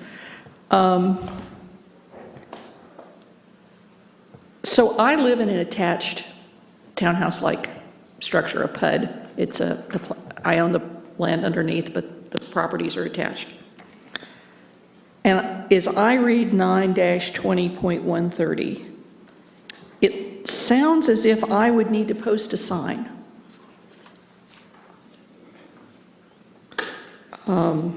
It shall be clearly, sufficiently, and conspicuously posted in or outside every building or place where smoking is controlled by this chapter. So it's a single-family residence, but it is attached. And it concerns me that every single, there's 300 units in my development. Would we each have to buy and post a sign? I would interpret this as, actually I would read this to say it says that a sign shall be clearly, sufficiently, and conspicuously posted in or outside of every building or other place. So if your unit's attached to another, I don't think you would need a sign for each unit. I think you would need a sign for your building. But my building is like, I have my front door. I mean, it's townhouse style, right? So, but the doors aren't all lined up in the front.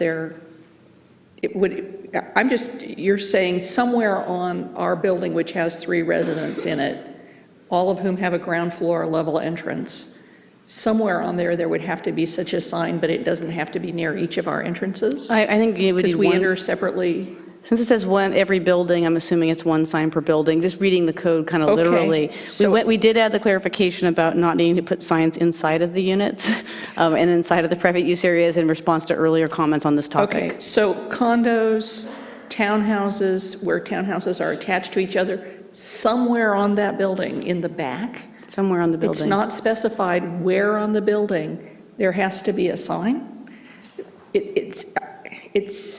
This seems like, it wouldn't block me from saying okay on today, but I think we really need to look at this and decide what's the purpose of having a sign posted when it doesn't have to be, say, near an entrance, and it doesn't have to be visible or an accessible place to the public, or... It says clearly, sufficiently, and conspicuously posted, but this kind of language has to be, you have to look at the property and specifically and figure that out, I think. I think it can't be written to encompass a duplex versus a 240-unit apartment complex. Yeah, I mean,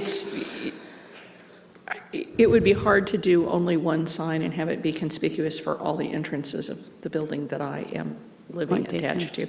So I would be interested in having us, at some point, relook at what we're asking for there. I'm not... If it is our intention to really protect children from becoming smokers, which I think is one of the intentions that we are putting forward here, the evidence that we've been given suggests that what we want to do is prevent children from becoming smokers. Why are we not discussing fruit flavor or candy flavored cigarettes? Why are we not suggesting that we ban that?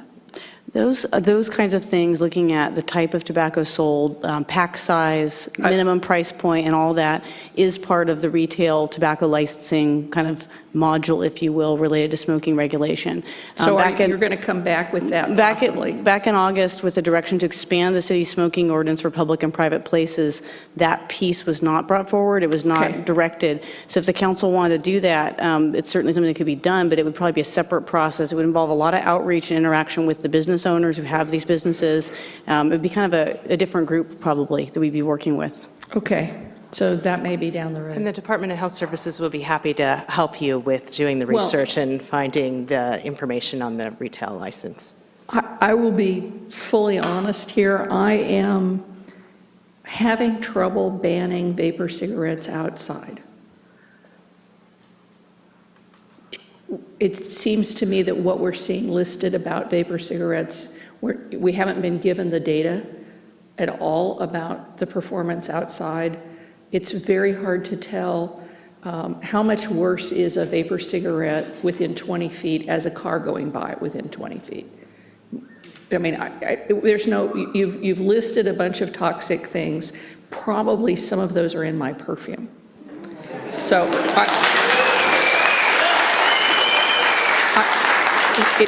I know people are allergic to perfumes. You know, I mean, I know people have trouble with that.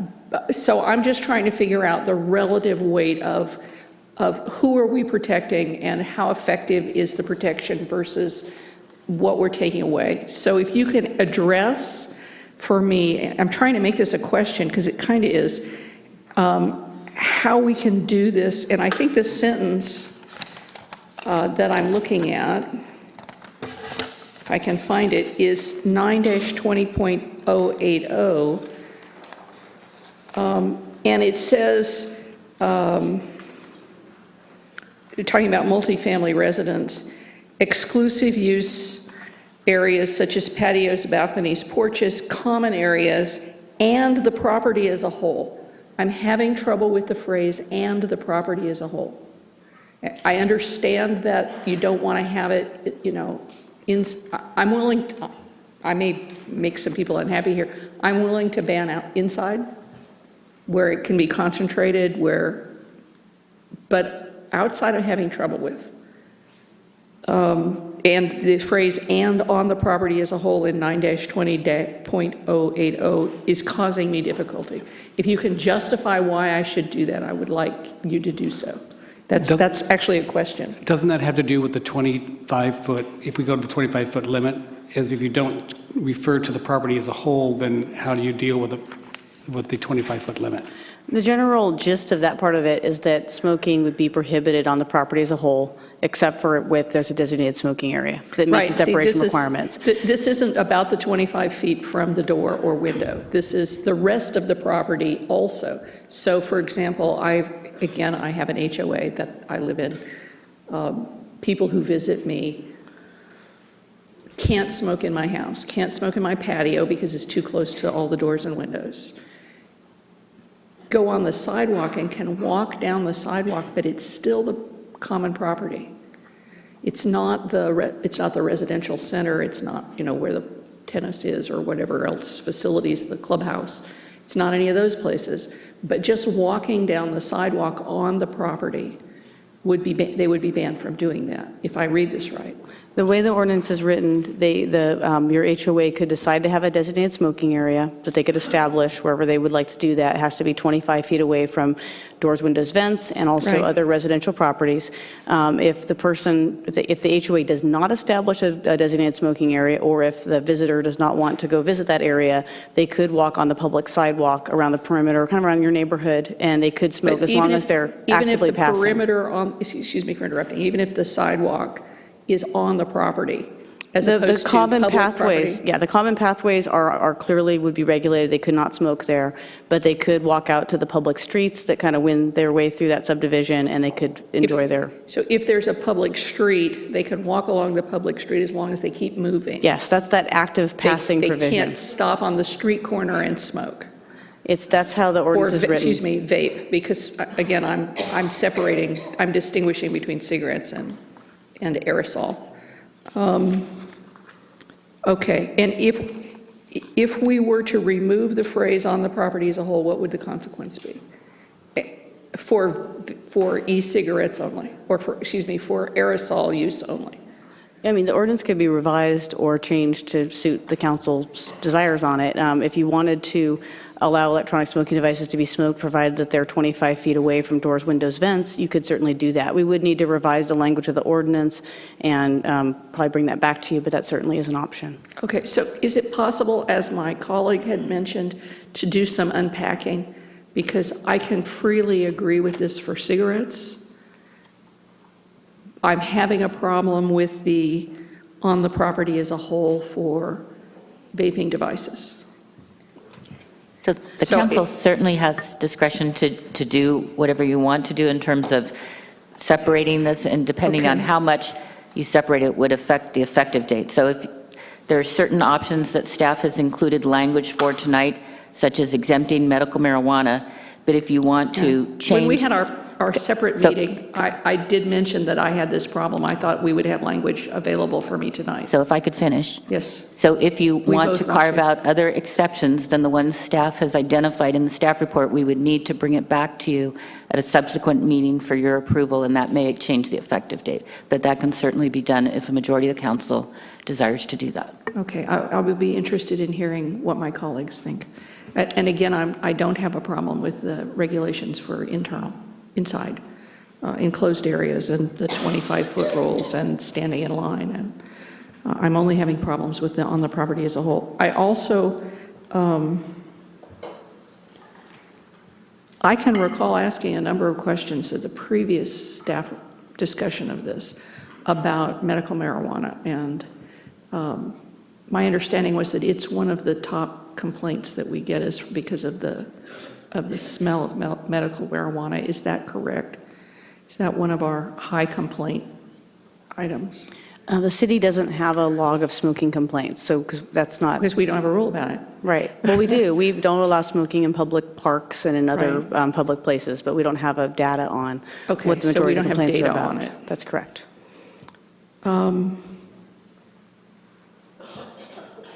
So I'm not, I again, don't know what the effect of, I'm not familiar with the spread of the smell when medical marijuana is used as a vaping system, but I am concerned about limiting the ability of someone to take their medication.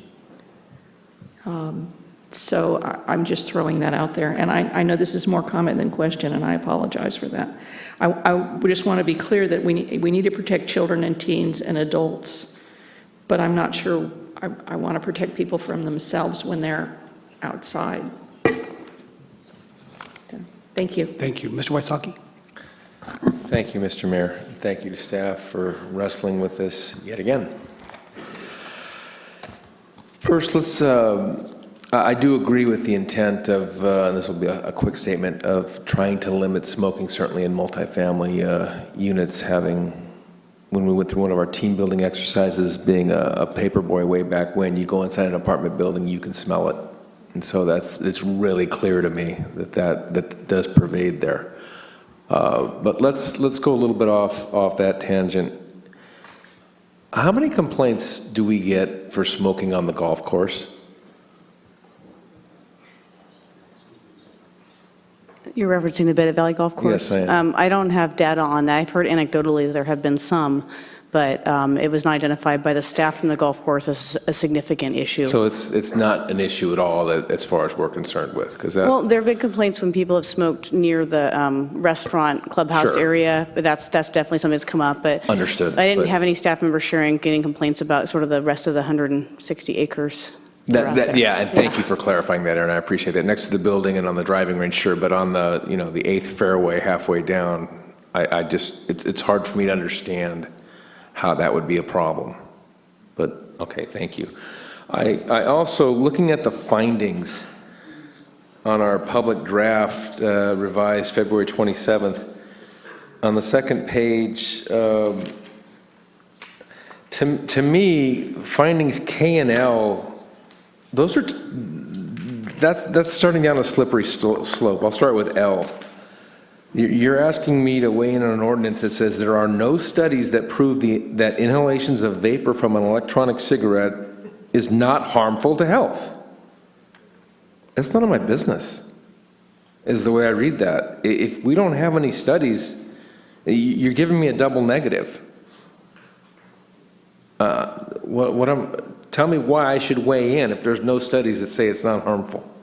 When this ordinance was drafted in October, there actually were very few studies about electronic smoking devices. But since then, I think there were 20 or 40 studies on electronic smoking devices, literally that came out in November and December of 2014, January, as recently as March. This is this new study that the county is. So I think there are studies that document that the vapor that comes out of an electronic cigarette has harmful chemicals and has fine particles, as the health officer described.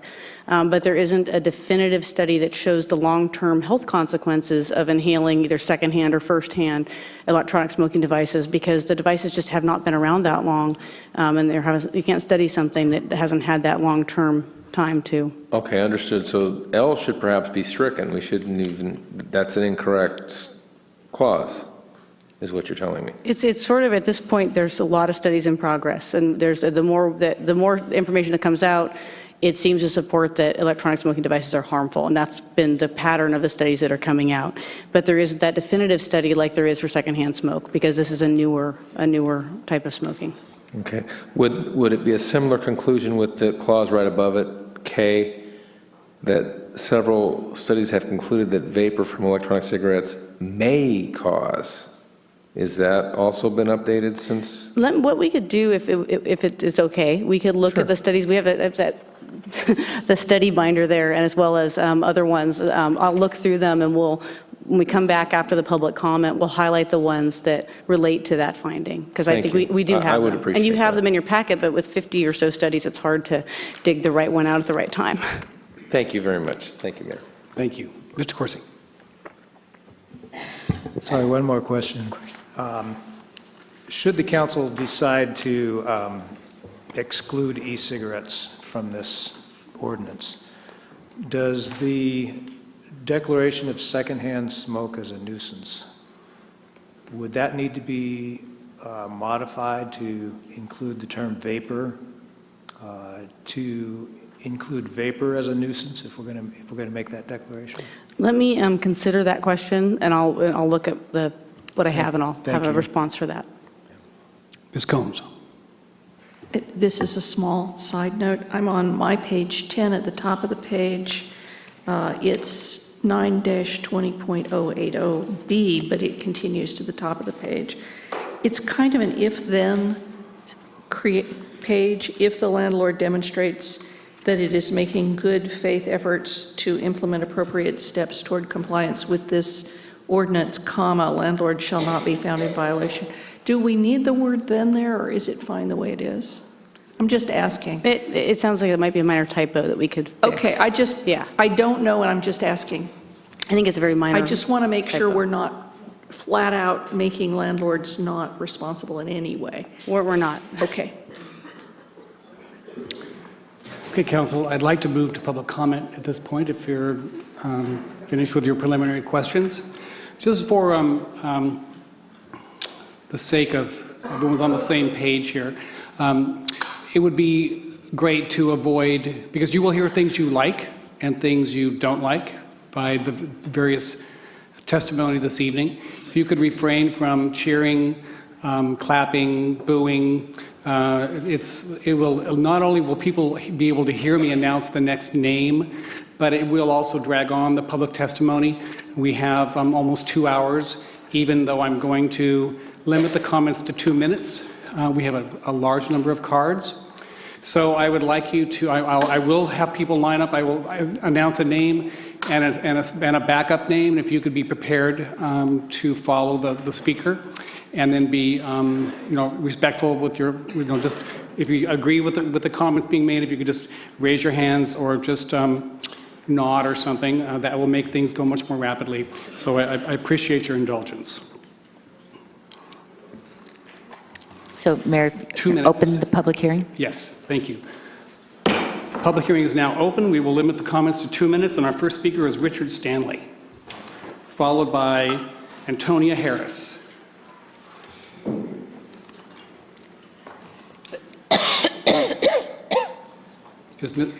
Are you Mr. Stanley? Yes. Thank you. You could come, or you could go up there or down here, one of the two. And that's for, there's at the back, the top, or right here in front of us. And it's helpful if the next person gets ready, either coming down here or up there. Hi, my name is Richard Stanley, and I do use personal vaporizers.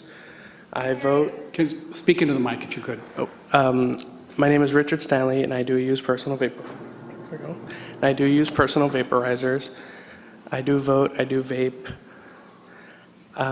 Personally, I mean, for one, if it makes a difference, I am a self-employed asphalt contractor. The main reason why I switched over from cigarettes to my personal vaporizer was because when I would approach a business meeting to a possible new customer, I did not want to smell like an ashtray, for one. Doing manual labor, I would be short of breath really fast when I used to smoke cigarettes. Once I switched over, I gained my lung capacity back. I don't know, I'm kind of just at a loss for words right now. I'm sorry.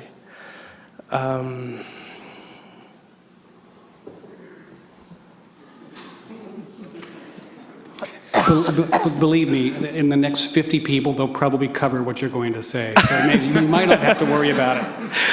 But no. Yeah, I mean, like Mrs. Combs was saying, you know, with her HOA and everything and the whole entire situation, I also live in a development that has an HOA. So as she was saying with the townhouses and the easements, I don't understand. It's okay to smoke or whatever the situation is on a sidewalk, but when you come to an entryway, you have to walk into a public street. To me, it just doesn't make any sense, in my opinion. I really don't see anything. I mean, I know a bunch of people that switched over to personal vaporizers, and it's helped them out a lot in breathing. My cousin had asthma, and I don't know if it's really a doctor study, but he says he has better lung capacity now, and he does play sports and stuff like that. He's a very active man. So I just don't see... Is that me? That's you. Okay. See how fast it goes? Thank you, Mr. Stanley. Antonia Harris, and Antonia is followed by Michael Mullins. Hold on. Okay. All right. Hello. I am a partial owner of a vape shop here in Sonoma County. And like first and foremost, everything that I've heard with regards to smoking alone makes sense. I have no opposition to that. But to treat smoking and vaping the same seems premature, especially with the lack of efficient studies. It just doesn't really make a lot of sense to lump something together. Two things that are visually related, but past that, like, who really knows? Yeah, like I was an off and on smoker for a long time, and every time I would quit, the personal effects that I would feel, sense of smell coming back, being able to breathe easier, all of that stuff, it was awesome. And then I'd start smoking again, and it was problematic. And once I made the switch to vaping, I had the same effects that I did when I quit. So personally, it doesn't feel the same.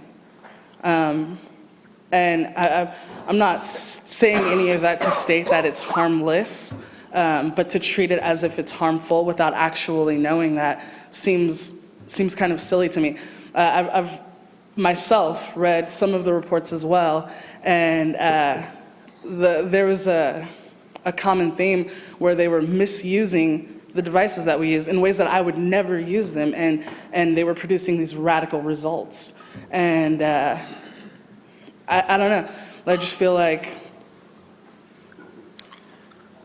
due diligence is necessary, especially like coming from the perspective of a business owner. This would dramatically affect my business. Coming from the perspective of a person who uses this stuff, like I have firsthand account that it doesn't feel the same. It doesn't affect me the same way. But I appreciate your due diligence. Thank you. Thank you. Michael Mullins, and Michael is followed by Keith Butler.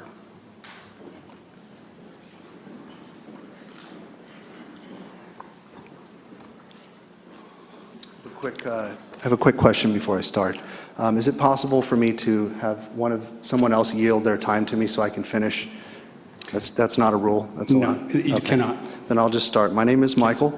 I'm the owner of Digital SIGs. Good evening, Mayor Sawyer and council members. I would like to discuss three things, and I'm going to read really fast because now I have 2 minutes. Economic impact, health benefits, and due processes. Let's talk about the health benefits. Vapor products are a viable, safe harm reduction solution for people seeking to decrease their reliance on nicotine cigarettes. If you do not choose to read and digest the existing literature that we've provided about the safety of vaping products, that does not negate the research that has been conducted with good result in support of such products. Accordingly, you should not restrict your constituents' freedom of choice and force them to vape in areas where they are subject to secondhand smoke, which is undisputably dangerous. Your constituents need alternatives, and they need a safe place to purchase and try such alternatives. Next, let's address due process rights of the business owner who supports the California economy. Our U.S. and state of California constitutions mandate that no person can be deprived of property without due process of law. Accordingly, the right to enjoy one's business property is a fundamental right. Our Santa Rosa municipal law is derived from the sovereign California state law. My company, Digital SIGs, and our 3 retail locations, let's use my company as an example and note these current financials. 36, that is the total amount of people employed by Digital SIGs in Sonoma County since 2010. $1,116,790.85. That is the total number of payroll for Digital SIGs since 2010. $390,127.78. That is the amount of withholding taxes that Digital SIGs employees paid to the state of California, including Social Security. $134,684.61. That is the amount of payroll taxes that Digital SIGs has contributed since 2010. $554,730.40. That is the amount of California state sales tax collected by Digital SIGs since 2010. $164,441. I am specifically asking, and the council, that you please make an exclusion for vapor shops to use these products inside. These people need a safe place to try their alternative. Don't take away their right to use it inside of our stores. I'm asking specifically for an exclusion for vapor shops regarding this ordinance. Thank you. Thank you. Keith Butler. Mr. Butler, you are followed by Danielle Terhune. Good evening, Mayor, council members, Oh, sorry. my time's already up. Thank you very much for your comments. We'll reset. Is there a different butler? Sorry. It's all yours. Oh. Your time's up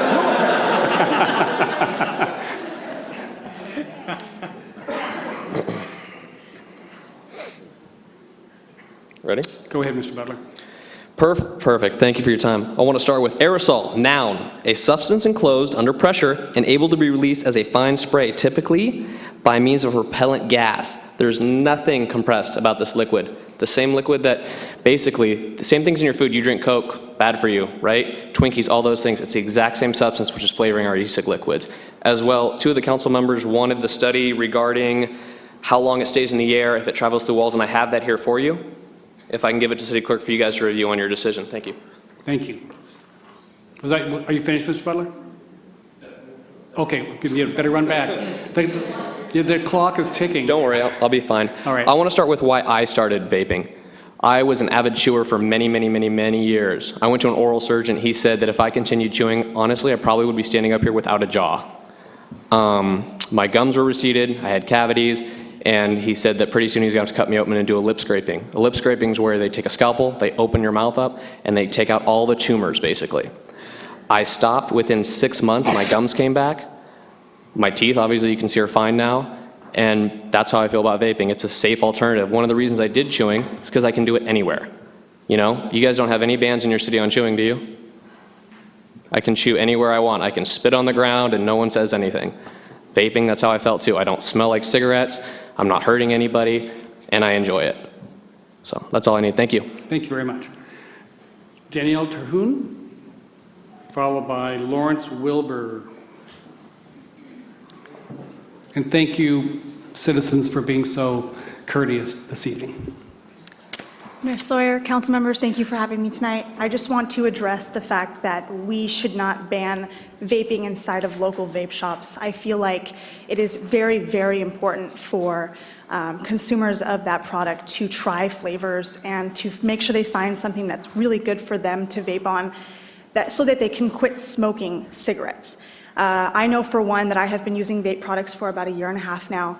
I smoked 1.5 packs a day, not for very long, but I did smoke 1.5 packs a day. After quitting smoking and starting vaping, I can run up and down a flight of stairs without feeling winded, and my hands don't smell disgusting. My car doesn't smell like cigarettes. My house doesn't smell like cigarettes and an ashtray. I know that I've never had anybody cough in front of me because of my vape.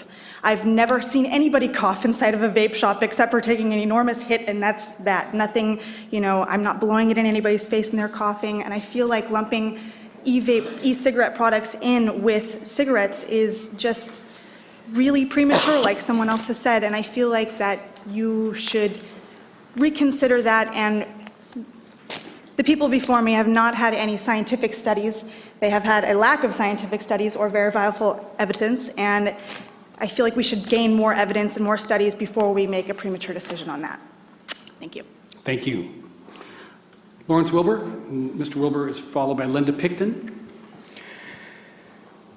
Good evening, Mayor Sawyer, council members. My name is Lawrence Wilbur. I live in Santa Rosa. I vape and I vote. I want to discuss the relationship between vapors and the so-called public health representatives. So far, your relationship with vapors has been asymmetric, and you really do need to understand this. We are the public in public health. We should be a matter of professional interest to you. You need to understand this and why we do what we do in order to make professional health judgments. You need to do this with high standards of professional conduct and to approach vapors with humility and empathy. Conversely, we have no similar obligation to you. We have other jobs, we have other lives, and no professional need to understand you or engage with you. If you think there's a lot of mistrust and understanding on both sides, that is your problem, not our problem. Your interest in us, if any, is that you might spoil what we are doing, that you are making provocative, unfounded remarks about us or what we do, or you are dismissing our experience as a mere anecdote. It is fair to ask why, and it is reasonable for the council to make cigarettes widely available, yet restrict and demonize a product that has been proven to be successful harm reduction substitute. Make no mistake, trying to enforce restrictions on vapor products is as good as promoting tobacco products. It seems certain that vaping is healthier than smoking by a country mile, at least to me. It is truly a wonderful development in my life, and shame on those who should seek to attack vaping in the name of public health. With so many conflicting arguments from the same institutions that society looks for research on health risks and benefits of cutting-edge chemicals aimed at treating illnesses and diseases, what hubris it is that the Santa Rosa City Council is ready to make such a bold judgment on vapor products. These actions speak volumes about what their true motivations are. Thank you, Mr. Wilbur. Linda Picton. Linda, are you still here? I believe she's left the chamber. Yes, she has. Josh Howard, and Josh will be followed by Linda Ryan. Good evening, Mayor, members of the City Council. My name is Joshua Howard. I'm the Vice President of Government Affairs for the California Apartment Association. I want to first of all take the opportunity to also introduce and recognize our local affiliate, the North Coast Rental Housing Owners Association, who's worked closely with us and your city staff on this ordinance, and want to appreciate the hard work of your city staff, city attorney, city manager, and community development department for working with stakeholders and engaging in a dialogue to try to address all the concerns and the unintended consequences of this ordinance.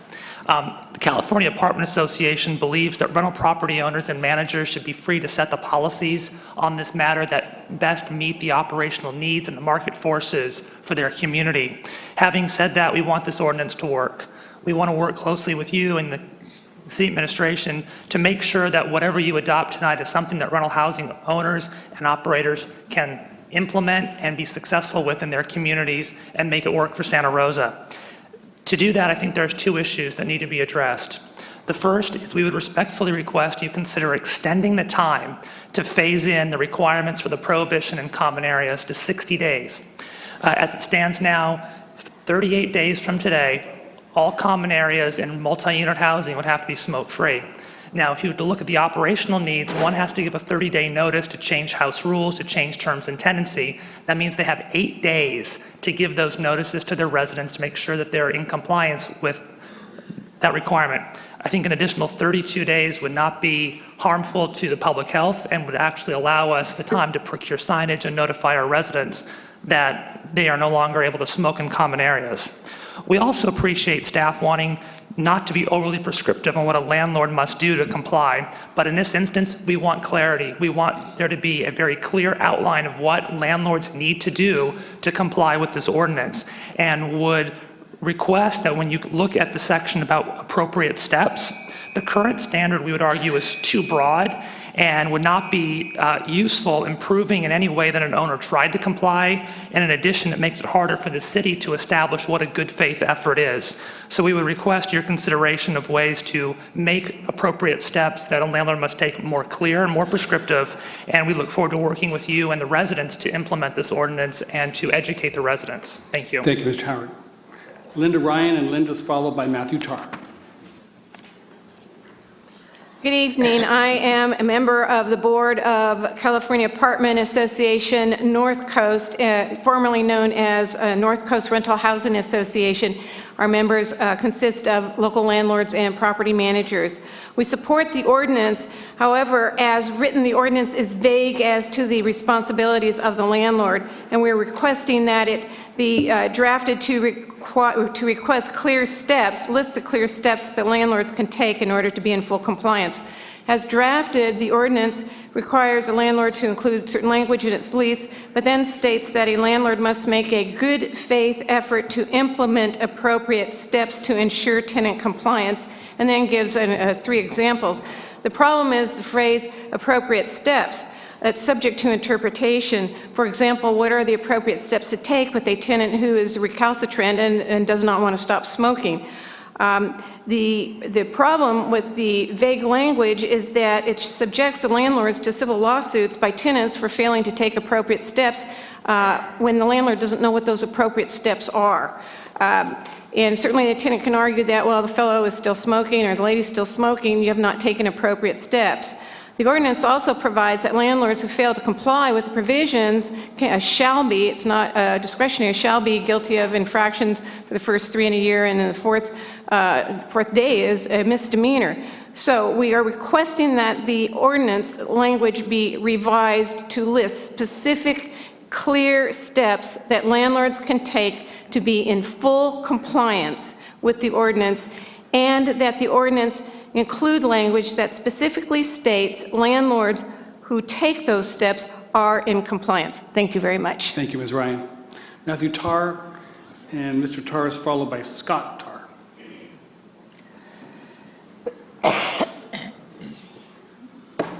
Hi, thank you, Mayor, Vice Mayor, and City Council. My name is Matthew Tarr. I am a real estate broker. I have been managing property since 2007.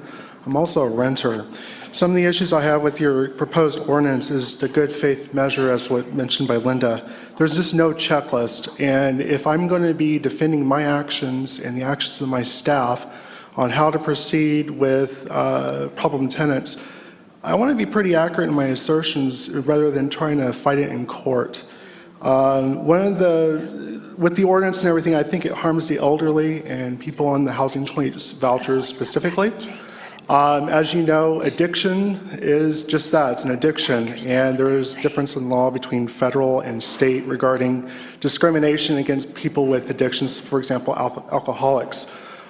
I feel this ordinance is getting really close to that line about what questions we can ask, how we investigate those claims, and basically, again, how do I show good faith? Is it all the checklist? If there is a checklist, is it 80%, 50%? And at what point do I go to jail? Or what point does my client go to jail? If I have an on-site manager, does she go to jail? These are things I would like to address. I would also like to touch on the condo and PUD, especially to Councilmember Combs. I too live in a PUD in Cotati, and my understanding is that we all own an equal share in the common areas. I think common areas should also be excluded from this measure, and the reason why is simple. If I was to buy an HOA and the college students down the way have a big party and they're all smoking, and we leave once every 3 months, if we don't have that special session, what happens? Do all the owners get fined? Again, these are some of the questions that need to be addressed, and I think it's premature to approve it as is. I believe it needs to be tabled and thought out more carefully before implementing. Thank you. Thank you. Scott Tarr, and Scott is followed by William Kelly. Good evening. I'm just going to make it real quick. I'm just here as a support and listening to all my peers, and pretty much working with renters and stuff. It's hard to implement this to the way it is right now without giving full notice. We only got, like my peer said, 32 days to get this implemented, or 38 days. We have to give them 30 days notice of any changes, and that leaves us 8 days to get set up and change all our rules. And so I just think that we need to consider more time on this. All right, thank you. There's nothing wrong with brevity. William Kelly, and William is followed by Melinda Mathis? Mr. Kelly is left. Mr. Kelly's left, thank you. Melinda? Melinda has left. Thank you. Gigi Holt?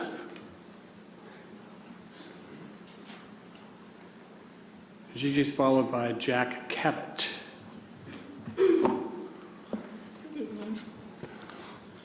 Hi, my name is Gigi Holt, and I'm a member of Diversified Funds Property Management. I'm also speaking on behalf of all my members of our company. We provide housing for people that live and work in Santa Rosa, and to tell you the truth, we've had all kinds of tenants. We as property managers do include a statement indicating that there is no smoking. Even our applications indicate that there's no smoking, because we as property managers do not elect to have any smoking of any time on our properties. And it takes over an hour for us to put a tenant in contract, because it's so lengthy, and we abide with all the new laws and put them in our addenda and our contracts, that we keep up with all the new laws. So it's like buying a house. It takes a long time to put people in the contract, because we make sure that in the courts that we're covered. I just want you to know that we are with you with this ordinance. However, 9-20.150, violations, penalties, and enforcement, we strongly disagree that the violations and the penalties should be put on the homeowners, property managers, and on-site managers. We believe that the consequences of the e-smoking or the smoking or whatever should be held closely to the tenants. We do all that we can to indicate that there's no smoking, and we do a good effort in trying to notify them. But we don't believe that our homeowners, our clients, in other words, and thank you so much. Thank you. Jack Cabot. And Jack was followed by Georgia Marino. Mr. Mayor, council members, my name is Jack Cabot. I have 9 rental buildings. That's 19 separate units here in Santa Rosa. I do not allow smoking in my units. I want to tell you about one of my newer tenants. I bought a property recently with him on it already. He's 62. He's a veteran. He smokes. He has cancer. And he's dying. I have not asked him to stop smoking. I have not asked him to smoke outside. He cannot navigate the 3 steps. He goes to the hospital once every couple of months. He does not leave his house. I have also not asked him to move out either. And I'm sure that most of the people in this room would agree with me. I have broken my own non-smoking rule. And then I started thinking there's probably hundreds of people in Santa Rosa that are in his situation, that are elderly, that are frightened, that are addicted, and they can't leave their house. And a good point these vapor people make, that maybe they can vape, that would be helpful. Anyway, some people have it better off. The people in Bethlehem Towers, they have the elevator, they have the flat surface. They can come out in their wheelchair, they can smoke out in the rain and the cold. If this man came to me, if a man like him came to me at one of my upstairs apartments looking for an apartment, and he smoked, we'd have to talk, like, can you walk outside? Can you go down the stairs? Can you go 25 feet? Can you smoke out? Are you sick? Do you have cancer? When are you going to get better? I can't ask those questions. When are you going to die? It's just Kafkaesque. Thank you very much, folks. Thank you. Georgia Marino. Georgia's followed by Del Dimick. Thank you for the opportunity to speak. I've been a property manager for 20 years for Century 21, and I appreciate the efforts for our health interest. But I've seen liability and regulations and burdens increase for landlords as we've gone along here for these 20 years. I also have a big appreciation for the tenants right now struggling to have affordable housing. It's a tough time out there for everybody. The proposed smoking ordinance is another regulatory burden put on the owner and property managers to sheriff this with no support from anyone. The tenant should be held responsible for his or her own actions and not put me in law enforcement. Thank you. Thank you. Del Dimick, and Del is followed by John Walsh. Mr. Mayor, Councilman, ladies, my name is Del Dimick. I've been in the property business for about 60 years. I've smoked for 40 years, and I want to talk about the cigarettes that are fumes.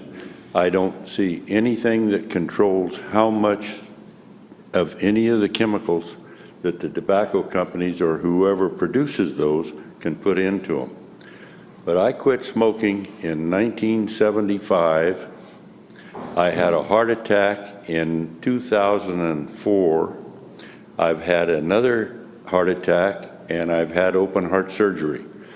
My goal is to have children stay away from any source of tobacco whatsoever that can trigger them to start smoking. I started when I was 4 years old, and I've had these heart attacks, and I know within my heart that the liquid cigarettes can lead to that eventually, because after all, they're puffing on something. Thank you. Thank you, sir. Mr. Walsh. And John is followed by Craig Hill. Good evening, friends. It's nice to be back in these chambers after, well, a pretty long break on my part, although it's odd to be standing on this side of the podium. My peers in property management have made the really fine legalistic points. And like previous speakers have said, we support the proposed ordinance. It's practical for us to do so just on the basis of when we turn over a vacant unit, a non-smoking unit versus a smoked-in unit is quite a difference in terms of the cost and the trouble we have to go to turn it over for another tenant, just as a practical matter. As the implementation timelines, it's a bit more problematic for my property. I work at Valley Oak Park Apartments. We have 231 low and extremely low income units that we administer under federal HUD Section 8 project-based arrangements. And the timelines required to even get a house rules change is far in excess of what's being allowed here, much less a lease change, which is a model that HUD requires of us and is pretty much ironclad as to their looking at it. Really, at the end of everything, what I'd like to ask you to do, and I know there's been a lot of questions about vaping, marijuana, et cetera, I'd like you to refer the matter back to staff for clarification on whatever points you'd like to raise. And if you choose to do so tonight, we as stakeholders would like to work with staff to clarify the language as to the landlord's responsibility under whatever ordinance comes down. Thank you very much. Thanks, John. Craig Hill, and Craig is followed by Eric Beal. Craig, are you here? There you go.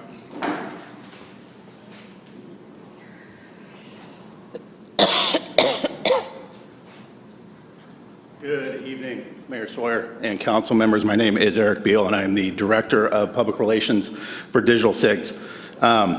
So far, the drafters of this ordinance have not approached the tobacco harm reduction issue with any objectivity or rigor. So far, they have not engaged with the evidence except to cherry pick it for obscure studies that support their predetermined conclusion. Now, here's the example, the Genuit study that is on that cute little picture that they showed with the vapor product, with the vapor coming off the wrong end of it.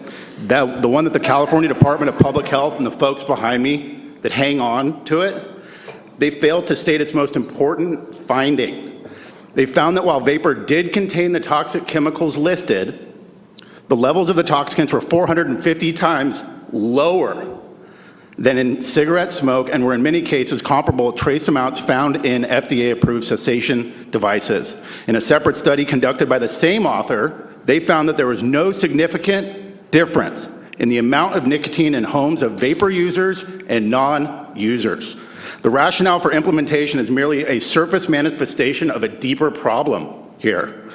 It is the sneering, arrogant, boorish, contemptuous attitude, the disregard for evidence and analysis. The justifications of this ban are at best laughably unscientific and at worst intentionally misleading. I'm glad they left this slide up. I want everyone to take a look at that slide. Notice how the entire presentation was a 200-point font, and the doctor's citations here are illegible.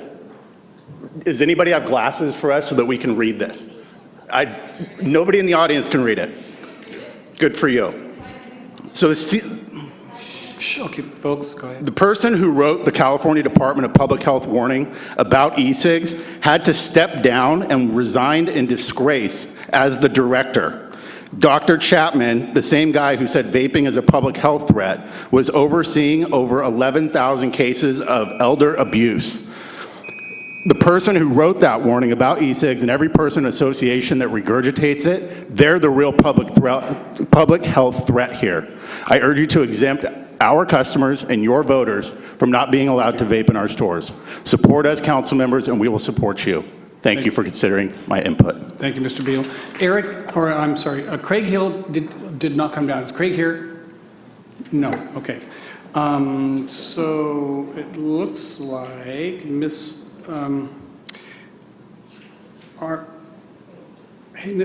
or Ms. Haig, is it Ms. Haig? Is Ms. Haig here? Okay, I can move on then. Oh, there she is. I can't sit this still this long. Ridiculous. Hi, I'm Arlie Haig. I'm the coordinator of 2 community gardens. One of them is Kiwanis. It's on the across from Kiwanis School in Moraga. Burbank Housing has a complex right behind the garden. In fact, the fence, one of our fence, their fence for their houses is contingent to our garden. And they have outlawed smoking on their premises as of, I think, a year and a half ago or something. So all the smokers come out and stand right by the garden gate. And we have many children in there. It's an organic garden. And the thing is, there's a connector between the Burbank and Moraga, and it's a fire access. But right there also is the school parking lot, and our garden's on the school property. Well, it's illegal to smoke on school property. But Burbank they haven't addressed their smokers. They haven't given them a better place. They just put in a butt collector. And it turned out that it was like a big shiny metal thing that somebody immediately ripped off its base and took it over and emptied the contents, probably to get some butts out of it. And so the problem is there. And there's cigarette butts all over. And the poor managers of Burbank have tried to do something, but it's the upper management that has to make a decision at this point.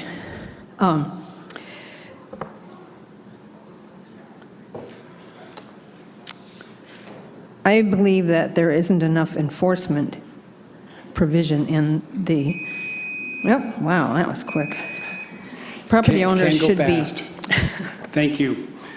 Eli Cagliandro, followed by Edie Walsh. It's either Ellie or Eli. Eli? No, Eli. Edie Walsh? Oh. Eddie Walsh. Mayor, council members, my name's Eddie Walsh. Thanks for listening to me tonight. So what if there were a product line on the market that longtime smokers found could help them get rid of cigarettes, gain restored health, and allowed families to live and breathe better? What if the same product did not need a big dollar government advertising campaign or need for a doctor to write a prescription for the smoker to buy the products? What if the public health could be greatly improved and millions of lives could be saved without spending vast amount of taxpayer dollars to it, all while cigarette use declined? If such a product existed, you would be happy, albeit cautious, to guard against over-regulation and demonizing that product, right?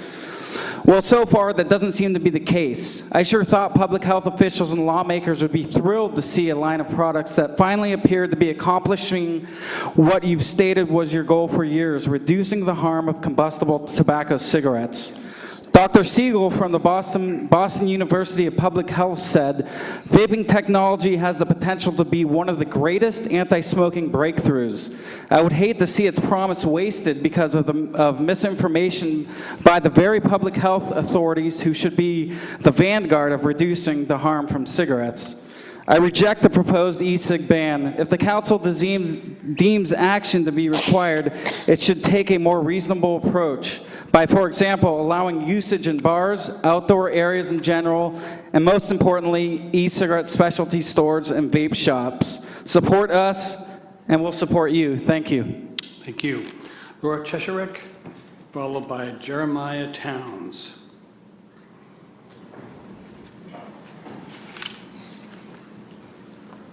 Hi, my name's Laura, and I am a vapor, and I am a voter. I would just like to say that I think that you guys are all intelligent people, you're here, and I assume that because you're here, you care about the people in this community. And I just want to make sure that you guys don't get the wrong information and don't ban something that's helping us. There are studies out there that show everything. Everyone's not biased. Scientists are supposed to be non-biased, but we all know that that's not the case most of the time. People can cherry pick, they can manipulate studies to make it say what they want. So just please do your due diligence and look at all the information that's out there. There are so many studies and so many positive outcomes that don't just base everything on the few negative things that you hear. And so I would just appreciate, you spending your time and really looking into this, because it is important. It is important for millions of people. It saves lives. It helps people. I myself suffer from fibromyalgia. Since I was a 2-pack-a-day smoker for almost 20 years, I would spend weeks in the hospitals. I was taking 17 different types of medications. Since I quit smoking and started vaping, I no longer take any medications. I haven't have to been hospitalized in over a year and a half. I haven't had any sort of infections. All of those things are gone. And I contribute all of that to quitting smoking. So I just want to thank you very much for listening to my input. Thanks, Laura. Jeremiah Towns, and Jeremiah is followed by Brendan Perry. Jeremiah, you here? No. Brendan Perry? Brendan, going, no Brendan. Shiloh Smith? Shiloh, no. Tracy Sullivan? Tracy's followed by Jamie Kugelberg. Good evening, Mayor and City Council people. I'm here today because I'm a cancer survivor. In August of 2013, I was diagnosed with bone cancer in my jaw as a result of, most likely, they believe, of a bad root canal, and I was smoking cigarettes for 20 plus years. At the time I was diagnosed, I was doing both because I was trying to quit. So because I had cancer, I couldn't seem to quit the cigarettes no matter what. So because I was diagnosed with cancer, I just finally put my foot down and said, well, I'm going to have to try to do these e-cigs only, because I know for a fact I cough less, I walk and run more. So I was able to quit or down to zero nicotine because of the e-cigarette. Had I not had that e-cigarette, I'm not sure exactly. I'd like to say I would have quit smoking because it's crazy not to but the addiction to nicotine is crazy too. It has really, I don't want to be dramatic, but it has saved my life, I believe. I have 2 children that were cigarette smokers that are now doing e-cigarettes. They did the same way I did until I got cancer, and now they do e-cigarettes only. My personal opinion of the youth and cigarette and e-cigarettes, I'm also an alcoholic recovering for 22 years. I know it's the disease of addiction well. I am also work in the field.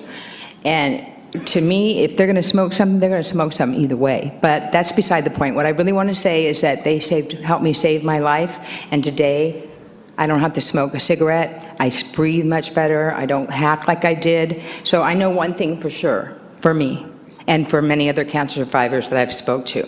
It has definitely changed our lives significantly, because nicotine is a very hard drug to stop. That's what I'm here to say today. Thank you. Thank you. And Jamie Kugelberg?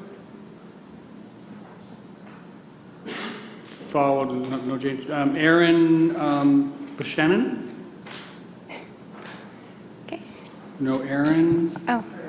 Are you there? Is this? Oh, there you are. Okay. Is this working or? Yeah, just speak into the mic. Okay. I'm Jamie Kugelberg. I was a smoker for 12 years. The only way I was able to quit was through vaping, and I've been a vapor for 8. Since I quit smoking, I've noticed radical improvements in my health. I'm actually not sure what it's like being a non-smoker because I started smoking when I was 15. Sorry, very anxious. I just wanted to ask that you refrain from any kind of prohibitive regulations locally until the evidence is conclusive, regardless one way or another, toward the detriment or benefit of vaping. And if not that, then please just consider that we still have accessibility to these products in our vapor stores. So, thank you. Thank you. Aaron Buchanan? Yeah. Okay, go ahead, Aaron. I was a smoker for about 6 years. I ramped up from one every couple days to about a pack a day of unfiltered cigarettes. I was introduced to e-cigarettes about 2.5 years ago. It took me a while, but I'm almost down to no nicotine. There's no other way I would have quit. I quit 2 times before, and within a month I was back to cigarettes. There's been a drastic improvement in my health since I started vaping. I can run, I can jog. When I go to work and I lift boxes or unload pallets, I'm not wheezing or hacking or coughing up the massive amount of crap that's in your lungs when you smoke. To in any way ban this or limit people's ability to get something that will help them quit smoking is ridiculous in my eyes. There's a chance for people to quit smoking and limit tobacco in the hands of people. Vaping is the future to do that. It's here and it's helping people. So there's no real reason to limit the ability to get better and quit tobacco. Thank you. Thanks, Aaron. Daryl Curtright? Daryl, there you are. Followed by Seth Bufkin. Good evening, councilmen Close. and women. I am a vapor and I also vote. I used to smoke cigarettes off and on for the past 10 years. I officially quit smoking cigarettes a little over a year ago when I was up to about half a pack a day. Ever since then, I was introduced to electronic cigarettes, and it's been great. My asthma has gone down. I hardly wheeze, hardly cough. I can play basketball again. It's been a blessing. And I'm even almost down to no nicotine. I'm at 3 milligrams, almost to 0. I do use 0 occasionally, so I'm weaning myself off. It has truly been a lifesaver for me. And I really would like to see the ban of vaping inside stores to be discluded, because then that'll limit me to try the product that I need to completely wean myself off the nicotine and to live a better life. That's all I have to say. Thank you. Seth? Yep. Hello, council members. My name is Seth Buffum. I live in Santa Rosa. I'm a longtime Sonoma County resident, taxpayer, rent payer, and voter. So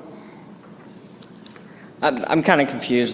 So it's a smoker ordinance, and you're trying to change vapor as the actual definition of vapor. So the definition of smoke is visible suspension of carbon and other particulates in air, typically one emitted from a burning substance. Vaporization is just a transition from liquid to gas or vapor. It does not include burning, and it also does not include carbon, which is the leading cause of cancer, carbon and tar from cigarettes. That's what's harmful about cigarettes. It's not the nicotine. I'd like to say that both my grandfathers actually died from cigarettes, and I also had cancer at 21. I quit smoking cigarettes, traditional cigarettes, at that time, and about 10 years later, after I was in remission of cancer, I started smoking again. And for some reason, I couldn't stop this time. And then electronic cigarettes came out, and I was able to start vaping and stay stopped, not smoking cigarettes, which are very harmful and cancer-causing.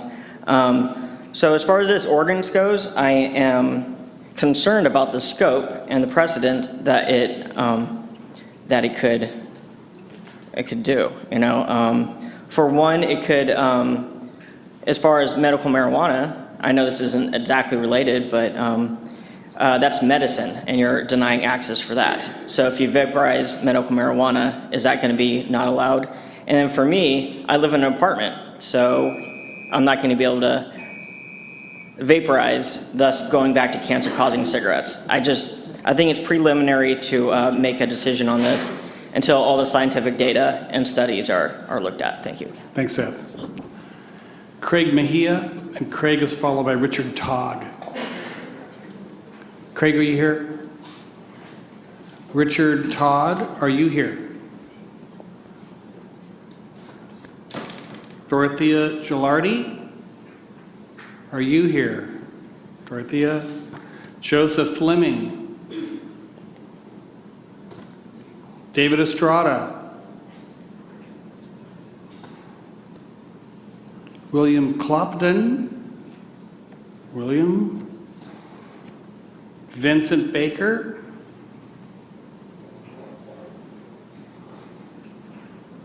And Vincent is followed by Whitney Mullins.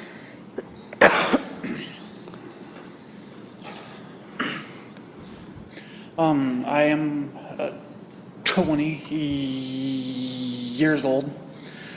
I smoked traditional and cigarettes for 5 years.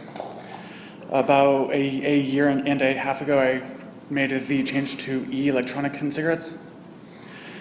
I also have asthma, so when I smoked cigarettes, I wasn't able to do sports. I wasn't able to enjoy football, wrestling, basketball.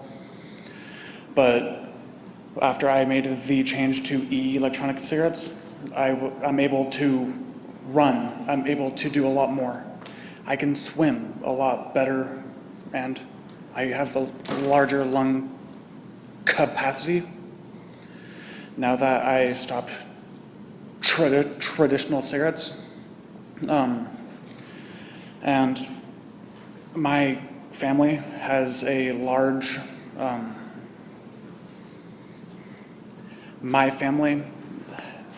a lot of it has had cancer of many sorts, and I've lost a lot of family from traditional cigarettes. And my dad had a heart attack at 30 because he smoked a lot, and he wanted to make the change to electronic cigarettes. He's able to breathe better and do his job a lot better. He's a San Quentin prison guard, and it's helped him and many other guards who work there. And that is all I have to say, and thank you. Thank you. Vincent Baker was followed. Well, I'm sorry, Vincent. I didn't mean to call you twice. Whitney Mullins. Lori Bremer. Sorry. Thank you. Jonathan Mosbleck. Okay, great. Thanks, Jonathan. Good evening, council members. My name is Jonathan Mosbleck. I'm a vapor, I'm a veteran, and I'm a voter. I live in Santa Rosa, and thank you for my time to speak tonight. Passing the proposed ordinance would inappropriately equate vapor products and traditional tobacco products, suggesting that both pose comparable threats to individual and public health. This association isn't just misleading, it's dangerous. Equating vaping products and traditional cigarettes would discourage Santa Rosa smokers from trying one of today's most promising and effective approaches to tobacco harm reduction. In a recent 8-month study, vapor products helped approximately 35% of participating smokers in this program reduce their consumption or eliminate it entirely.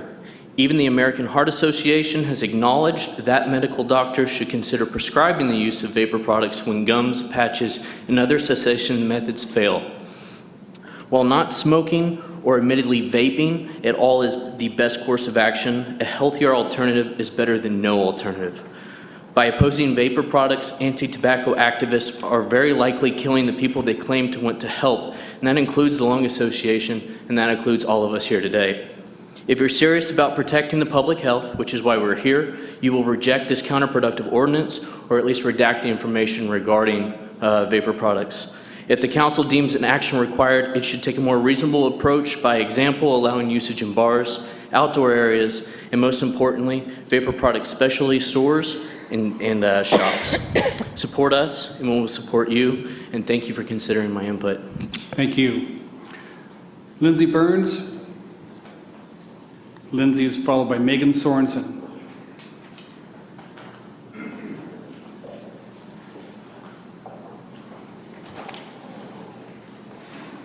Thank you, Mayor and council people. I'm Lindsay Burns, and I am a representative of the American Cancer Society Cancer Action Network, but primarily as a resident of Santa Rosa. I just want to point out that as human beings, we have 5 primary senses: seeing, hearing, smelling, tasting, and touching. 2 of these are direct interactions. Tasting and touching, you have to choose to do this. Seeing, hearing, and smelling, those are passive interactions. When you see something, you have a choice to look away. When you hear something, you have a choice to cover your ears. But when you smell something, you don't really have a choice, because you need to smell, or you need to breathe in order to live. So I'm here to speak for my right to choose and my level of exposure. As far as vaping stores, I feel that I can choose to stay out of a vaping store, so I don't think there's any reason why the vapor stores should have the regulations prohibiting the testing of vapor cigarettes in the stores. I'm not for taking people's rights away. However, in this case, I would like to have a say in the health of my environment. We all breathe and have a right to do so safely. As far as e-cigarettes go, there's not enough research on the long-term effects, and I appreciate how e-cigarettes have helped individuals get off tobacco. However, some of the most dangerous things we can't see are things in the air. Airborne particulates like mold, asbestos, and carbon monoxide. I think we all remember back to where asbestos was like this really phenomenal new material, and then years later we found out that it was all over our homes and very, very toxic. I think that outside residences, which I just want to point on what you said, Ms. Combs, I live next to a multi-unit complex, and their kitchen is right by their patio. My kitchen is, so when I'm cooking, the cigarette smoke and the marijuana smoke wafts into my place. And smoking on golf courses, just really quick, if people could dispose of cigarettes in a respectful manner, I think that when I'm on the 9th hole and someone's on the 8th hole, if they're smoking and they're 25 feet away, that should be completely fine. Thank you very much for your time. Thank you.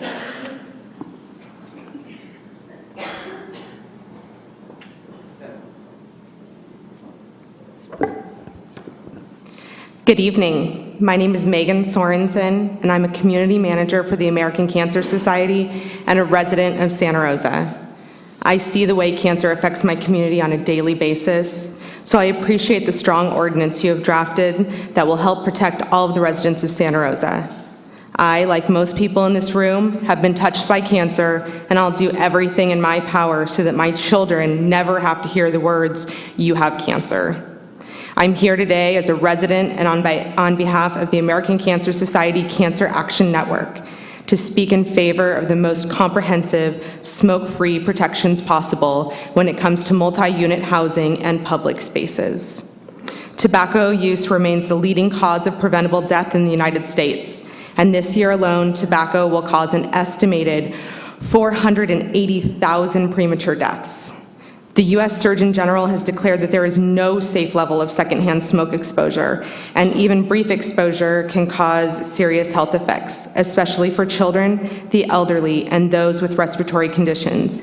And these are the very people who spend most hours each day in their homes. Because smoke does not stay contained, it can travel from one unit to another, similar to drifting from non-smoking to smoking sections of restaurants and bars, which is why they're no longer allowed. With this in mind, between 44 to 46% of non-smoking residents in multi-unit housing are exposed to secondhand smoke in their homes. More than 80% of Californians don't smoke, and similar numbers do not allow smoking in their homes. But one smoking neighbor can expose residents of every adjacent unit to their smoke. I'd like to thank you for your consideration and all of the work that has gone into an ordinance that will help protect our community. We encourage you to pass the proposed ordinance so that all will enjoy the benefits of your proposed protections. Thank you. Thank you. Keith Becken? I think it's Keith. followed by Lexi Bennington. Okay, is it actually me this time? Oh, I think so. Okay. Hi. I think I'm batting cleanup for the landlords. One of our primary missions is to limit liability for all of our property owners and for all of our properties. And when it comes to liability, the fact is that regarding vaping, if there's a liability, I don't think that we actually know what it is yet. It's inconclusive. But so I realize that this conversation has almost specifically covered vaping, but my concern is actually two things, what Ms. Combs said and what Dr. Melman pointed out. Ms. Combs lives in a PUD. The fact is, imagine you pass this tonight, it becomes ordinance. It's going to go into effect as of May 9th. You go back to the PUD, the governing board of the group there. When do they next meet? They're going to be meeting in 2 weeks, 3 weeks, and then they have to decide how they're going to approach it, pass it back to all of the individual owners. The owners have to engage and write the notices and make the changes. The fact is, a 32-day, 38-day notice is simply not going to be enough time.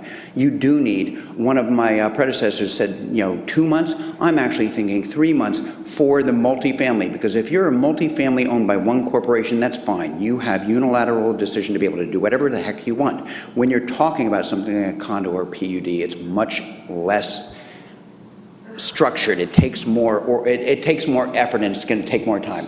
The second thing was the last slide that was up there, talking specifically about vaping, but the same thing goes with almost any tenant behavior. Difficult to prove. The fact is that if we as landlords are now responsible for enforcing these regulations, and we're not there each and every time, but the next door neighbor who now would have, as a part of this ordinance, would have the right to actually pursue a claim against us, the landlord. And if they're saying, well, I've been watching them and they've been doing this and they've been doing this and they've been doing this. I'm done talking now. Thank you. Lexi? Is Lexi here? No. Grant? Grant still here? Ralph Morgan-Besser? Besser? No Ralph? Franklin Ward? Chris Franklin. Followed by David Boldini. Hello, I'm Franklin Ward. I'm a voter and I live here in Santa Rosa, and I'm a vapor. I started vaping when I was about 32. Now I'm 36. It's been about 4 years.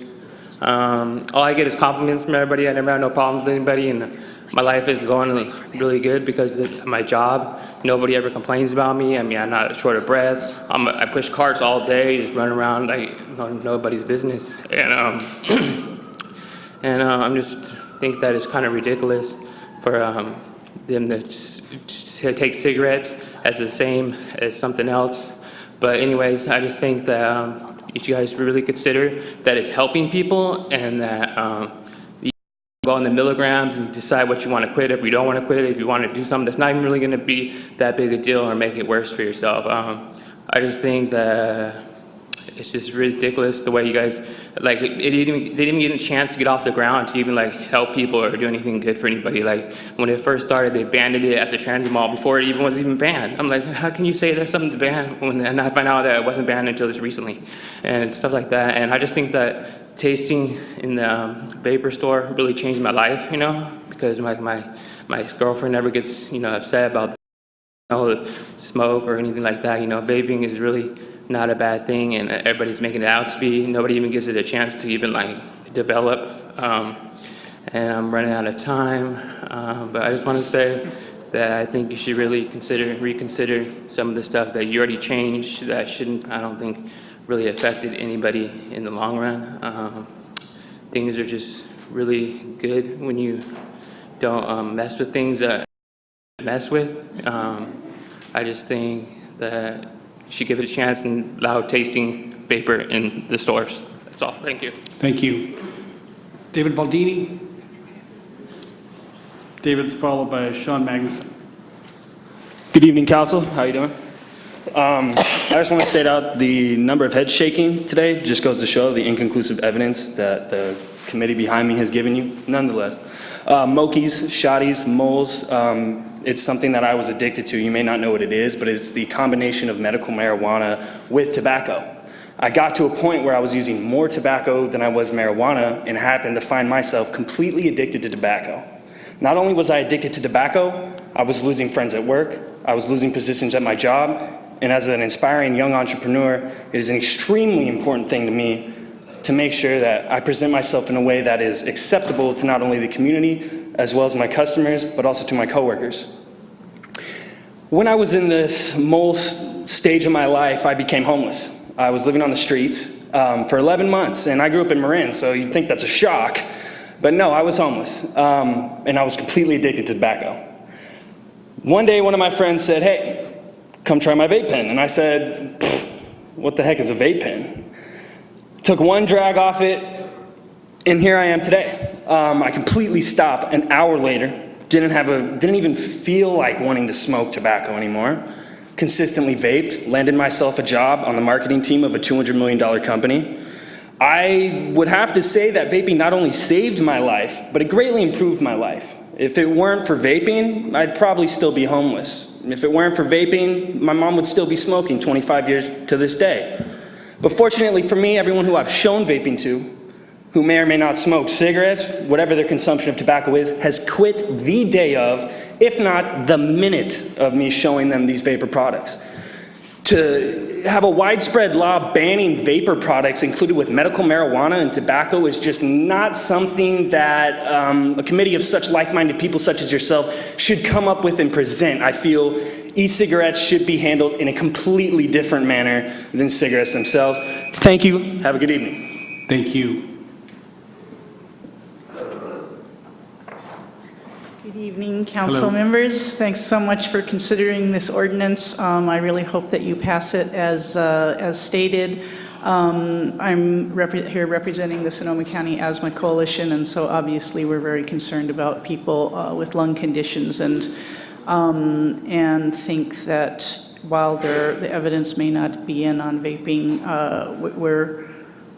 we would like you to consider taking the healthiest possibility that to include it in multi-unit housing. And I just want to make many of the people who've been up here speaking have been talking about that the council is suggesting banning vaping, and we're not talking about banning vaping or disallowing people to smoke either cigarettes or e-cigarettes, but the dangers of subjecting people to the vapors that come out of their mouth and possibly harming the health of other people. So that's our main argument here, to include it in the multi-housing ordinance. So thanks so much for your time. Thank you. Nicolette McGowan. And Nicolette is followed by Joshua O'Keefe.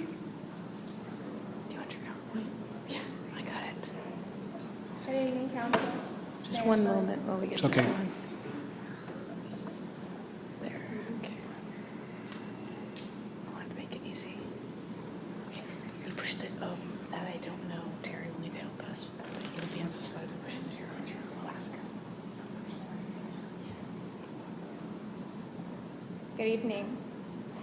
I'm here to speak on behalf of myself and my 7-year-old son.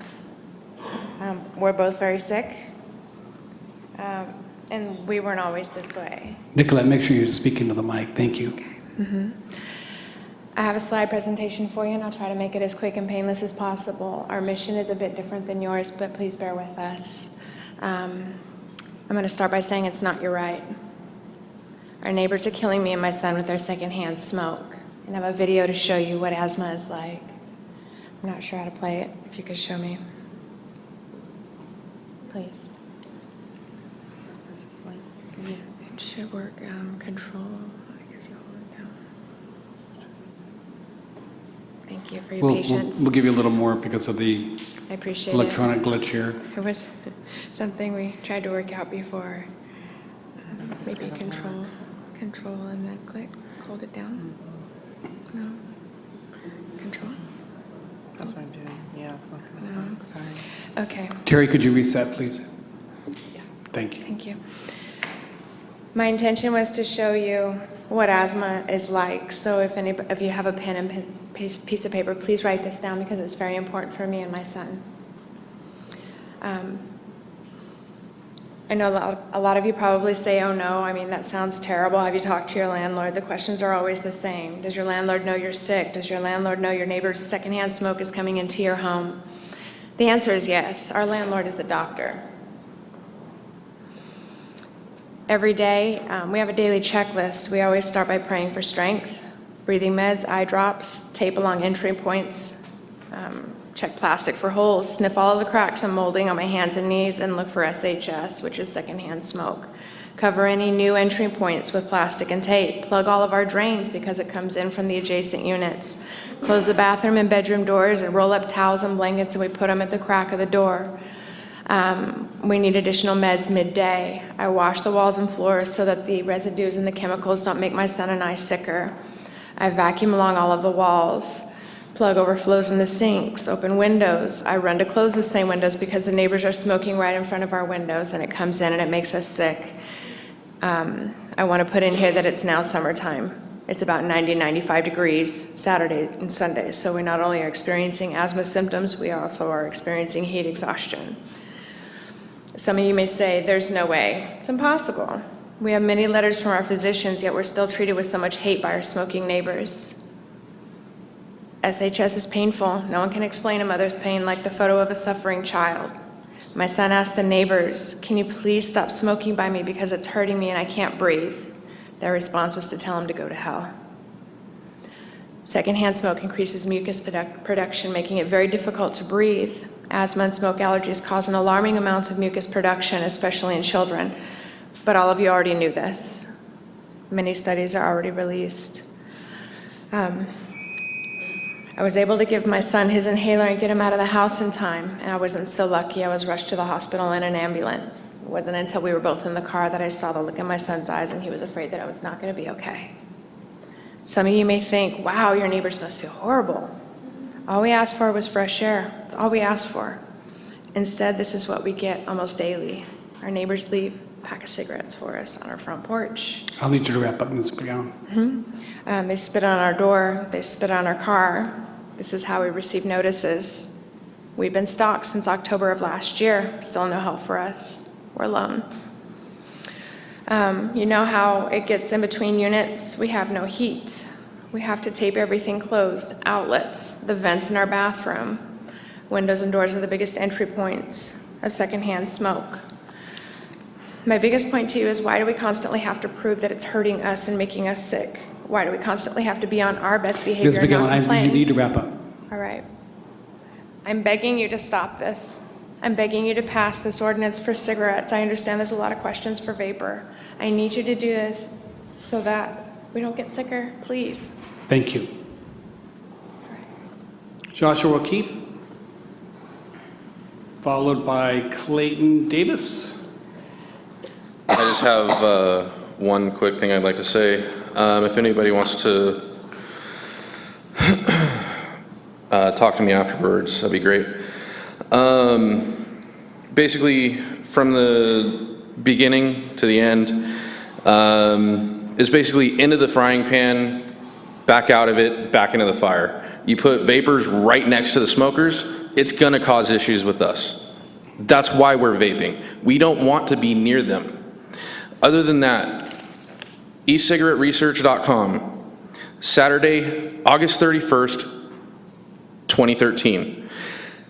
Clinical research stating that there is no restriction of blood flow with a vapor e-cigarette vaping pen compared to smoking. I'll give that to you guys later. Other than that, the toxins that they said were actually in the e-cigarettes, I'd like to actually know which companies they actually tested because I don't want to smoke them.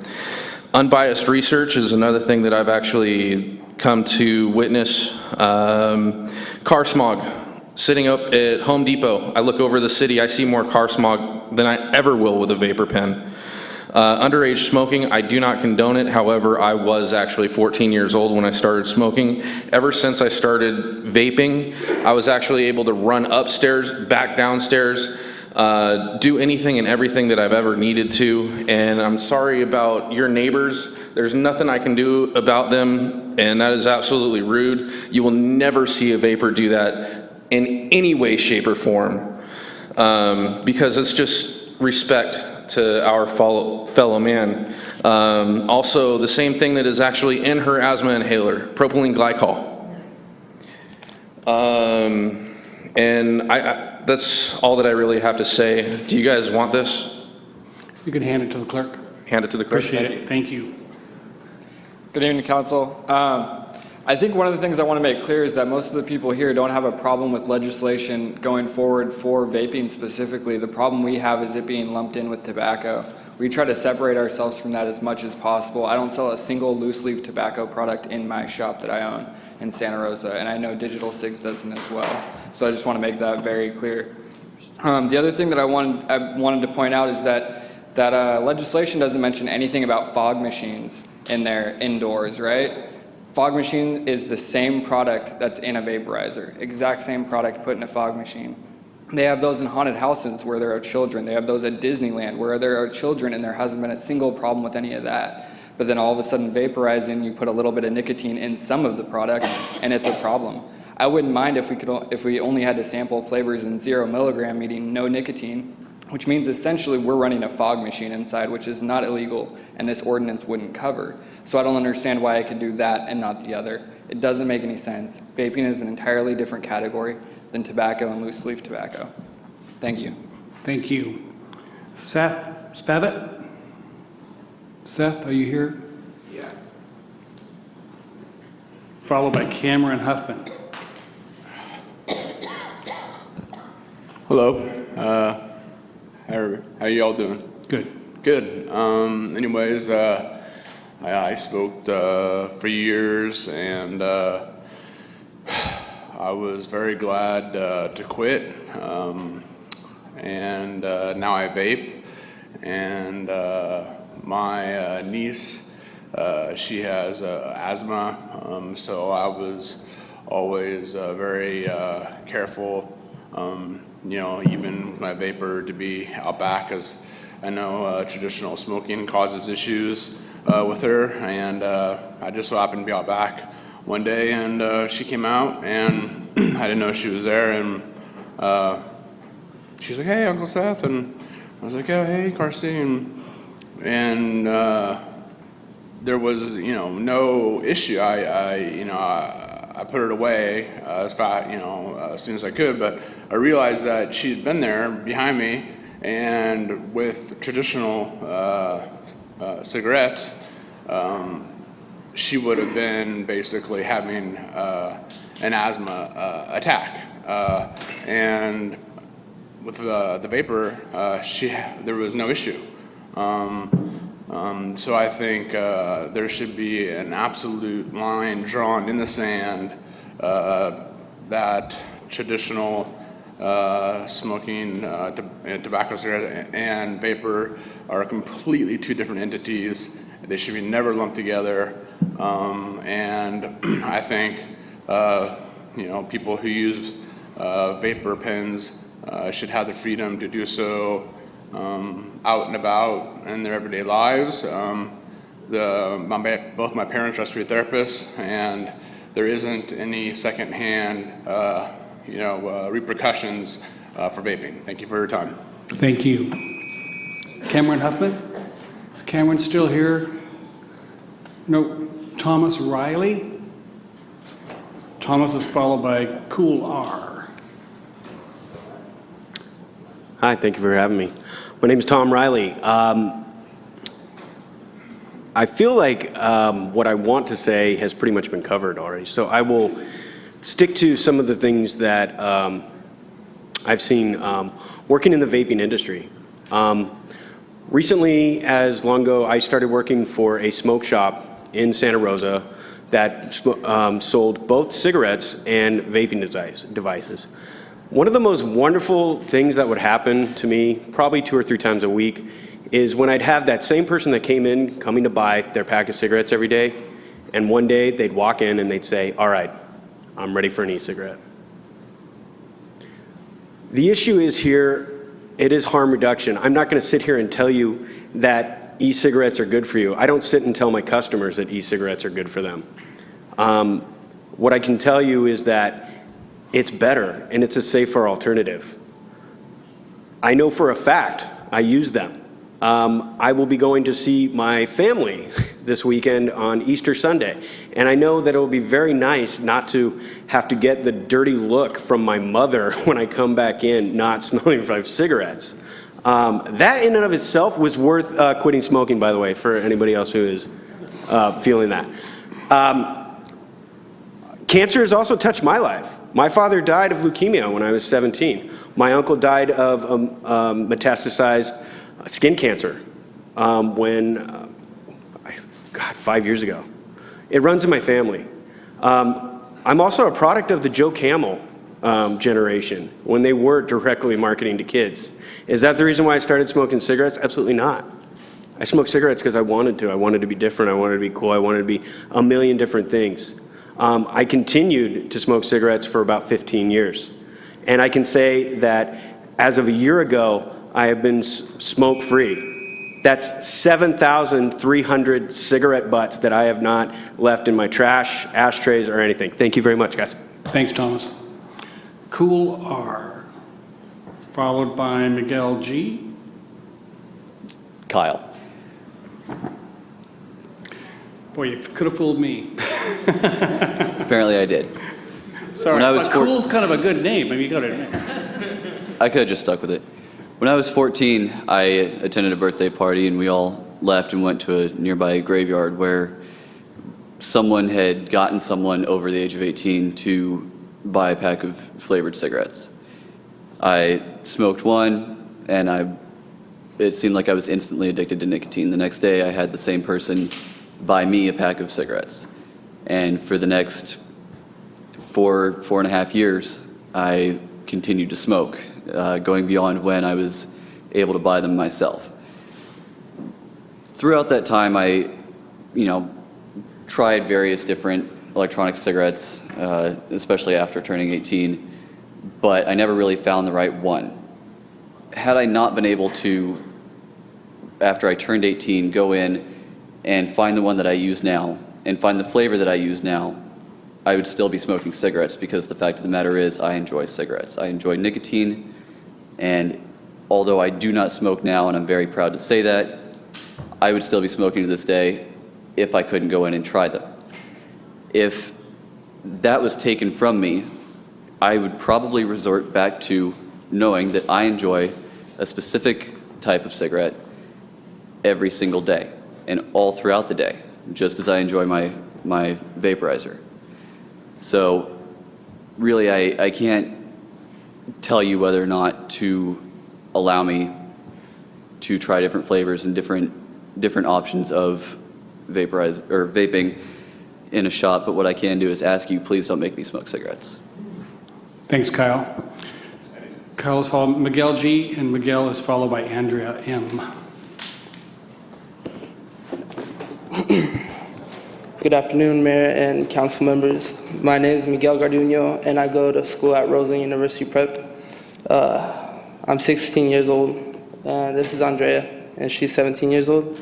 And we're part of a peer education group that goes around Sonoma County and spreading our word and trying to help our peers make better choices about tobacco, marijuana, and alcohol, and other substances like that.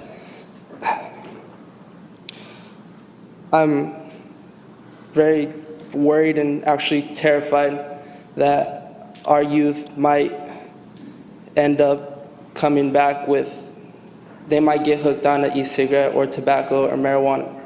And as many people have came up and said their story, they start out young. And that's our point of our group. We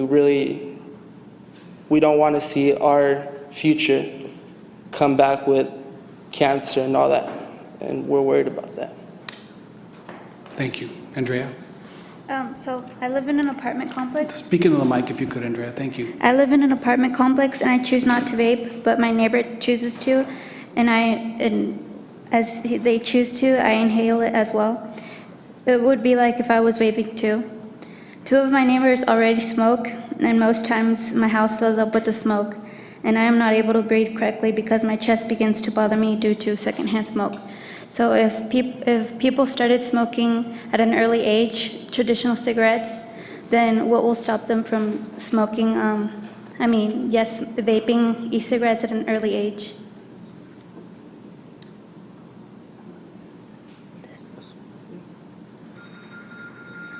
We are not here to offend the community. We are here to speak our mind. Today we presented over to about 100 students, and by the end of the week we will be presenting to about 300 to help them make the right choices in their health, and the main topic is e-cigarettes. We are investing our time to help our community make better choices about their health. We are all human and we're trying to survive. I understand that families depend on this business as well as their income and try to accept to keep them going in life. This is our community, and we need to take care of it. And I feel there is nothing wrong if they like smoking e-cigarettes or vaping, that's fine, but have them in a specific area, because we need to take care of our youth and the other people in our community. Thank you for your time. Thank you both. Pam Granger?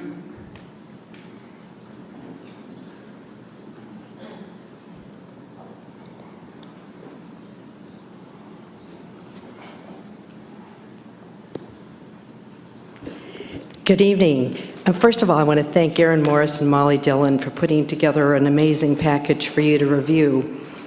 This proposed policy is not about stopping those avid e-cigarette users from using that product. It's about preventing their choice from impacting on those who've chosen not to. 62,000 people, according to stats from the staff report. Tonight's given me a firsthand look of what it's like to be in a room with people who are using electronic cigarettes. Every time somebody came inside from being out smoking, there was a cloying smell in the air, and my throat has begun to get dry.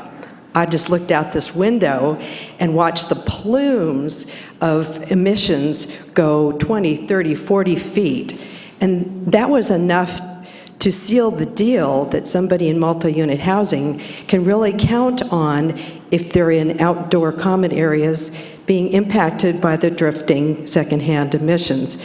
What if their window is open? Psst, right in the window. There's some consequences for not including electronic cigarettes at all in your policy.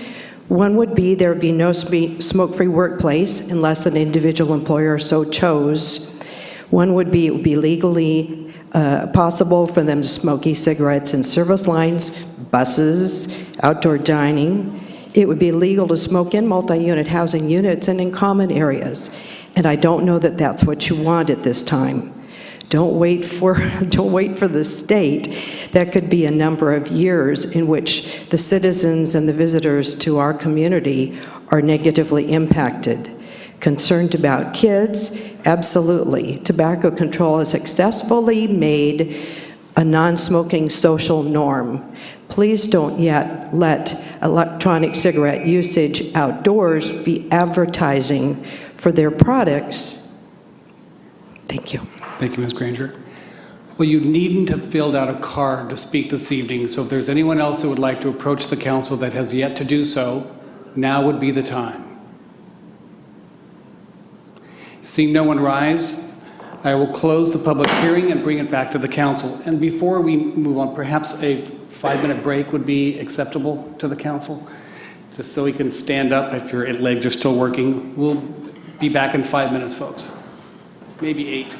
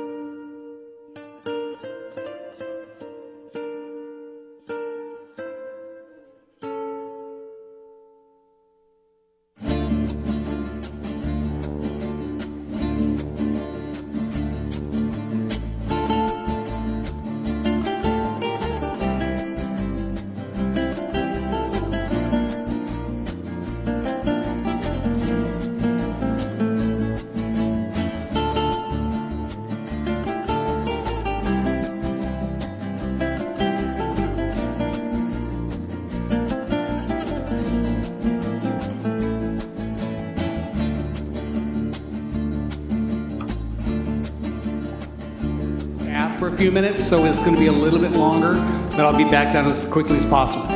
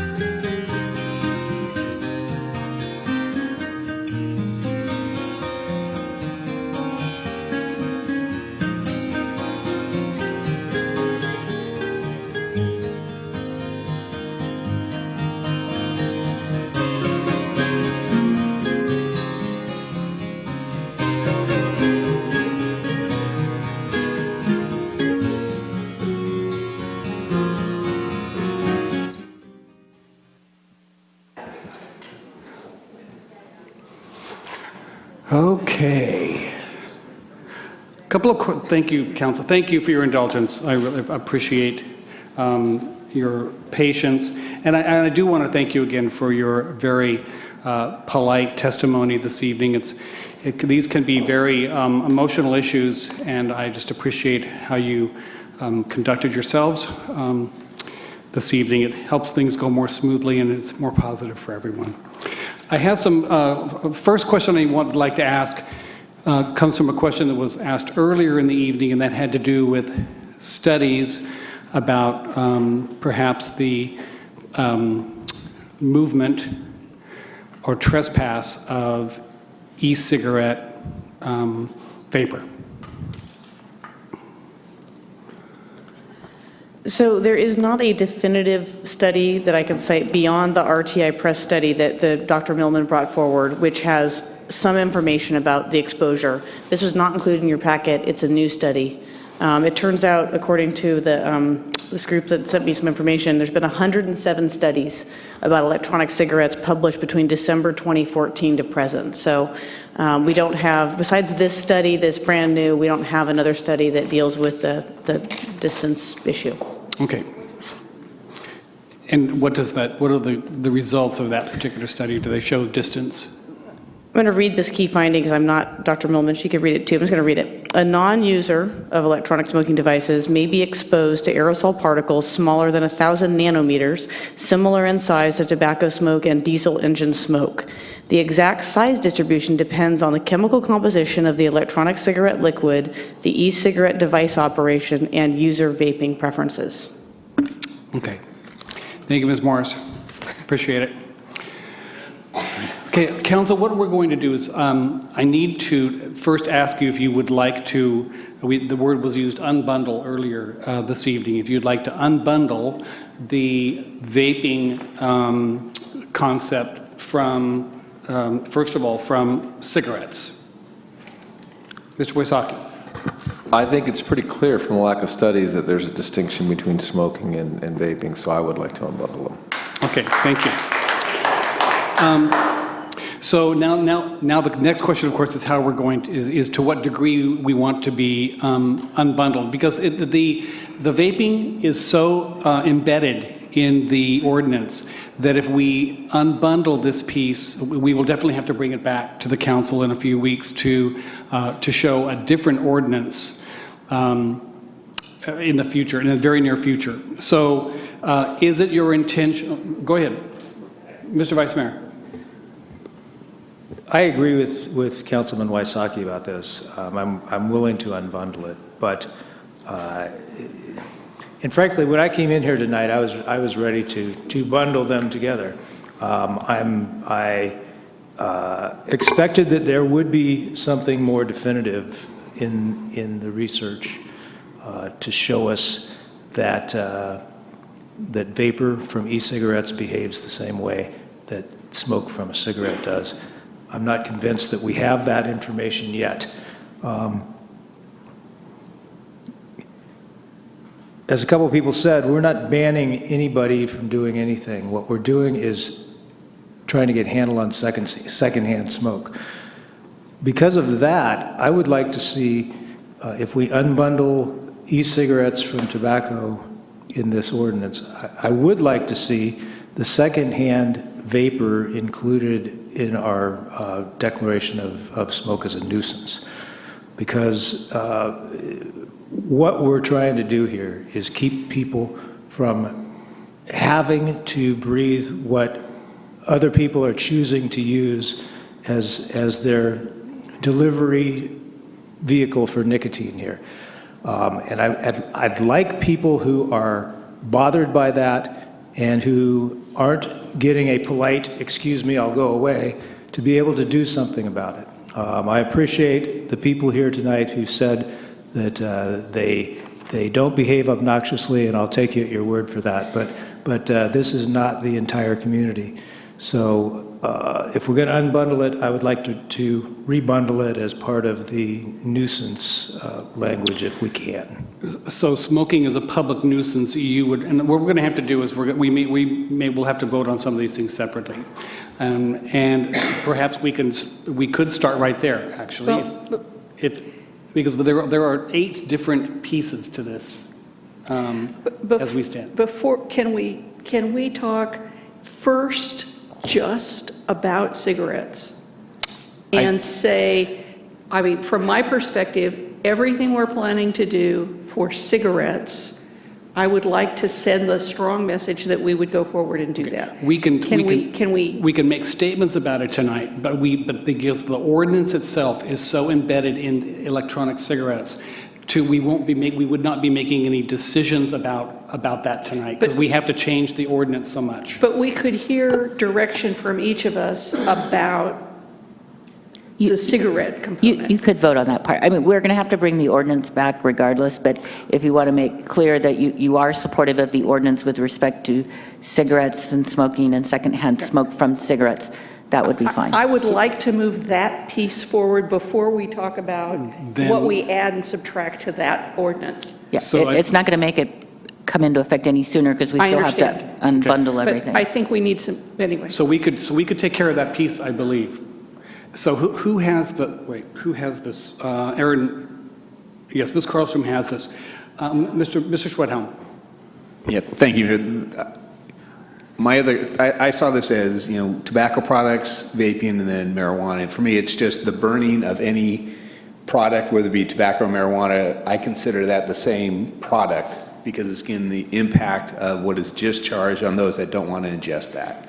So I'm not sure if you mentioned cigarettes, or smoking, is that including tobacco products? I specifically mean cigarettes for this round, and then let's do sort of a sense of the council for the other pieces and which pieces want in and out. Because, so for right now, all I'm talking about is cigarettes, and then we'll come back and talk about marijuana, and then come back and talk about vapor. So for the city attorney, because I know there is that existing state law that's saying anywhere where smoking is prohibited, it also applies to marijuana. State law does prohibit smoking of marijuana where smoking is prohibited. So if there was an interest in precluding that or adding something different, that would have to be an affirmative action by this council. If we just said smoking, it would include marijuana. Would that be? I think I'm trying to be very clear about using only the word cigarettes. Although how we figure out how to talk about cigarettes and smoking is another. We could do it this way, just so we could move forward. We could break it. We could say, we'll start with cigarettes, and then we say, will we treat marijuana the same as we're treating cigarettes? That could be the second motion. So that way we can split it, and then we move on. So Ms. Carlstrom, could you formulate a motion for the first piece with the cigarettes? Tobacco cigarettes. Tobacco. I can give it a shot. Okay, thank you. And that would be one large one down. So I have the large ordinance in front of me. So I guess I would ask the city attorney for. So I just make a motion to direct staff to include in the ordinance that will be brought back banning smoking of tobacco as outlined in the draft ordinance. Okay, so I will move, I make a motion directing staff to bring back an ordinance banning smoking of tobacco products as outlined in the draft ordinance. Perfect. Second. I have a motion and a second. Your votes, please, council. And I have 6 ayes. Thank you very much. The second piece. Okay, with respect to medical marijuana, as Councilmember Schwedhelm said, state law does say that any prohibition on smoking includes smoking of marijuana. If you were talking about vaping of marijuana, which I think Councilmember Carlstrom was talking about, you could make an exemption for that. Yeah, my intention in asking staff to pursue these options was to distinguish combustion from vaporization. I think that that's something that what I've heard from most council members they can get behind, but I do want it to be treated as a distinct product from a tobacco product. Can we have a little more clarification, or I'd like a little more. Sebastopol did it differently, and their ordinance is okay with state law? Well, that's not our interpretation, quite frankly. There's a state law provision that says anywhere smoking of marijuana is prohibited, anywhere smoking is otherwise prohibited. So in our current ordinance, we've also included smoking marijuana, medical marijuana, any marijuana. We've included that. It's always been included in our smoking ordinance as part of the smoking, and that's consistent with state law. It's our position that that Sebastopol's ordinance is not consistent with that provision. So its staff is saying that medical marijuana is the equivalent of tobacco? No, we're saying that the state has said wherever marijuana or wherever smoking is prohibited, marijuana smoking is also prohibited. Would we need to reaffirm that in this motion, or have we just done it?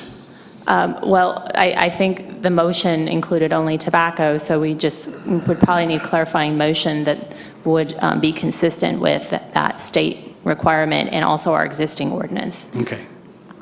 And I think if you want to exempt it by vaping, that would be something different. So you can make that clarification, and that would be allowed under state law. And I also wanted to raise an issue with respect to the definition of smoking, because I'm not sure why we've taken the affirmative step of saying, the purpose of bringing this ordinance to us was to expand our smoking ordinance, and it began with tobacco. I asked the question about how does this impact medical cannabis users, and now all of a sudden the definition comes back and precludes marijuana consumption in the definition. So this is on page 6 of the public draft, the second paragraph. Smoking means, ellipses, other combustible substance, including marijuana. So I'm reluctant to take that affirmative step, but only because I don't believe that it's necessary if what you have just outlined, Ms. Dillon, is correct, which is that state law says wherever smoking is prohibited, marijuana smoking is also prohibited. I'm cognizant that we've had some difficulty in interpreting the distinction between recreational marijuana and medical cannabis, and I think this adds to that. Right. Well, our previous ordinance, regardless of how it was drafted, was always the intent and the interpretation was always to include the smoking of marijuana, including medical marijuana, where smoking was otherwise prohibited. So this definition may be more explicit on that point, but I think it's consistent with what our existing ordinance has said.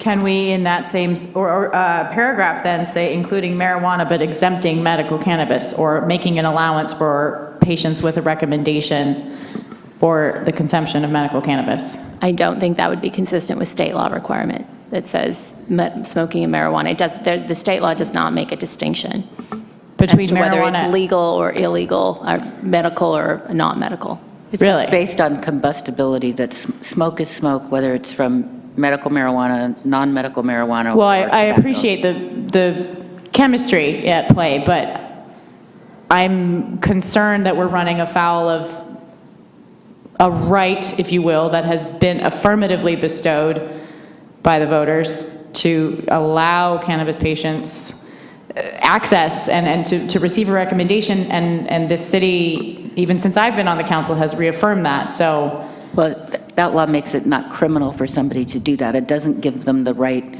as we've talked about before, to do it under, to drive taxi cabs under the influence, to do certain things. So you do have an ability to restrict it in that way if you're restricting smoking. Even though, as Molly said, it's covered under the government code, most people don't read the government code. More people are likely to read, and so our thought was that if we're going through this process of changing the ordinance, it would better to be clear, because a lot of people have asked that question, and so we thought it would be good to clarify that as well. So my suggestion would be, if you want to make an exemption, to make an exemption for vaping, medical marijuana, and say that that's not included within the definition of smoking.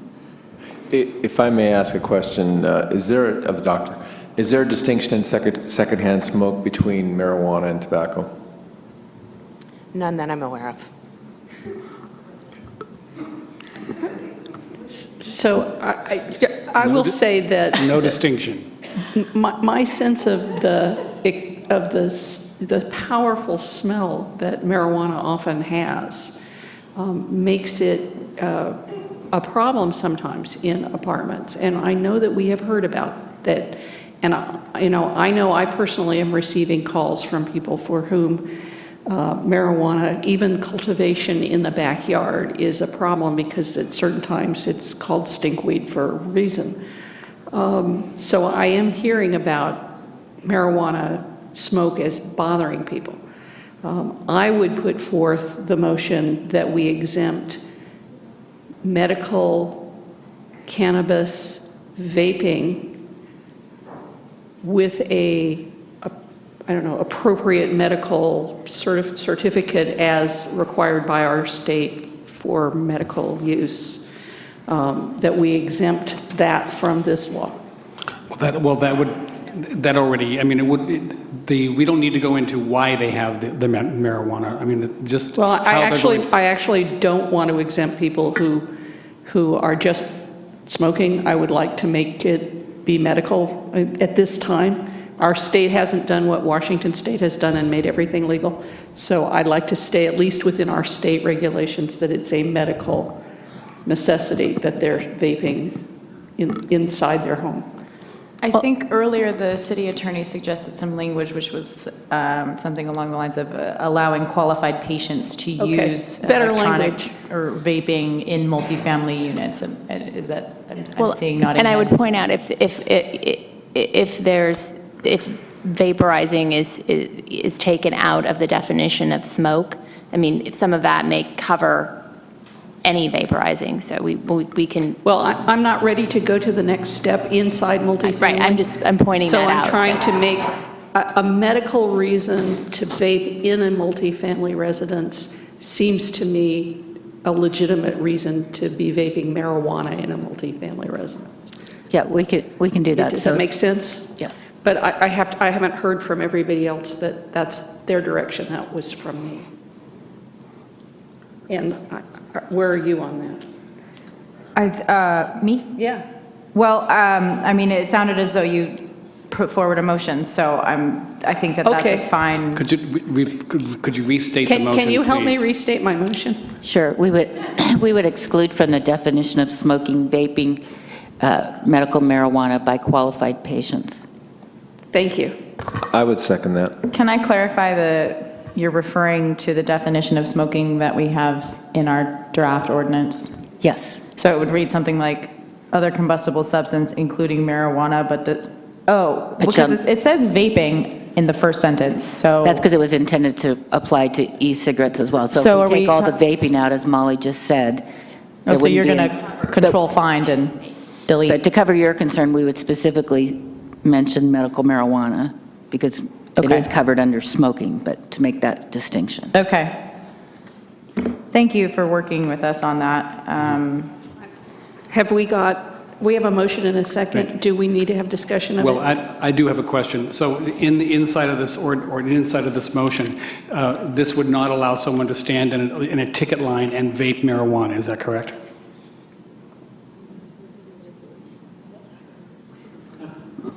Well, if it's vaping, it depends on what your intent is. Where we go with because if we're excluding it altogether, then it wouldn't be prohibited. If vaping marijuana or vaping otherwise were excluded from this ordinance, then it wouldn't be prohibited, period. I thought there was general prohibition on marijuana being consumed in public. Is there no general prohibition from the state on that?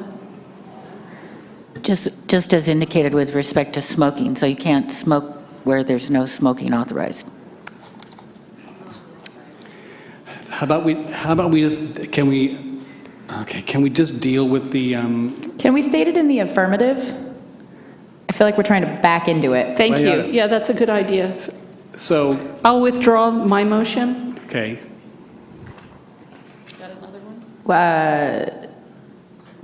Vaping medical marijuana by persons. By with qualified patients is permissible in residences, whether they're multifamily or not. Something like that? Aaron looks confused. See, Not I don't me. mind. I'm if- not speaking about myself. Quite frankly, I mean, I don't really, if someone is vaping marijuana where smoking is allowed in a multifamily, you're out you're in a park someplace, not in a city park. You're in an area not 25 feet near a door or window, and you're vaping marijuana. I don't care. I mean, but if you're in a line if you're standing in an ATM and you're vaping marijuana, I don't have a problem with it. So then you wouldn't want it in public places, such as parks, in the lines? So So it has to be in the negative. It has to be in the negative. Okay. I win for me. I don't think people need to be, Do you have enough guidance from us that we could perhaps? Yeah, I think if there's a sense from all of the council that you would like an exemption with respect to medical marijuana use in residences, we can draft that and make clear that it doesn't apply to other areas. There you go. Bingo. Vaping. So it's Vaping. yes? Vaping medical marijuana. Yes. Now, I'm not sure can you help me with this?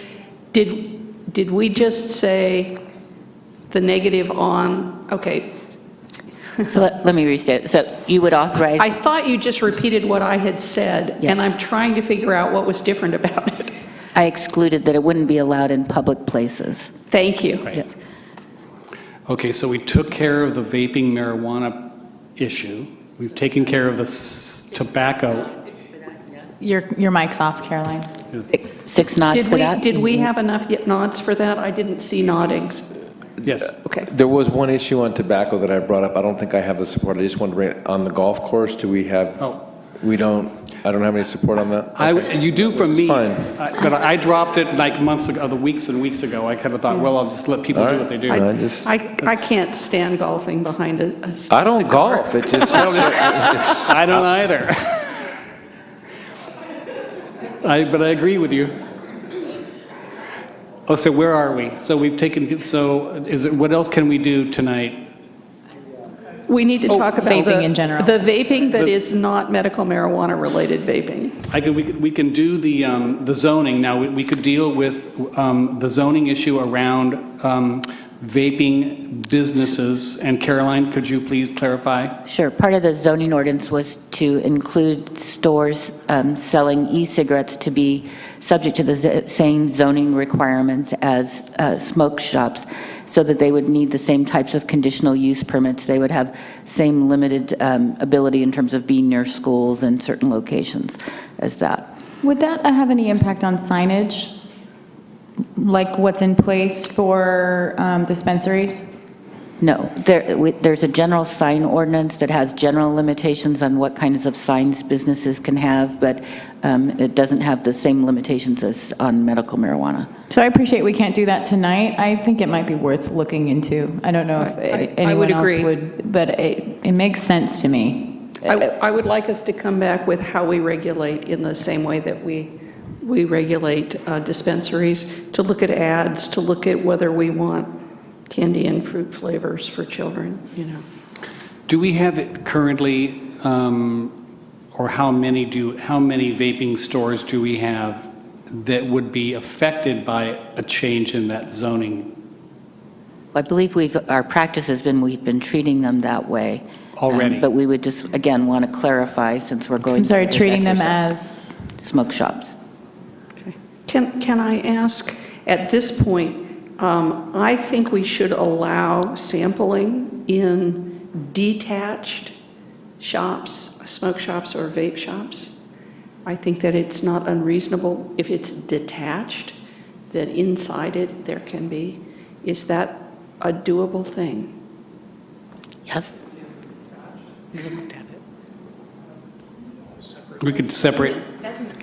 Do That's you part mean of a the smoking ordinance. standalone building? Is that what you mean? If it's a standalone building, if it's not, it's just the same as residential where there's shared walls, you can't, if there's It's not a shared walls. shopping center, it's not a part of a It's not in the shopping mall. center? Okay.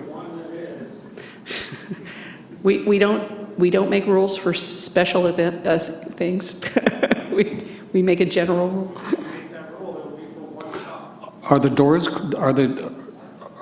is it are these totally enclosed businesses or the? But Okay, see, there is one that does not, it's true. See, I don't believe that vapor goes through light switches and electric outlets. I just don't think it does. And my brain is telling me that it doesn't go through these places, and it's not probably going to go through a wall. So I don't personally have a problem with having a business that allowing people to, if you have a sign outside your door that says no one under the age of, which I wish was 21, could enter this building. Do we currently have that with the tobacco stores? Can you walk into a tobacco store if you're under 18? Tobacco stores are required to have signs that say that you can't go in if you're under 18. Okay, so if someone, and I'm, like I said, I wouldn't mind moving that to 21, but that's not in our purview tonight. So I'm sorry, are you suggesting that it can be, that a cigarette smoke shop could be attached and allow smoking inside? I'm asking a specific question, please. I'm suggesting that I don't believe that that vaping in an enclosed building moves from one to the other building. Therefore, I don't care if they're connected. I don't believe they move through the walls. So it doesn't bother me if they're connected. It doesn't have to be a standalone building to my mind. That's what I'm saying. Can I make sure we're talking specifically about whether on-site, I'm going to call it consumption, can occur? And Ms. Combs would like it to only apply to detached. Mr. Mayor, your sentiment is that it should be allowed? Yes. Just wanted to clarify. Yeah. And we can just have a vote on it. We need to hear what others think. I'd say allow it in the stores. Do we have a motion? Yeah, we're just kind of giving some. Are we? So we're not moving in it. Is this something we can deal with tonight or no? Yeah. Yes. We could. So if you want to authorize in stores and require the same prohibition against limiting it to persons over 18. Yeah. Mr. Schwartz. Mayor, I share the same viewpoint that you just expressed. Okay, thank you. Mr. Wysocki? Just to be clear, right now, any smoke shop, whether it's detached or attached, patrons can sample tobacco products or not? Vaping. Are you asking about vaping or about combustibles? Both. So state law prohibits smoking in workplaces of combustibles, except state law has an exemption for tobacco shops. However, Santa Rosa's ordinance as written currently does not allow smoking of combustibles inside of tobacco shops. So our local ordinance is more restrictive than state law. Got it. I'm inclined to be a little more restrictive and make it detached. Detached. Yeah. But it would need to be a standalone. Correct. Okay. Is it possible to, I could tolerate attached if it was clear that the ventilation systems were separated, that they're not using the same heating and... Well, if they're detached, they wouldn't have the, I mean, I see what you're saying. I just want to make sure there's not... You're getting to a very difficult area to start regulating. That's a very difficult area to That's like Bethlehem Towers. It's. Well, I'm thinking about firewalls and stuff, you know. Yeah. Well, I don't. I think 1 hour wall. what we need from the council is, if you want to have vaping, do you want to allow it in the store, and under what type of building? Is it a building in a shopping center, or do you want it to be a building detached from its neighbors? It seems like those are the 2 or 3 things that we need from you. We're also going to have other restrictions like proximity to schools as well, correct? So it's not like we're... Under the zoning ordinance, yes. It's already there. So I'm with Councilmember Combs on this. Okay. So we would need to entertain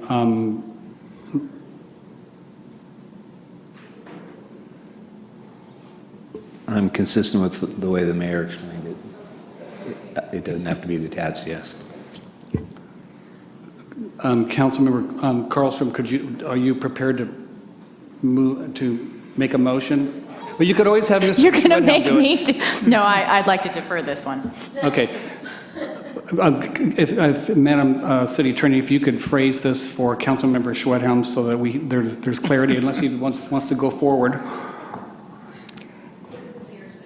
Well, so we'll start with that vaping will be allowed in vaping stores, provided that's posted that no one under the age of 18 is permitted in the store. Exactly.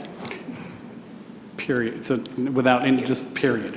And you will bring us back at some point in the future, not this part, something about regulating. Yes. I would need a second. Regulating what? Oh, okay. Second. And we have a second from the Vice Mayor. And your votes, please, Council. Just so you know, I'm going to go ahead and let it go. And we have 6 ayes. Thank you, Council.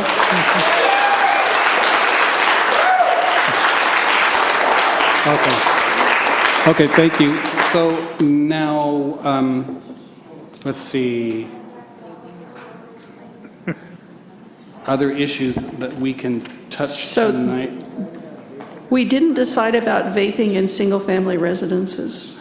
Multifamily. I think, is that too Multifamily. bundled in with the ordinance, or can we do that? Well, so you wanted to unbundle it. So the question is there any place you do want to regulate vaping? And what about the allowance of time for the property owners to? That's another. Okay. Yeah. I personally think vaping outside should be okay, but I'm not keen to have people vaping inside. Inside multifamily units? Yes. So my interest with the vaping is standing in line. I don't think it's appropriate when you're in very close proximity. If it's somehow we can incorporate the 25-foot exclusionary zone. Is that the public place concept? The public place concept? So you would allow, not allow vaping in a public place, but you would allow in multifamily units, or no? No. I wasn't even going into the units Okay. yet. Just out in public, for me, if you have the 25-foot, I think the vaping would be permissible.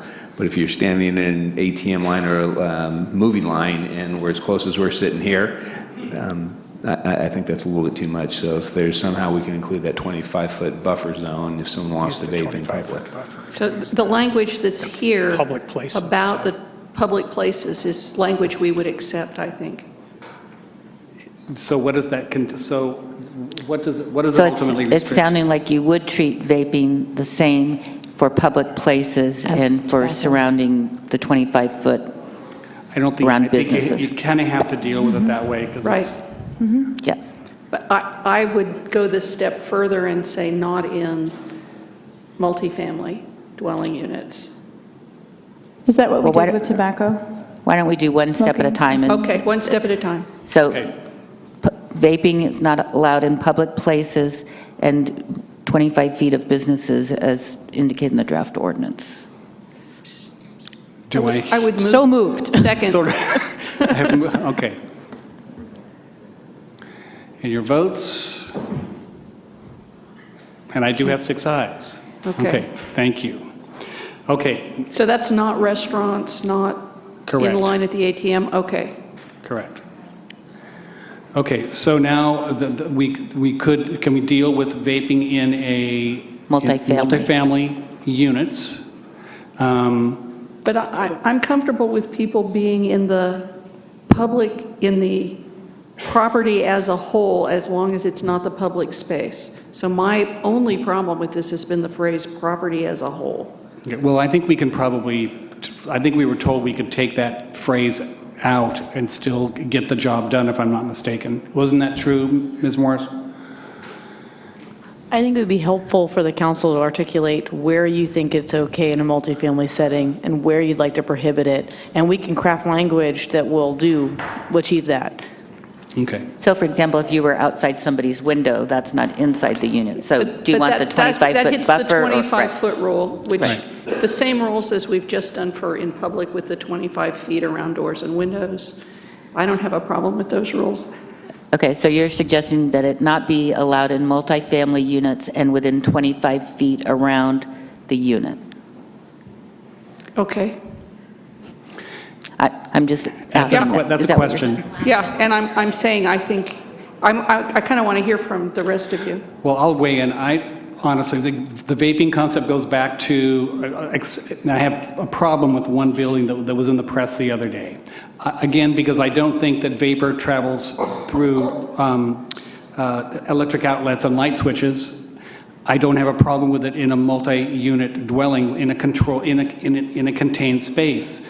But if it's got a shared ventilation system like we have in Bethlehem Towers, that leaves me in the cold. And I don't know how to deal with that because I didn't realize that 50 years ago they were building buildings where they had shared ventilation systems like that, and it's a little disturbing to me actually. I think about popping popcorn on the 3rd floor and smelling it on the 8th. I think it's a problem. But so I would want to put, if I was willing to go as far as to say it's okay in multi-unit dwellings, I would have to use the clarifier as long as they did not have a shared ventilation system. And I don't know if we can do that. How do you figure that one out? With commercial properties, we couldn't, they wouldn't let me do it with commercial. Yeah. So it's kind of it's a conundrum for me. I think multifamily residences need to have protections for the people who are living in them. Yeah, I can't have it both ways, and I can't feel good about exposing people that are sharing their ventilation systems. It's contrary to common sense to me. Where are you? Mr. Vice Mayor? Well, actually, at the end of the day, it's not allowing, not allowing vaping. Yeah, it's a prohibition in multifamily units to vape. Yeah. Because we can't make the distinguishment with shared ventilation. But So- people can still vape in like grassy areas far enough away from the building. Correct. Yes. Without walking. So I'll move. Because right now the rule would be you have to keep in motion. So you would allow that within common areas, for example, as long as it's 25 feet away from Well, the building? I'm hesitant about that. Common areas doesn't include the clubhouse and the, okay.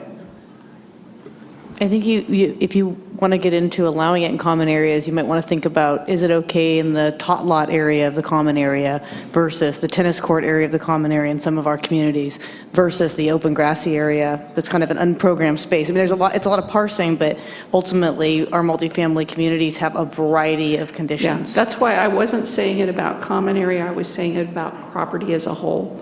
On this one, perhaps staff could craft proposed language and come back to us reflecting the general sense of the council that in multifamily units, vaping is to be precluded with some of these carve-outs for public spaces. If that's the direction of the council, that's good direction. It is, but I like what staff just said about tot lots. I mean, that's not an appropriate place to vape. I mean, we can all agree, I hope we can all agree on that. And they may Parking lots are okay to vape in? I don't know. You may actually come up with some more that we're not even thinking about right now as far as things to carve out, and that we could, make a list of carve-outs. If you just came up with one I hadn't thought about. The 25-foot rule from enclosed areas might work. What if we present some options? I mean, it sounds like you want to restrict smoking inside the units, and then we could present options for the outdoor areas that are more than 25 feet away from the units, but then kind of look at what those options might be as far as the different areas. We can do that. Just for staff, I'm not sure I'm sold on that. It sounds like the majority is, so I'm still struggling with some of the data and the studies that would indicate what is that distance into a ventilation system would these particles go. So I'm looking for more studies. Maybe the front 9 as opposed to the back 9? Or? Vaping on the golf course, okay? No. Should be.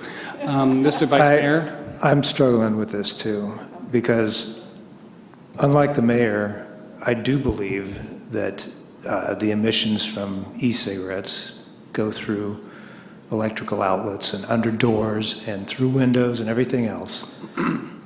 But when I ask the question, if there's actually studies that show this, the answer was there are no definitive studies. I would like to ban e-cigarettes from being used in multifamily dwellings. I would like to protect people who don't smoke e-cigarettes from having to smoke other people's e-cigarettes.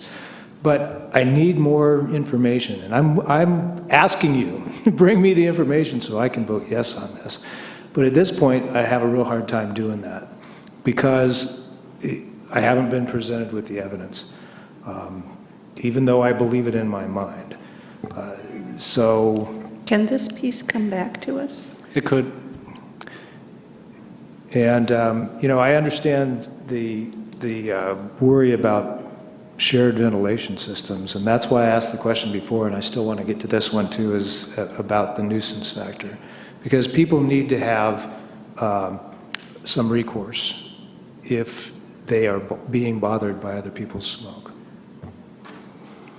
I mean, I have sat next to someone who is puffing on an e-cigarette, and I didn't smell it, and I didn't know it was happening.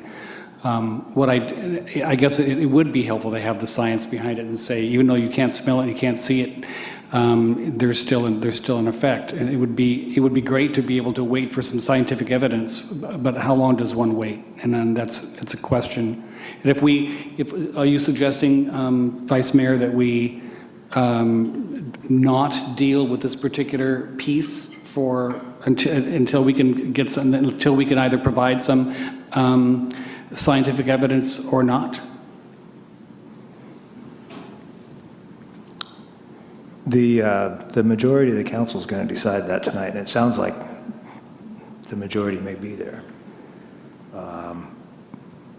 I will join that majority when I have the evidence to show me that that's the right thing to do. Like I said, I believe it, but I think I feel like it's my responsibility to make the decisions based on facts rather than my feelings. So, Mr. Mayor, can I restate my motion, which was to preclude vaping of electronic cigarettes in multifamily housing and directing staff to bring back options for public space or consumption? Is that a motion? That was a motion. I'll second that. So this is eliminating vaping from multifamily units. And I will add that I don't think this is just about feeling. I have direct experience with family members who use vape cigarettes and have difficulty myself when they use them in my own home. I'm really aware of my eyes water, and I have asked them to please take it outside. So I know there's something there that's an irritant. From my own personal experience, I prefer it in my own home out. So I wouldn't want to expose other children to that. I absolutely agree that in your own home, in a single space, that you're definitely going to notice when somebody's doing that. We're talking about next door, downstairs, upstairs. We're not talking about in your own home. We're talking about multifamily dwellings. So the motion still stands. Do I have a second from Ms. Okay, your votes, please.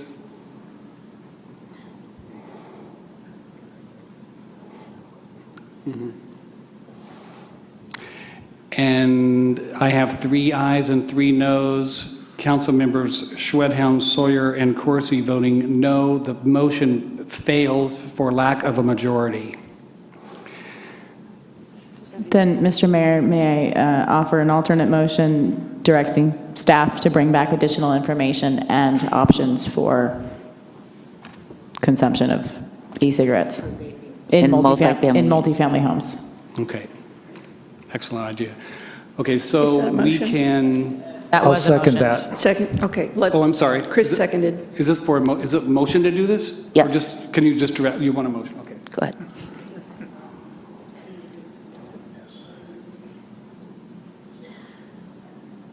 And I have 6 ayes. Thank you, council.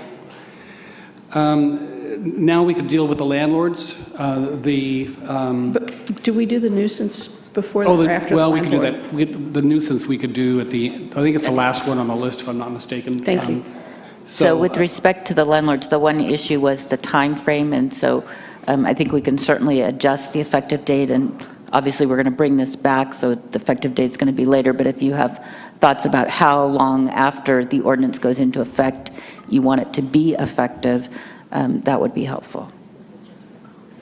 Yeah, for the common areas. Just from my own experience, my homeowners association met yesterday, and they don't meet again for 2 months. So 60 days is a tight time frame for them. So I think it's reasonable to extend it beyond what we've got for sure, whether it's 60 days or 90 days. I think at least 60 days. Do you want to split the safe harbor from the effective date? So what is the motion for the time? Mr. Mayor, I'll offer a motion extending time for the effective date of by 60 days. Thank you. Second?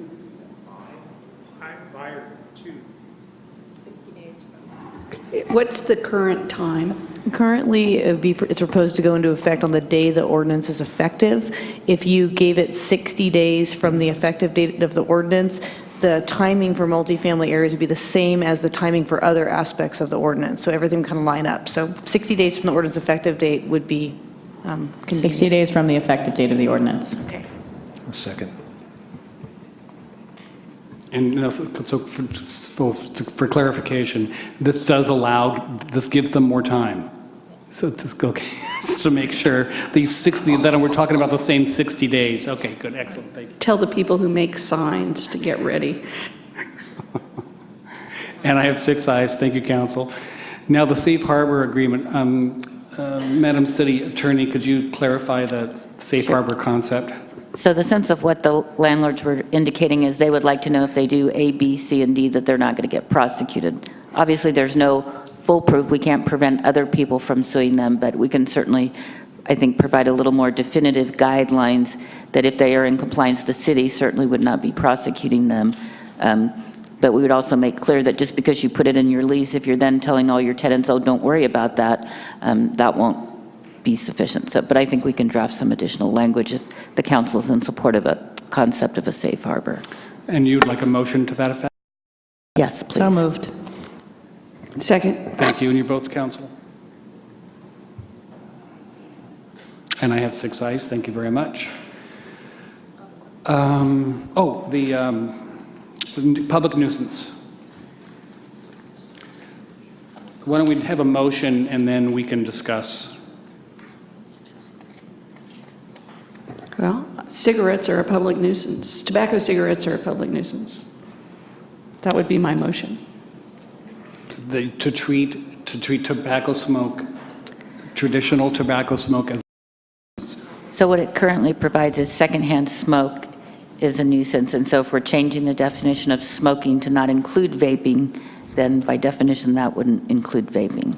Okay, and I will accept amendments, but that's what I'm starting with. Would you accept the amendment to include secondhand smoke and secondhand vapor to be a nuisance?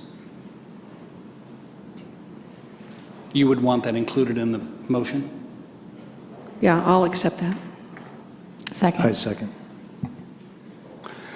Discussion? I just want to clarify that all this does is create a private right of action for someone who, like the woman who spoke to us, she would be allowed recourse to the courts, essentially. Yeah, I think that there is going to be some concern from the landlords in terms of if they have no legal obligation to prevent somebody from vaping in their apartment buildings, and then a tenant believes that it's a nuisance and the landlord is allowing that to go on, that may create some issues. It's that which gives me heartburn over this public nuisance issue, is the amount of litigation that could ensue. That does give me pause. Would you be comfortable adding the vaping to the public nuisance when the vaping came back to us?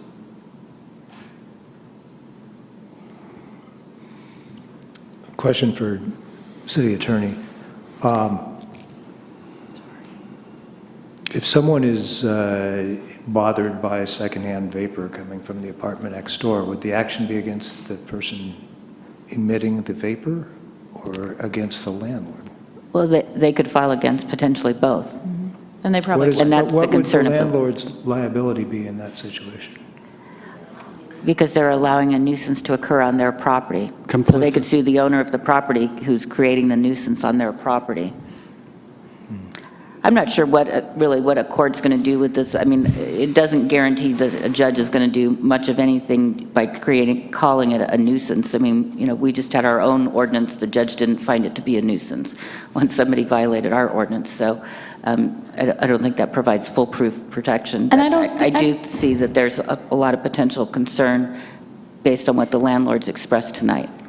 I just don't see litigants filing claims because their neighbor occasionally has a cigarette out on the patio. I mean, these are going to be people like the woman who came and spoke to us, who is deathly ill. Her son is deathly ill, and she's being harassed by her neighbors. I mean, based on what she's presented to us tonight. And that would be a person like that I could see resorting to this declaration of tobacco smoke as a nuisance. I don't see it. I mean, people try to avoid putting legislation in place all the time because of all the litigation that will ensue. But it's sort of a fallacious argument because we did it with the vulnerable users ordinance. We've done it in all kinds of other, and there's not a huge influx because there is still a barrier to the courts. There's filing fees. You have to have merit to your claim. The courts can kick you out if you lack merit. I mean, people are not going to be lining up to enforce this. I don't see it as causing an undue burden on our courts. I would just point out that there already is civil code sections that allow people to sue for private and public nuisance. That what this declaration would do is just ease the burden in some respects for people who would want to bring actions. There's already a right to bring an action for nuisance. It's just that the city does have the right under state law to declare something a nuisance, and that would then ease the burden for somebody who did want to litigate. And all of what Councilmember Carlson was saying is also still true. And wasn't there information in the staff report that the other cities that had it, there was only one other city and there was one case? And so my only question is, what would be the anticipated impact to staff if we go this route? Well, I would point out that there are options of language in the staff report, and staff is recommending the first option. And I think one of the reasons was it's explicit in that option that this is to allow private rights of action. So I wouldn't anticipate that staff would become involved in any kind of litigation from the city's perspective. That was my assumption. Thank you.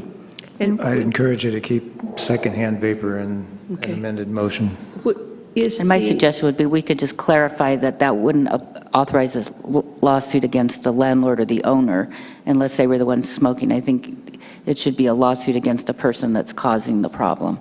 Okay, if we can. Oh, I don't support that. Was the one case against a private individual, or was it against the landlord? There is one case, state law case that where there was an action filed against the landlord and the tenant for smoke, for secondhand smoke. And I have the case, but I don't remember the result of that case. So, and I would say that, it might be difficult to exonerate certain individuals if we declare it a nuisance. I think it's. If we put a landlord protection in now, and in the future, we have the multifamily rule on vaping, it would seem to me we would have to take the landlord protection out at that time. Well, again, I think that the city's position is probably best to consider whether we consider it a nuisance or not. And I think it's going to be up to the courts to determine whether they think there's liability on the part of the landlord, owner, and or the tenant, and that's going to depend on other factors, and probably the city's action declaring something a nuisance or not a nuisance. Even if we say we would want to exonerate certain individuals, that may or may not carry weight with the court. The state law allows the city to say what we consider a nuisance. And then there's an easing of the burden on someone's part when they want to sue. But I don't know that would exonerate certain individuals from liability. Potentially, we could put a provision in there, but I'm not sure of the impact of that. So, Mr. Mayor, I'd like to move the previous question. Could you, so this is not unbundled, you're bundling both vaping and? It's bundled together right now. It's bundled? My second was bundled also, I think. Okay. I could move forward, I mean, personally, You were I my could move second forward one. with it as if it was unbundled, but I won't support it as A bundled. nuisance is both, is that what we're saying? Both. No, I'm not for, okay. So will we have a motion and a second? Do it in your votes, please, council. This is unbundled. I mean bundled, this is bundled, sorry. And I have 4 ayes and 2 noes, Councilmembers Wysocki and Sawyer voting no. So that passes, they would work as a bundled nuisance. I think, Can I just, I'm keeping a bit of a matrix over here with what product and in what place. And I just want to clarify whether we've dealt with medical cannabis vaping in multifamily units. And the outcome was? yes. Okay, thank you. We need a graph. Yeah. We, Yes, this is all coming back. yes. I believe we've covered it. Staff, have we covered it? Congratulations, Mr. Mayor, you've gotten us through a I difficult couldn't do it one. without all of you. I think we should just, yes, declare a victory and. So, you do, Can we have a summary of what we just did, sort of real quick? Oh, no summaries. No. No. We're going to now move to 14, or to written communications. Thank you to everybody who came out and Yes. spoke on whatever position you had. Thank you for taking part in the process. Mayor Sawyer and members of the council, item 14.1 is a memorandum to the city council regarding the housing allocation plan requirements. This is information. Thank you. If you have any questions at some time in the future, I'd be glad to respond to them. Okay. Council, any questions on 14.1? Seeing none. 14, and what about 14.2? 14.2 is a letter of support of HR 813, fixing operations of reservoirs to encompass climatic and atmospheric science trends. It's the Forecast Act. This is the idea of bringing modern atmospheric climatic science to the art of managing a reservoir. And what we're saying is, instead of using the concepts from the 50s, we want to use modern standards that we would, and this is a letter that supports that act. Excellent. Yes. So, council, any other questions? And we're just going to move forward with the communications as recommended. Do you need a motion? Authorize the letter So to be moved. sent. Second. Your votes, please, council.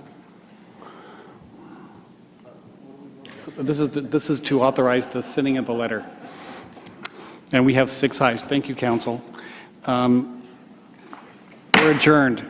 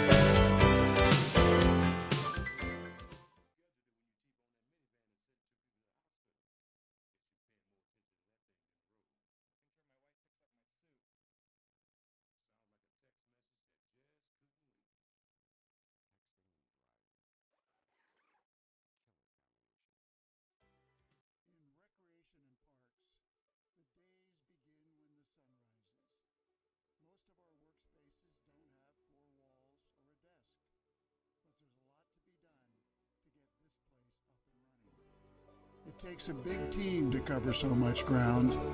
Each space is unique, requiring its own special method of care and service. And it's of utmost importance to see that it happens each day.